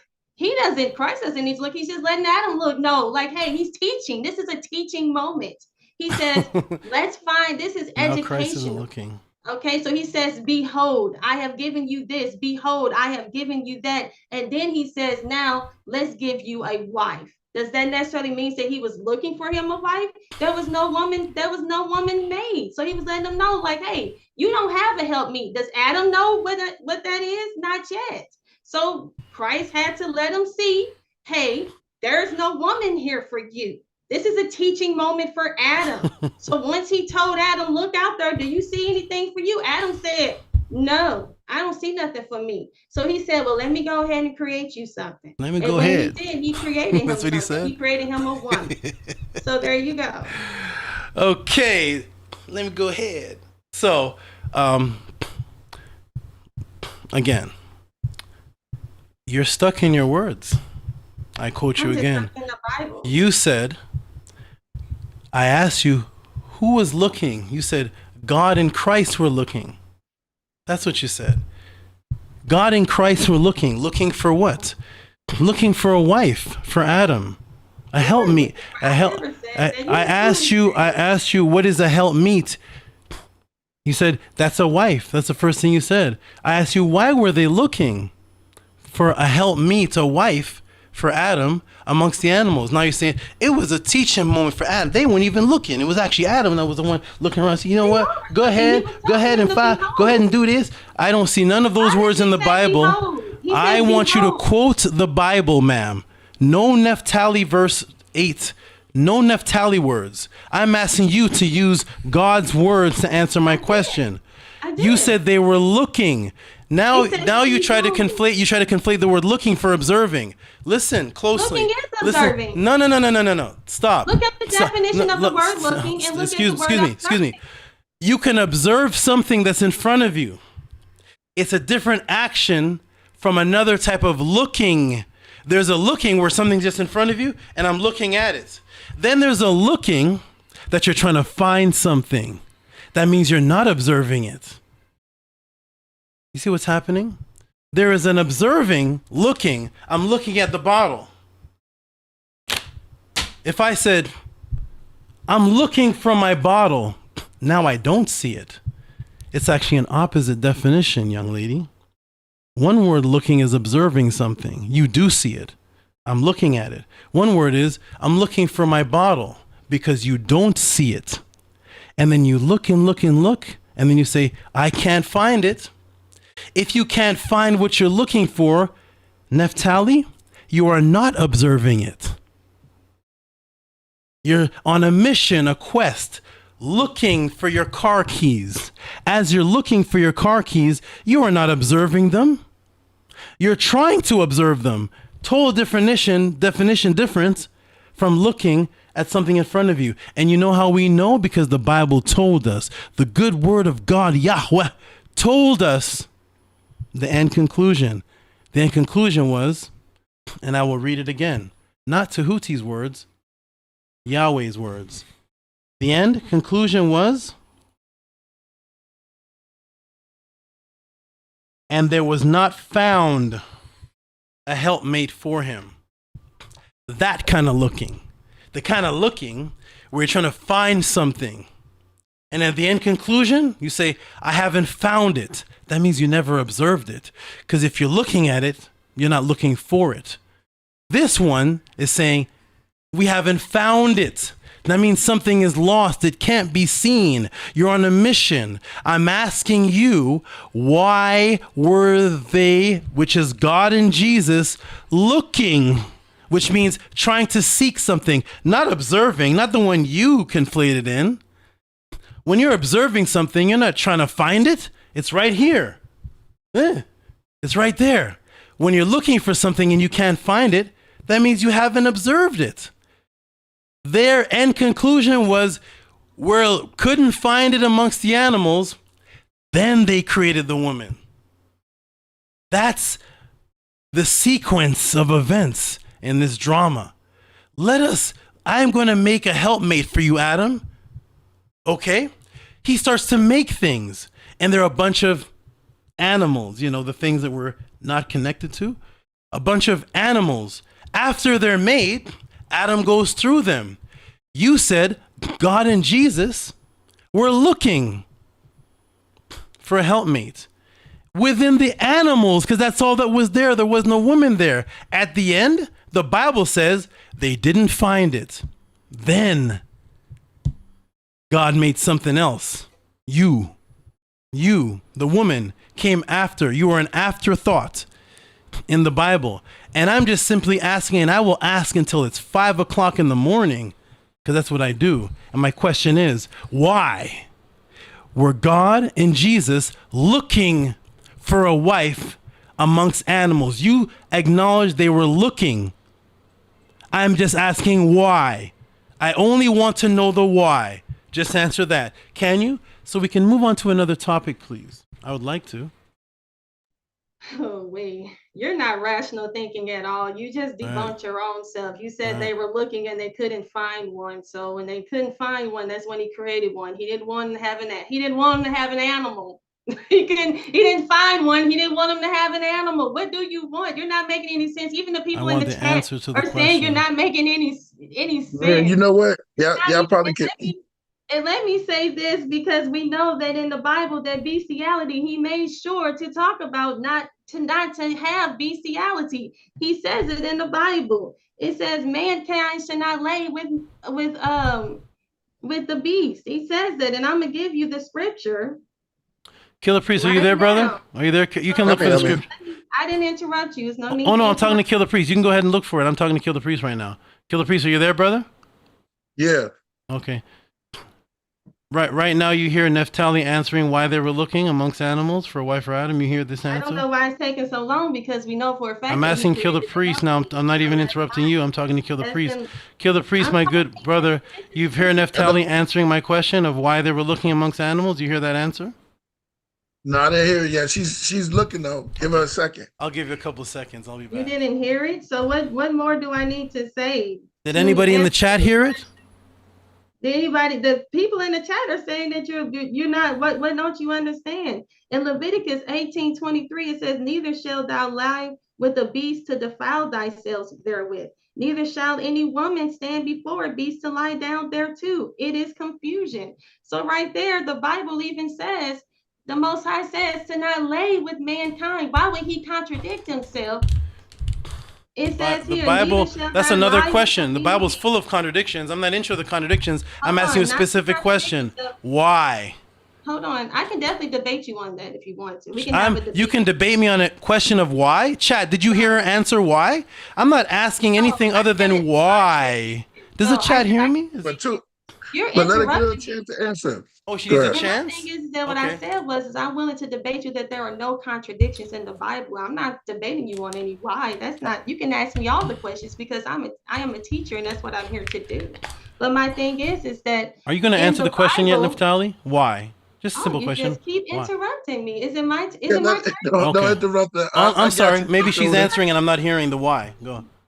I can let you have the floor if you want to. You didn't talk for dang near 4 hours. I mean, and I sat here patiently, which is very rude, by the way. But anyway, I'm sorry. I will let you answer to why, and again, because it's been 20 minutes. Thank you so much. What's that? You know what? Should we move on to another topic? Sure, and we'll just concede that she couldn't answer why. I couldn't answer the question. I didn't told you. I didn't gave you several scriptures. I just told you that in Leviticus 18 and 23, it specifically not in Leviticus. A law. This is a law from the Most High that says that neither shalt thou lie with any beast to defile thyself therewith, neither shall any woman stand before a beast to lie down thereto. It is confusion. So right there, it lets us know that he never had any plan on Adam being with any of the beasts, any creature, anything, because guess what? It is outlawed. It was never done. It was never there to be. It is called an abomination. So my thing is that if it wasn't, why would he want him to be with a beast if he says not to do it? Why would he call it an abomination? That's answering your question. That means that he never had plans. So there's no why. He never had plans for Adam to be with any other beast of the field. We see that also.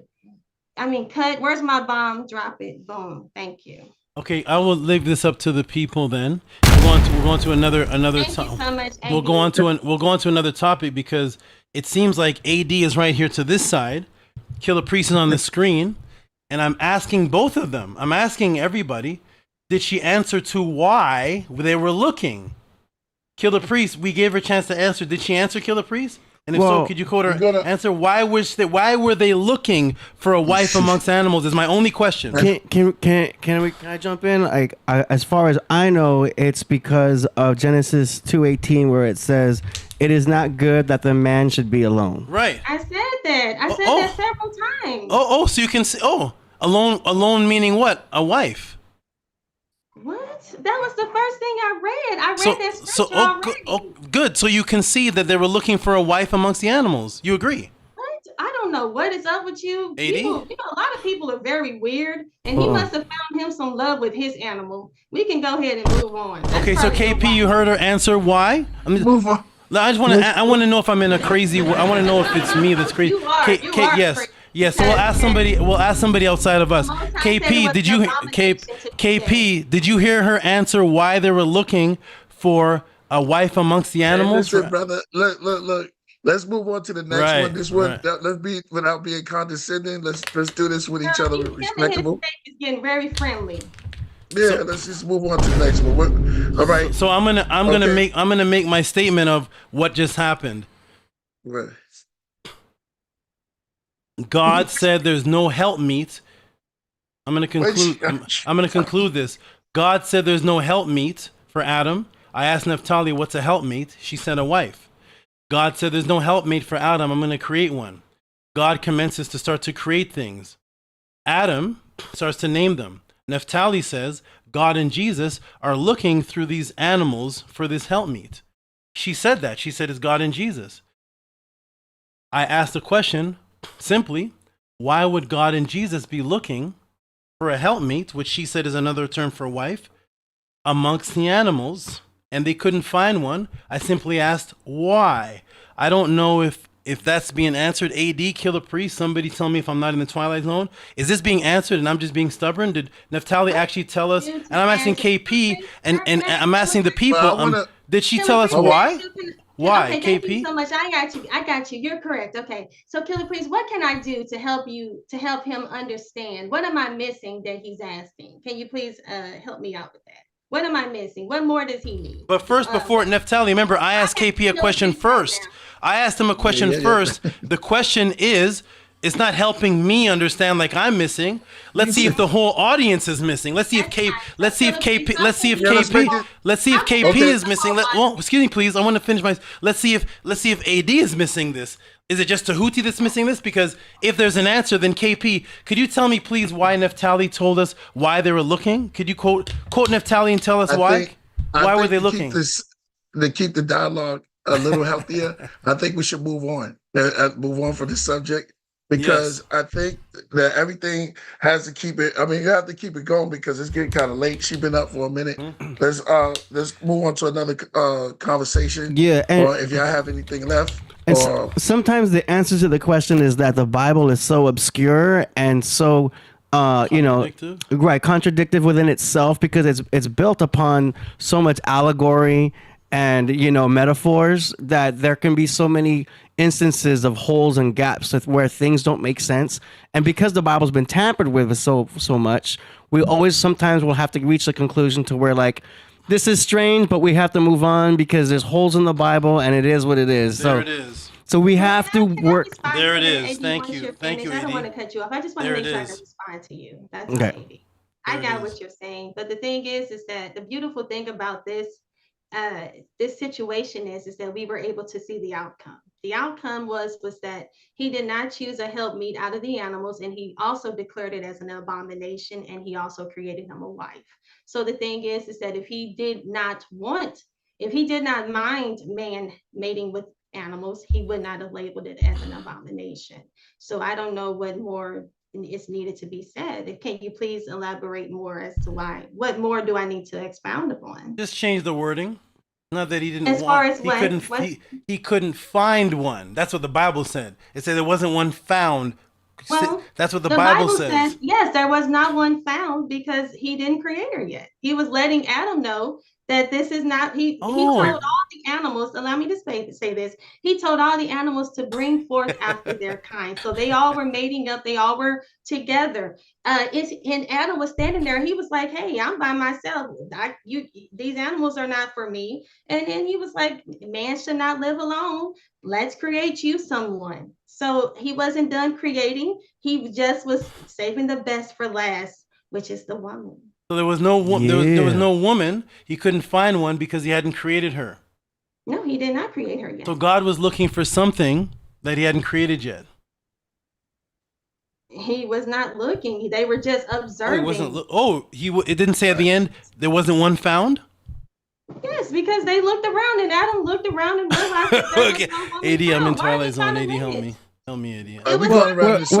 We're moving on to the next subject, though, aren't we? Next topic. No, why that's animals are the same. Animals and humans are the same thing. Set up.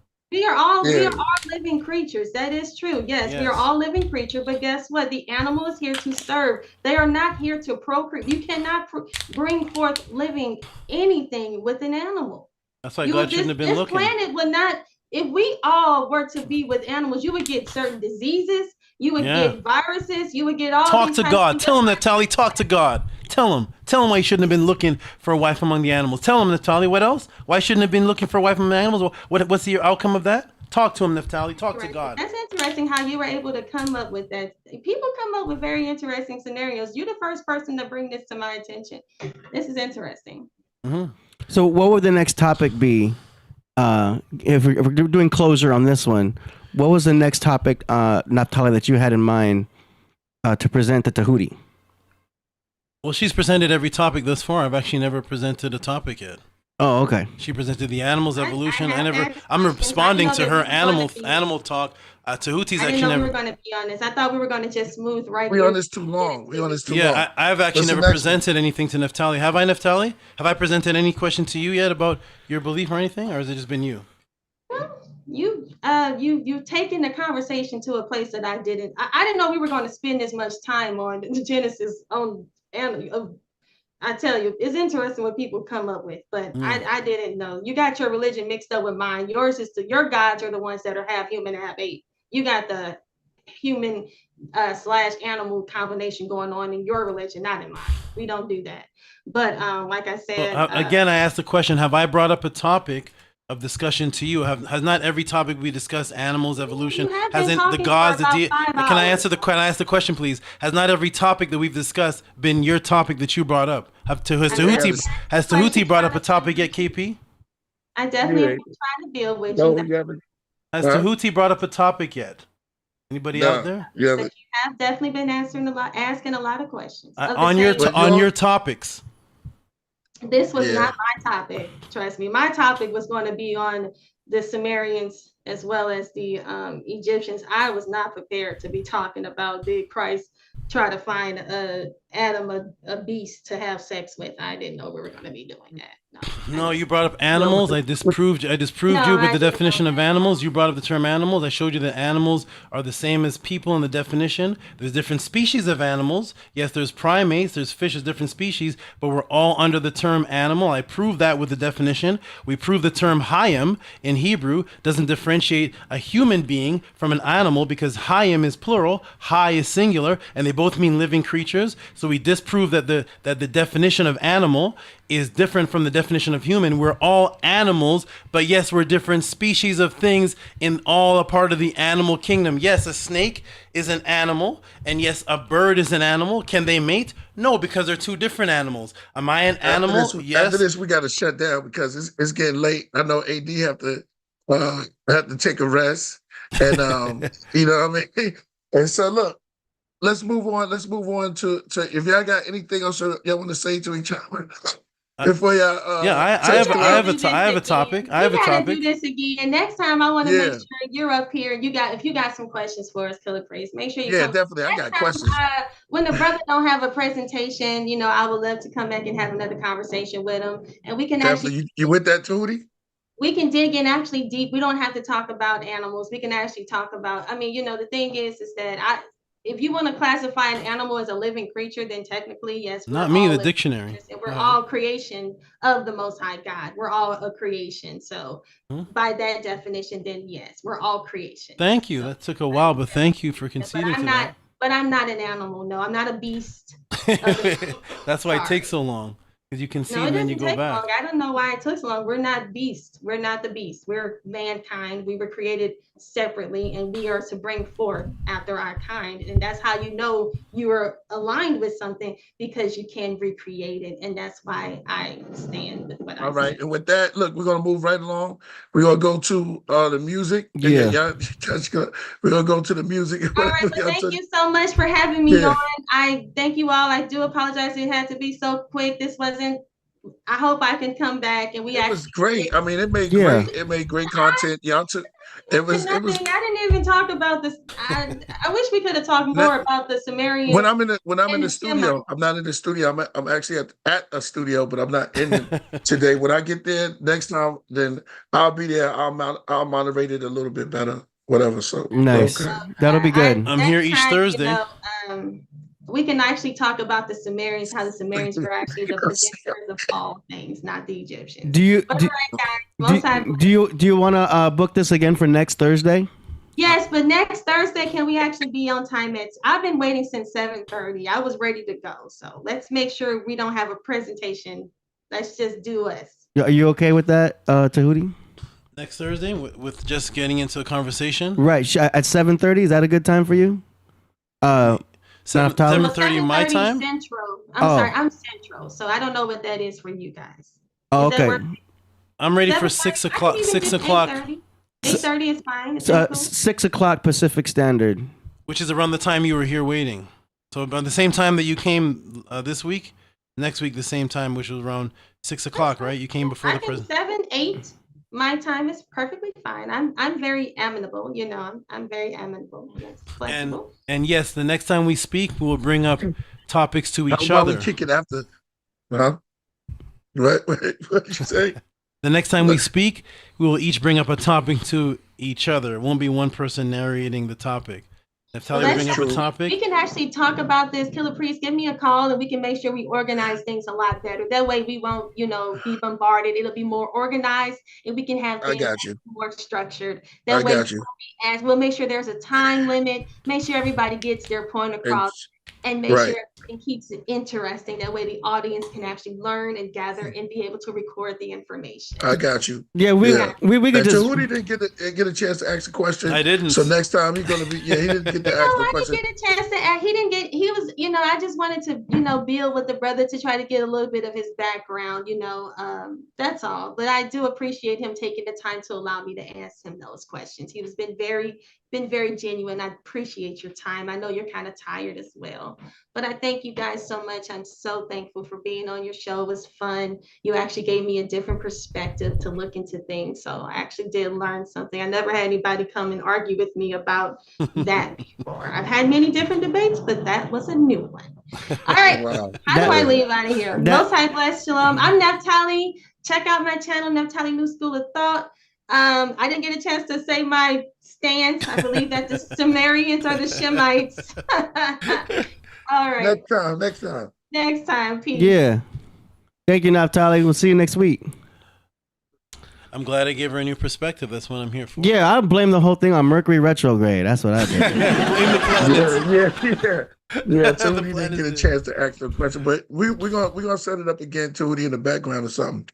For tomorrow, I'll call you and get the ask the questions, but it was deep. It was deep. I thought this segment was just Ask Tahuti. Do you know what I mean? I thought it was a whole thing like, oh, questions for Tahuti. Do you know what I'm saying? That's what I thought it was. But either way, I missed a little bit. I missed a little bit trying to get to the spot I'm at. I missed a couple. But yeah. Each question that each question that she asked me, I answered her question, and it's only when she brought up flawed arguments that I had to correct. When you bring up a word to me, when you say something, we're gonna look it up. I noticed that you're very specific with words. Very specific. And I felt bad because I felt like we were getting lost in details that were preventing us from hitting the bigger picture. And notice this, Killah Priest and AD. I took it from the words to the action. So let me tell the whole class the snake style. That was all done purposely. Can you hear me, AD? Yeah, I hear you. Priest is not on the Zoom right now, but he's watching. That whole thing was done purposely. So what I did is when she brought up animals, I made sure she was debunked on the actual definition of animal in English. So she brought it up in Hebrew. She was debunked in the Hebrew. So what I did is I took it to action because I wanted her to say, well, the difference is we're not supposed to mate with the animals. That's what I was waiting for her to say. I set it up for her to say that. Once she said that, then I took her to the Bible quote to say, let's get away from the word animal. Let's get away from the word hayim. Let's get into what the animals are and what we are. Well, here we are with a God that's looking for a wife for Adam. He says he's going to create one, and his very next action is to create a bunch of animals. When they look through them, they say, we can't find a wife for Adam. So therefore, God originally, if they found one, Adam would have had an animal wife. Why were they even looking? So I took it to that so that we would go to the Bible, forget about the words and the actual definitions. Let's go to the actual animal-human relationship in the Bible. Women came afterwards in the Bible. They came after you couldn't find one. Then when you couldn't find one amongst the animals, then he made another creature, and that was good. But that should have been the first thing he created when he says, I'm going to create a helpmate for you. He started creating animals, and they looked for them, and they said, we can't find it.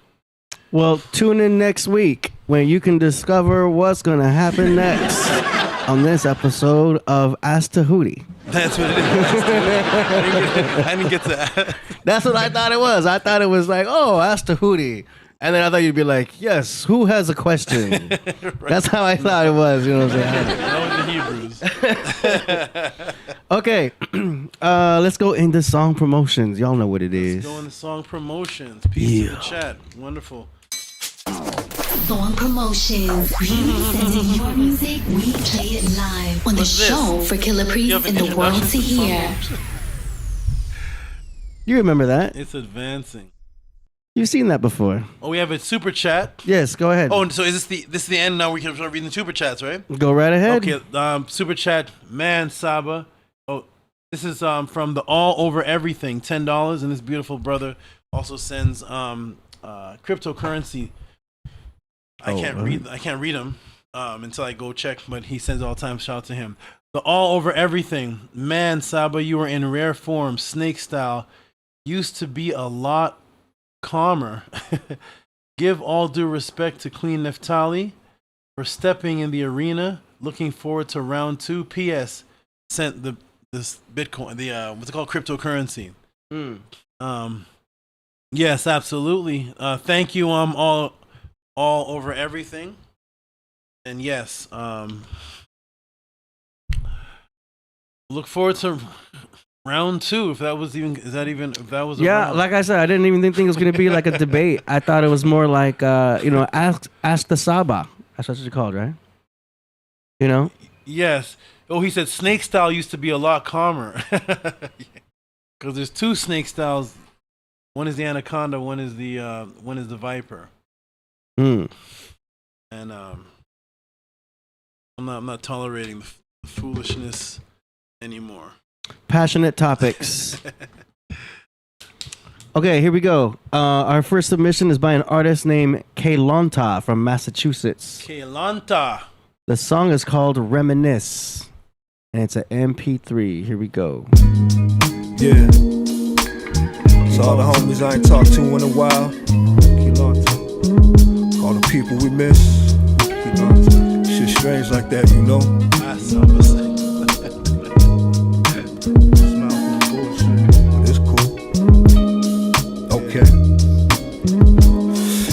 Started off in Carter Heights before we murdered all the mics. Before the homies fighted all the parties. Shorty full of Bacardi, my cup full of Kavasi, the club. We hitting Rosy Crown, you know it's going down. Late night, great night, trying to slang right. Play after play, tight games at 21. Safari rising till we see the sun. You hardly high coming down, we double back to the plug. Probably one of the homies from Mississippi. The Henny bottle used to whisper, sit me. Flip zippy for the 350, can't be no shifty nigga around my niggas. Cause my niggas don't play around. Make a sound when Haymaker will lay it down. Just a moment of silence for the loved ones who ain't around. I plan to make my people very proud. On stage, entertain every crowd. Roll up, blow down, especially loud. Nigga, pull up to a jizzle spot. Shorty lick my neck, she hit the spot. Get the guap, link up on the strip, this shit is poppin'. And though it's summertime, where we wine and dine, baby, you summertime fine. Be grateful for the good times and learning from the bad ones, the happy, the sad ones. Family, make sure you always have some. And continue to strive, tell your people you love them while they still alive. Cause I'ma live for the moment, but I think of the past. I don't know about the future, I'm just making it last. R.I.P. to the people that ain't making it sad. I shed a tear when I think of you, laugh and reminisce. I live for the moment, but I think of the past. I don't know about the future, I'm just making it last. R.I.P. to the folks that ain't making it sad. I shed a tear when I think of you, laugh and reminisce. Yes, I reminisce and dream about you, reflecting on life and how it seemed to be without you. Reflecting the light on us all, thought it never would dim. Mind, body, spirit, there's a message within. Though nowadays, niggas still trying to live their glory days. Stuck on the same chapter where the story pages turn. Lessons may get learned, ciphers in various stages. Contemplated while the haze get burned. Found a way for fixed wages, earn, blame and cern. For probing the fundamental structures of the universe. Like who was the ones that do it first? Instead of gems, you want the newest purse. Instead of goddesses, they wanted y'all to twerk. Instead of righteousness, they wanted us to go murk our own kind. Though most are so blind, the truth within yourself, just search and go find it. Why? Cause I'ma live for the moment, but I think of the past. I don't know about the future, I'm just making it last. R.I.P. to the people that ain't making it sad. I shed a tear when I think of you, laugh and reminisce. That was on one verse? Wow.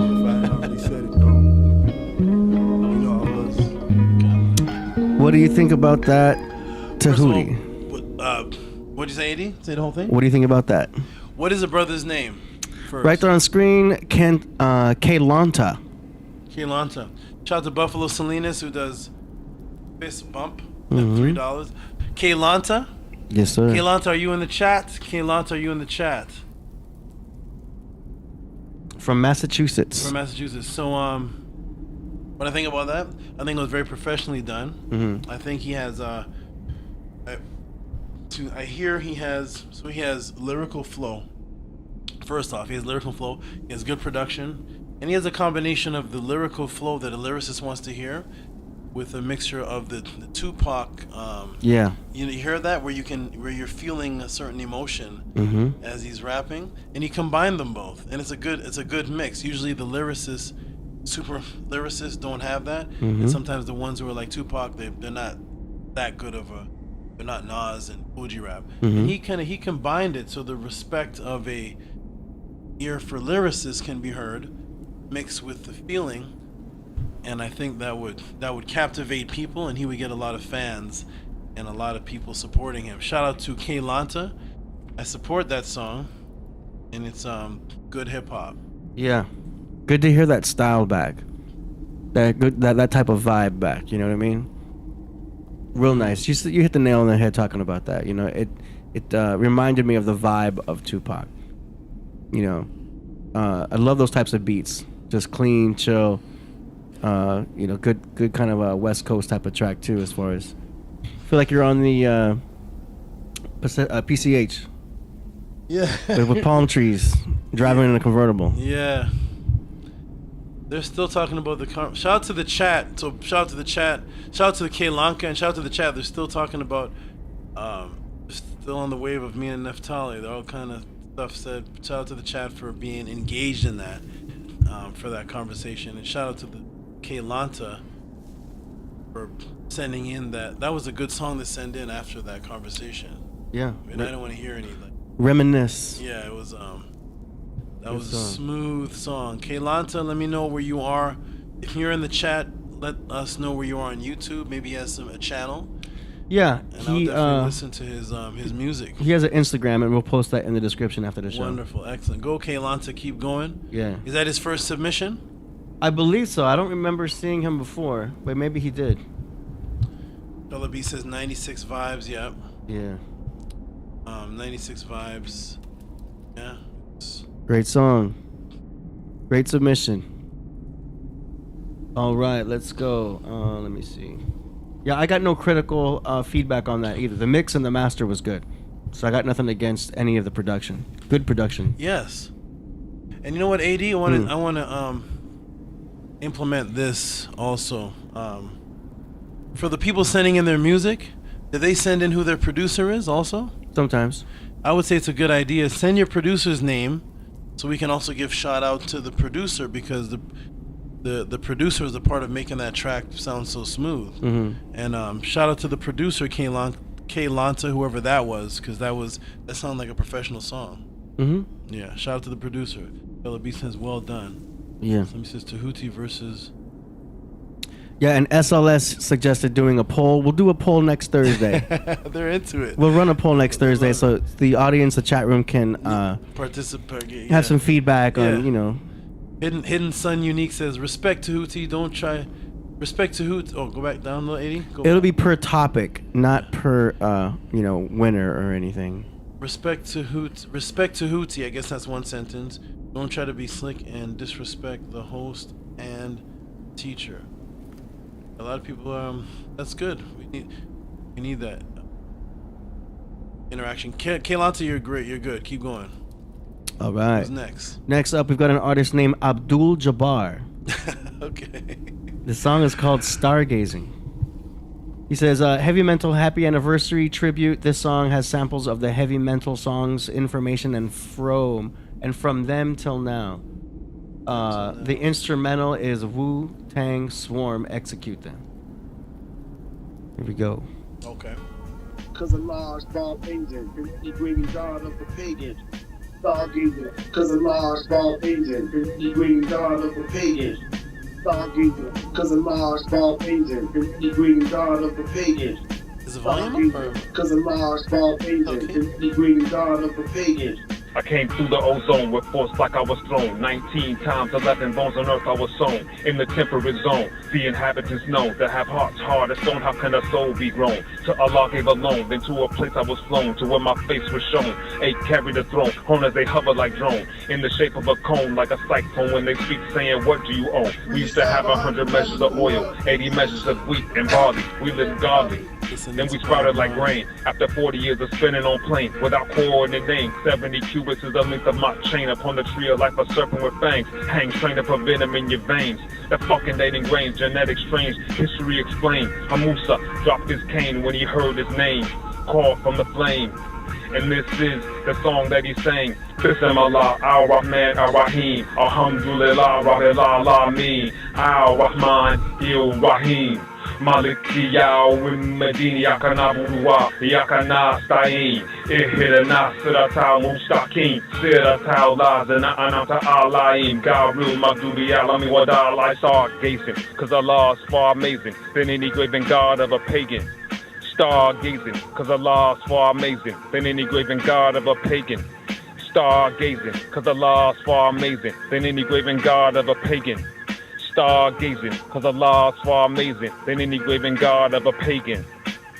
Praise your name of the Lord, the Most High, who creates, shapes, designs, guides, produces the pastures that turn into bright hay when we recite to you. Forget not what we say. Everything is in accord with Allah's will. Who knows what you conceal and what you reveal? We will guide you into the easiest way. Therefore, when we remind, perhaps you will obey. The righteous will take heed, the wicked turn astray and suffer hellfire. They neither live or pass away. Successful indeed is the soul redeemed who remembers the name of Allah in the context 19. Indeed, you preoccupied with this first life, but the hereafter is far better for you to strive. This is recorded in the earlier teachings, the teachings of Musa and Ibrahim. Stargazing, cause Allah is far amazing than any graven god of a pagan.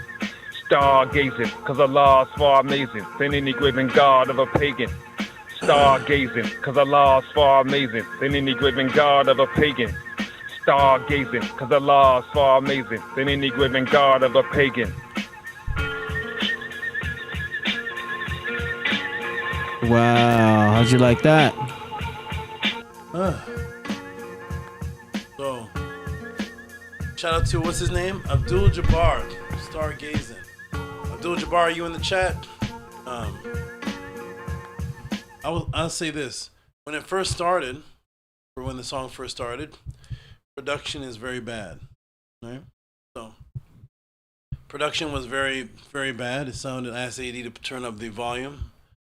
The two treble, it was bad production. That actually ended up working in his favor because the production was so bad. We were forced to focus on the lyrics on his end because so now I'm not listening for sound quality. I X'd that out. I said it's not going to get better as the sound goes on. So let me listen to how he's rapping and what he's saying, and that part was good. So if he had a good production, that would have been a good track. So he sounded like he put something together maybe in his room or however he made those beats, and he has a lyrical ability where if he was put on the beat that the Cantona, what's the brother's name, Cantona? If he was put on a beat that whoever his producer was, that would have been another song good. He has lyrical ability, and he's giving a tribute to Killah Priest. He's quoting him, and I'm glad the production was bad so I could focus on his words. Good words, and a lot of times good lyrical skills in there. That's my oversight on that. What do you think? There's something to be said about that authenticity of that old school sound of the Wu-Tang where it's not perfect. Sometimes you don't want it to be too perfect. And do you know what I mean? But still, you want the beat to be a little bit higher. I'm not sure if you have that recorded in stems or if you kind of just recorded that with something else in the background. If you do have it in stems, you could submit it to studioad.pro. We can get that mixed and mastered for you and everything. But the thing about this type of beat, if I was mixing and mastering it, is I would not make it too perfect either. I wouldn't make it totally clean like a Dr. Dre mix. Yes. I would maintain. It's so funny. We have so many plugins that are designed to destroy the vocals effects, you know, distortion, modulation, compression, EQ. You can all use that to like rough up the cleanliness of a track to give it that authenticity to make it fit. And so there's a woo tone. Yes, exactly. Like those kind of, yes. That can be applied to the track. Exactly. So don't be afraid to have your track mixed and mastered, especially by Studio AD Pro, because they'll keep in mind the idea of the track to keep it sounding woo. So, you know, the beat won't be messed with too much. It'll still have that sound. That the cool thing is that the final output would be a lot cleaner, and the ratio of beat to vocals will be intact.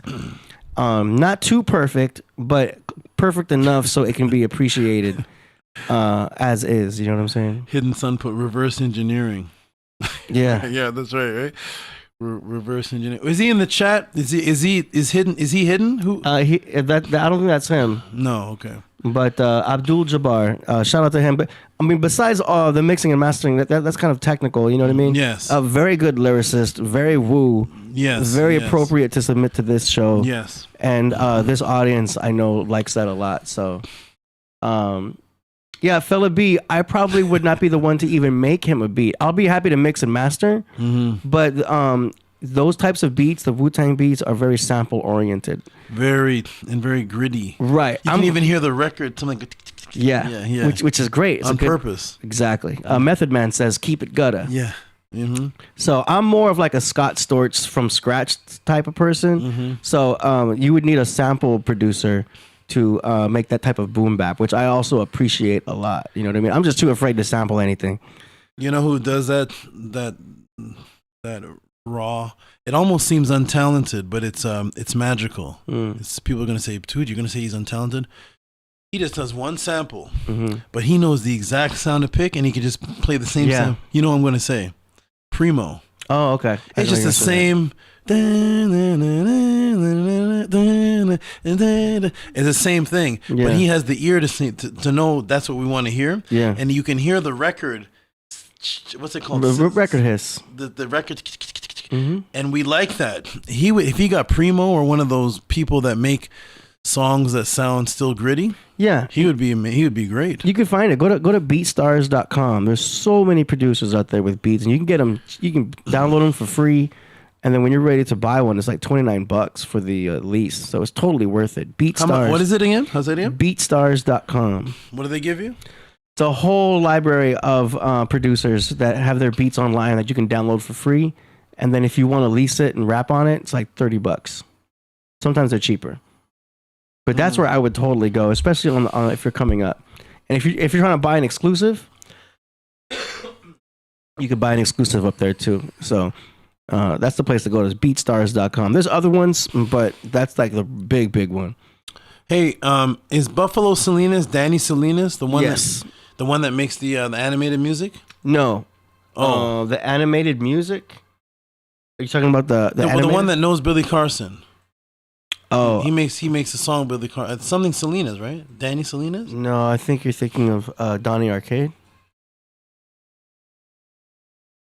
Donnie Arcade. I thought one of the Salinas knew. Oh, but anyways, he said, scroll back up. He said something about Billy Carson. Yeah, there it is. Oh, back down a little bit. Down. Yeah, we so need that Billy at Carson, I'm assuming. Billy Carson and Tehuti Podcraft this year for the knowledge. Let's do it. Let's see how that happens. Wonderful. Shout out to Danny. Shout out to Salinas. Shout out to you. Nice. And shout out to Donnie Arcade. I thought it was Salinas that contacted me, who knew Billy Carson. It might have been, and I just don't know. Okay, shout out to you because he contacted me, asking me if I wanted to connect with Billy. And he had some problems contacting him, something like that. But shout out to Billy Carson and anyone in there trying to break people out of the Matrix. All right, let's go. Coming up next, we got another artist here named Frequency God G Smooth. Ah, yes. Let's go, Frequency God. I'm gonna bring him on screen here. Hold on. That thing is great, AD.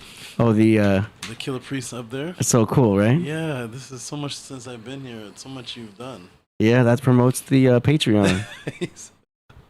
So is that him? Is that a recording of him, or is that him? That's just a photo of him that AI made move. AI just made move. I put the prompt was have Priest stand there like a Mortal Kombat character from a menu screen. When you're specific, AI is like, oh, okay, I got you. So now he stands there and he just kind of folds his arms like he's and he goes like this, like he's like Scorpion. Yeah.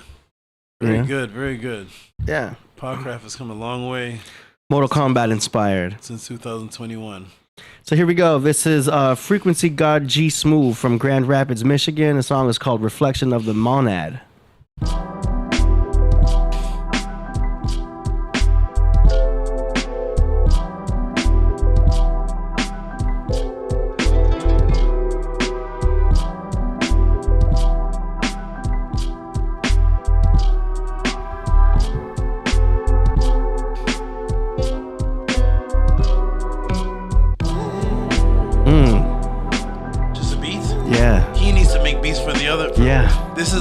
This is that gritty for who was it? Was it Kate? Not Kate. Who's last guy we listened to? What's it? Abdul. Yeah. Chat. This who is this? Frequency G Smooth. Yeah. You and Abdul need to hook up because this is the beat that he needs with that grittiness, and those lyrics need to go over this. There we go. Hook up with Frequency God. G Smooth. G Smooth. Abdul Jamal, hook up. Let that collaboration happen. Success.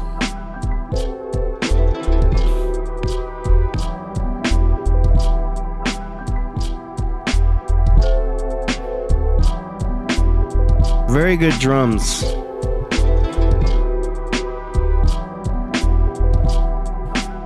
That's one of those first drum sounds when they had the box, the Roland. It had that. I remember that sound from like '89.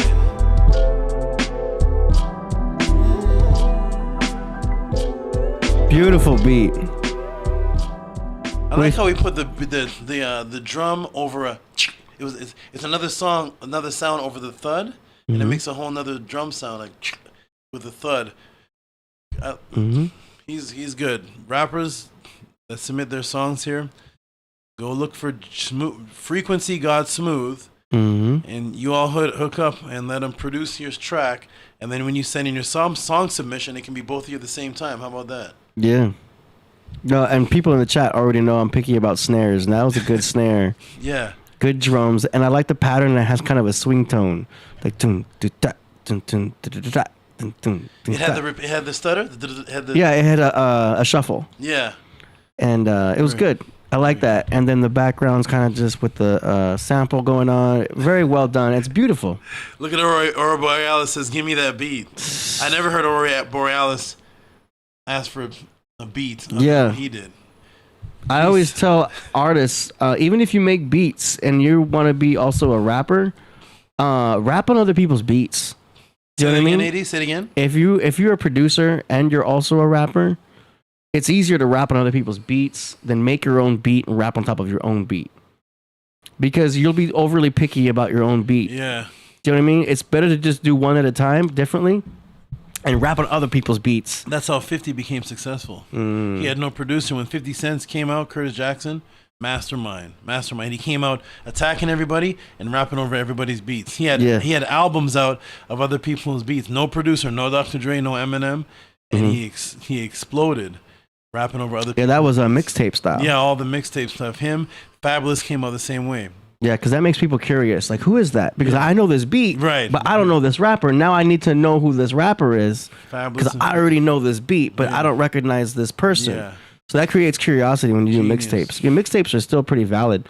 It's just most of them are on SoundCloud now. Aurora Borealis says, "Yeah, Tehuti, love that beat." I wonder is Greg G Smooth? Yes. Shout out to Greg G Smooth. Oh, I guess the G is for Greg. Shout out to Greg G Smooth. Wonderful. I'm gonna step away for just a moment. Okay. Yeah, we're down to our feature presentation. Okay, I'm gonna step away for just a moment. Chat, peace and love. I'll be right back. Roll priesthood. All right. Yeah. So great job on the submissions. That's it for the song promotion segment. Before we go into the feature presentation, these promotions go really well for you guys, especially if you clip these up and put them on TikTok, Instagram, and all that. And just put it out there. Just make sure you hashtag Killah Priest Podcraft. You know what I'm saying? And once again, the links to these artists will be in the description after the show.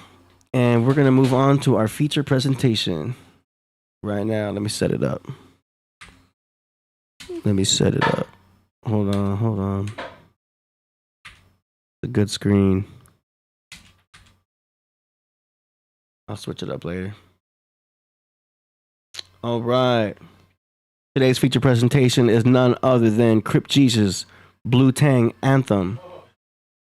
That's right. Let me set it up though, because this one is a production right here. I don't think y'all have seen anything like this coming from Crip Jesus. Okay. Let's go. I'm gonna go full screen on this. Actually, let me read the title one more time. All right, Blue Tang Anthem, Crip Jesus, Tiny Gun, Jackpot, C-Boy, No Sense, and Superlock. Hold on. Here we go.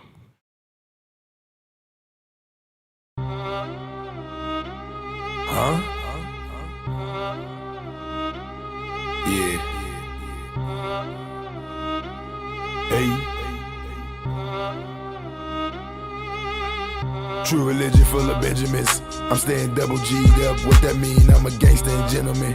Like 50 Cent said, many men wish death on me. So I keep his tech on me. Speak some respect on me. Loyal to the set. Tattoo this F on me. For the love of the sad, homie. Got quartered on and I'm in it to death, homie. Shit can go left, homie. You know I'm a crip and shooting this wreck, homie. Fuck 12 in the ref, homie. I'm a risk taker, I'm minding my business. Building the branches, finish the sentence, period. Niggas is where you can hear it. Central, Los Angeles. 48 hours in this bitch. 100 shells in the clip. All my money on the bitch. Can't change the niggas I grew with. Can't change the niggas I bang with. Big homie told me don't switch. On the block to get flipped. Couple pills to get none. White girl got her done. He suck my dick, she go dumb. Shopping sprees make her come. That burger bag, she want It's one. the black Illuminati. When a joint catch a body. White girl off of Molly, chug up fold like a Mozzie. Blue Gators, blue Gotti, black Illuminati. When a joint catch a body, we ain't fucking with no Johnnies. Only real niggas run it. It's the black Illuminati. When a joint catch a body, we ain't fucking with no Johnnies. Only real niggas run me. Run and tell them better stop it, nigga. Taking off like a rocket, nigga. Tell these clowns better stop it, nigga. Steve Francis with the rocket with her. Young niggas so relentless. Getting faded, yeah, I bent, bitch. Turned up, yeah, we in this. All my niggas gotta get rich. I do this shit on the regular. I do not see no competitor. Got the Nina and Beretta tuck. So you better not go try your luck. Black Illuminati in the cup. In the wind, yeah, you know what's up. Super low, yeah, you know what's up. Tear the ass up and show I told them up. niggas don't play with me. I'm in my zone, on weed and Patron. And they laced me up back in 83, so I stay with my chrome. My nigga, I'm grown, and I don't play around with these sucker niggas. Touch a nigga like an arrow tip. Heavy metal, that's that Aerosmith. Keep it rolling, we don't ever slip. What would you do if you found out your niggas were fakers, a $4 counterfeit? See them acting funny round a bitch. Leave them down in the ditch, 100 rounds in the clear. It's the black Illuminati. When a joint catch a body. White girl off of Molly, chug up fold like a Mozzie. Blue Gators, blue Gotti, black Illuminati. When a joint catch a body, we ain't fucking with no Johnnies. Only real niggas round me. It's the black Illuminati. When a joint catch a body, we ain't fucking with no Johnnies. Only real niggas round me. It's the black Illuminati when niggas gotta catch a body and all my niggas gotta hide me. Ha, ha, yeah. It's the black Illuminati when niggas gotta catch a body and all my niggas gotta hide me. Ha, yeah.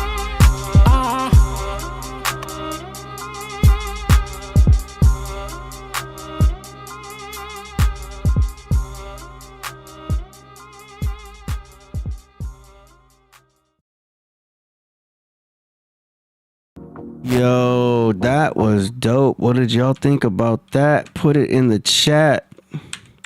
That was Crip Jesus, as a matter of fact. Man,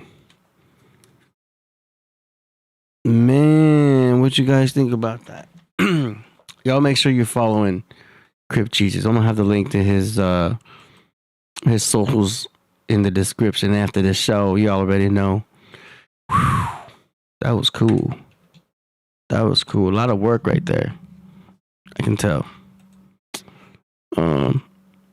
Yeah, so keep in mind, y'all, we've got the release of Priest's mini movie, NASA Case, coming out tomorrow at 11 a.m. Pacific Standard. So y'all be in tune for that. Okay, hold on a second. Yeah. We'll do it like this. Okay, here we go. Yeah. So that's going to be the plan for that. Tehuti's coming back on here very soon, about to close out the show. Until then, that's what's up. Did you guys enjoy today's show or what? Yeah. Okay. Fella B says that was a tsunami. Minty Hotep says that was different. Yeah. Thanks for all the birthday shout outs. My birthday was on Tuesday. So thank y'all for all of that. A lot of y'all hit me up on the Instagram, so I appreciate it. It was cool, man. I kept everything under control this year. I think only had like a couple shots of tequila, and it kept everything very minimal. Woke up feeling great, and that's the way I wanted it. So it worked out good. But thanks to everybody for all this birthday shout out and everything. Make sure y'all are staying up to date on kppodcraft.com for all of the latest and greatest for the Podcraft. As you can see, it's got us going right there. Calendar is right up in there. So y'all will see what's happening. We've got shows next week. On the 22nd, we have no show. Right on the cusp of Aries. But you can see that right there on the calendar. Just family.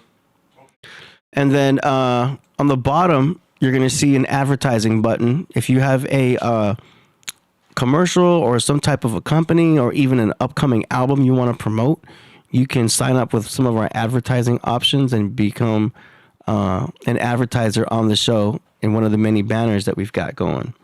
So you guys have probably seen, as the show was playing today, there's like a banner right here, right below right there. You can be part of that area to promote your company, your website, you know what I'm saying, your upcoming album, all that. Maybe you got a business, a flower shop, I don't know, what you got. So we got that area there, and you can have something in. Also, right above me here, you'll see we've got this advertising area that you can also be a part of. So you can have your own ad there. If you don't have an advertisement for that, we can build you one. That's the cool thing about what we do. And then also at the end, you know how we go into this ending area right there? We can have your ad pop up at the end of the show as well.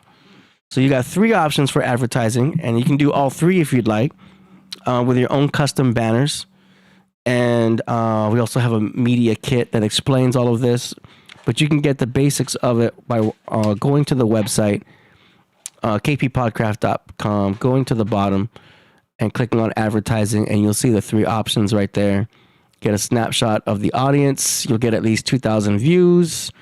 Some of these shows hit more than 3,000 or 4,000. So, it helps out. You can do it episode by episode, or you can do a monthly thing right there. So that is the update on that. Yeah, that's right. We had 4,100 on one of Tehuti's episodes.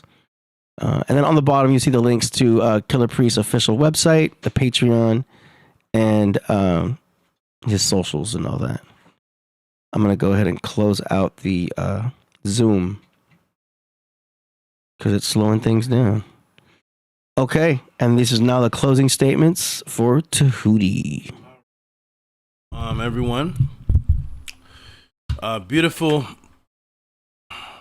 show. Shout out to the shout out to people that sent support afterwards, which was Reginald Neal for Killah Priest pod class tonight for Thursday. Let me screen share that AD and just show it. Okay. Give me a second because I closed a bunch of stuff. Okay. And I'm hitting reopen tab. Shout out to Reginald, who is the Jed Enra. Hold on. I'm going to have to open my email again. Okay. And shout out to the great Killah Priest Podcraft chat. Your great participation, your absorbing of the wisdom that's being dropped and elucidated. And shout out to Neftali. Like, I think it was one of the brothers there, Cam. I think it was one of the long names. Somebody said at least she stepped up. Yeah.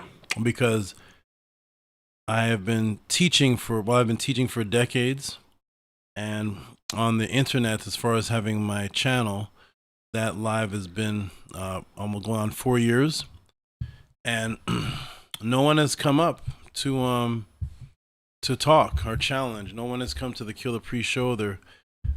I'm frozen it. Is it showing like that? Is that how it show? Or one. It might be rubber banding. Let me just make sure everything else is closed. Yeah. Yeah. So people have been talking to Killah Priest about my topics, and but they will not come to the show. They will not come onto the panel and talk to me. And so shout out to Neftali for wanting to come. And as you could see, she already had her categorization. Everything was already ready, and wanting to put me in an evolutionary box to debate about evolution or debate about the Sumerians. None of that is going to happen. None of that is going to happen. I'm not going to be an evolutionist. I'm not debating for or against the Sumerians. I'm not. You're talking to me as a Hebrew. We're staying right inside that nice Bible. I'm not going anywhere. You're talking to me as a Hindu. We're staying right in the Bhagavad Gita. You're not taking me to Sumerians. We're not going to talk about Charles Darwin. No, you're a Hebrew Israelite, and you're questioning about what it is that I'm about. We'll stay right in your belief system. That's why I stayed right inside that good old Bible. Praise the Lord. So, but shout out to her for coming through. And no, we're not talking about Sumerians, and we're not going to debate about the Aztecs. None of us represent the Sumerians. None of us represent the Aztecs. We're not debating about Qigong. Or you coming to me, we're going to discuss what you're standing on. So shout out to everybody. It was wonderful. It was an excellent experience. And for those who are new that are watching, I'm going to go ahead and show the channel. Make sure everybody who's coming here, especially those who come here because of my name, if you're coming to the Killah Priest podcast because of me or what you've seen, anything to do with me, subscribe to the Killah Priest podcast. All right, this is a family. We're working together. We're working in unison. If you're from the Tahuti podcast, subscribe to the Killah Priest podcast. If you're listening to me for the first time, if you're just going through YouTube and seeing this, click like on this channel, subscribe to the Killah Priest podcast. And also for those who are new, let me go ahead and show this.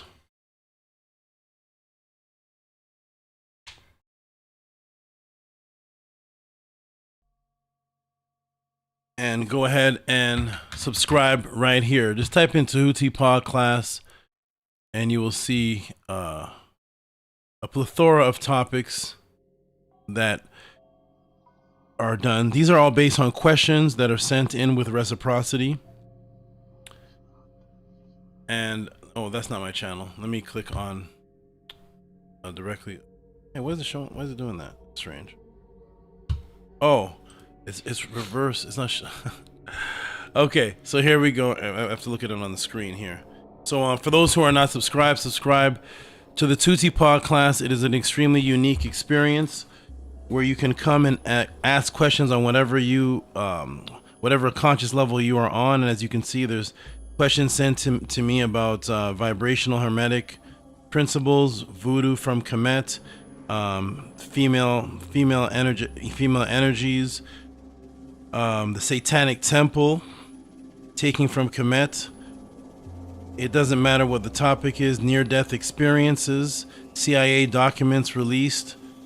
People want me to do a show on Epstein and that. We'll see how that goes. But ask a question and you will get a 45-minute to 2-hour answer. Destiny, what is purpose? These are all answers according to what's taught today, but what was originally taught before the Matrix. Somebody asked a question about Didelos Meritos, the source of that. Alzheimer's, what is the solution to Alzheimer's? Is Alzheimer's a part of a psyops? Dementia, eczema, whatever the topic may be that you ask, the Tahuti podcast will cover it. We are all about conscious advancement, and it doesn't matter what you are, you're not judged. It doesn't matter where you are. It doesn't matter if you're asking a question about breastfeeding. breastfeeding and the psyops behind that, and what is the proper way to do so. Minty Hotep asked a question about her cat's eyes changing colors, whether it is seeing spirits or whether it is you send in a support donation and want to transform your body. And AD, I don't know if you've seen this, but that's somebody who sent in a support and said he wanted to change his body. And there's his before and after. Some of it's covered in the bottom, but that's his before and after picture by sending in support to the pod class and to the House of a 10. And the result of his question resulted in this. So we have this is where there is no limit to wherever you want to take yourself, whether it is. And that's not steroids. No. Nice. Not to my. I never asked him if it was, but no. This body is attainable. With good nutrition. So the nutrition program I put him on was all things that you can buy from a store. Yeah. All things that you can buy from. Everything you can buy from Amazon, everything you can buy from your grocery store. Get that protein. And complete transformation. And that's what happens, the miracles that happen to the Tehuti pod class. One person sent in a question, AD, about trying to understand the magic of money. Yeah. I had a class for him, and he went and put into action. He quadrupled his income. Oh, damn. I'm going to have to get some questions answered myself. 80s lane, right? He quadrupled his income. There's no limit. Last week we went over the origins of the Tibetan Book of the Dead, Madame Blavatsky, and then I take it all the way always back to the spiritual origin.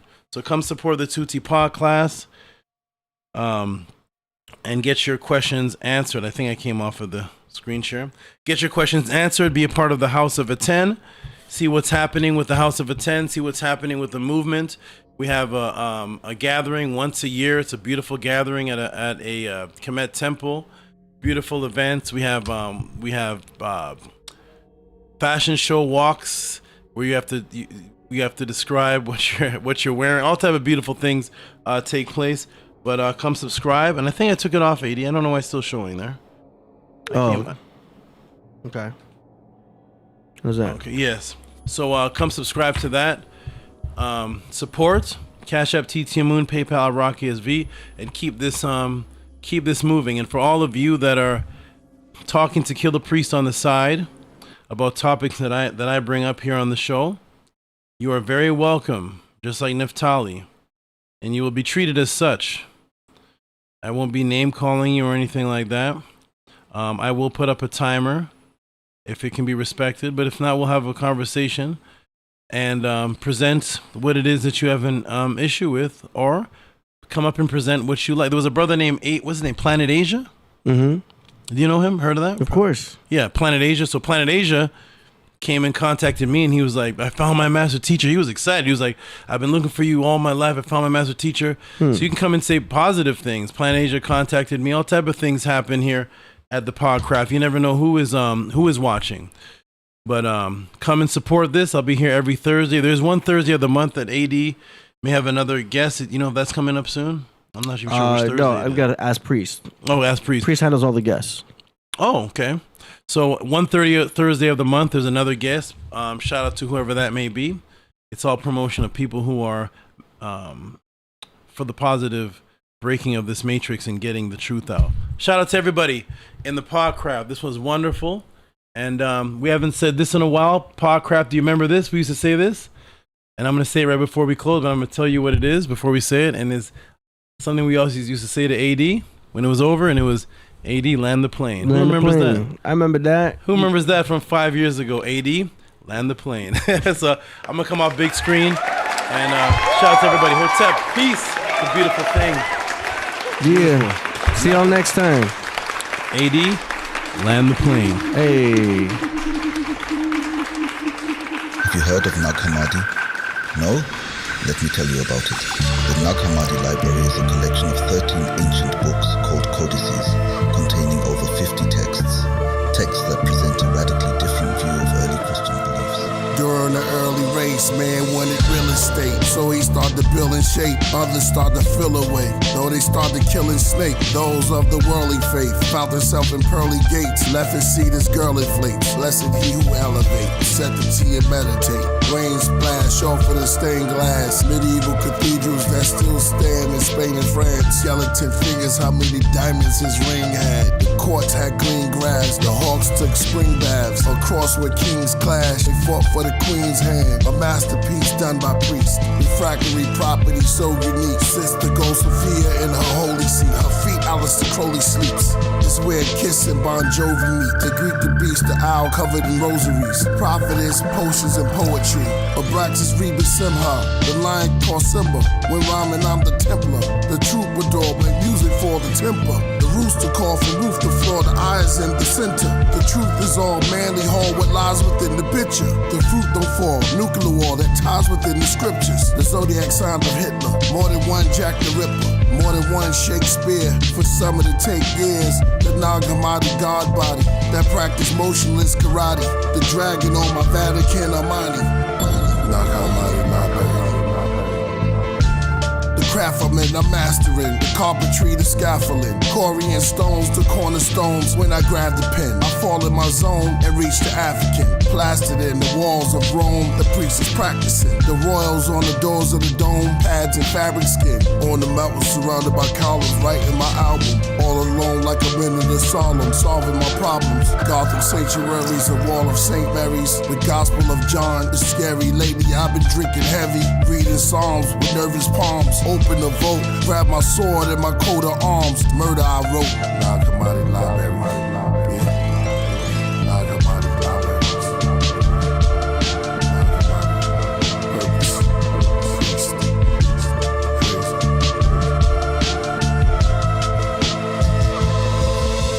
Imagine finding a book that tells a completely different version of a story you thought you knew by heart.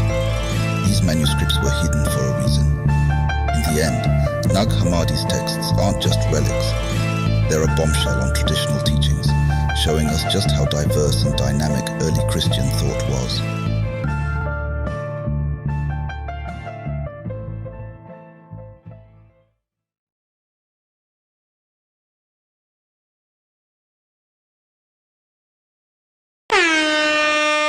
Dom the Marco.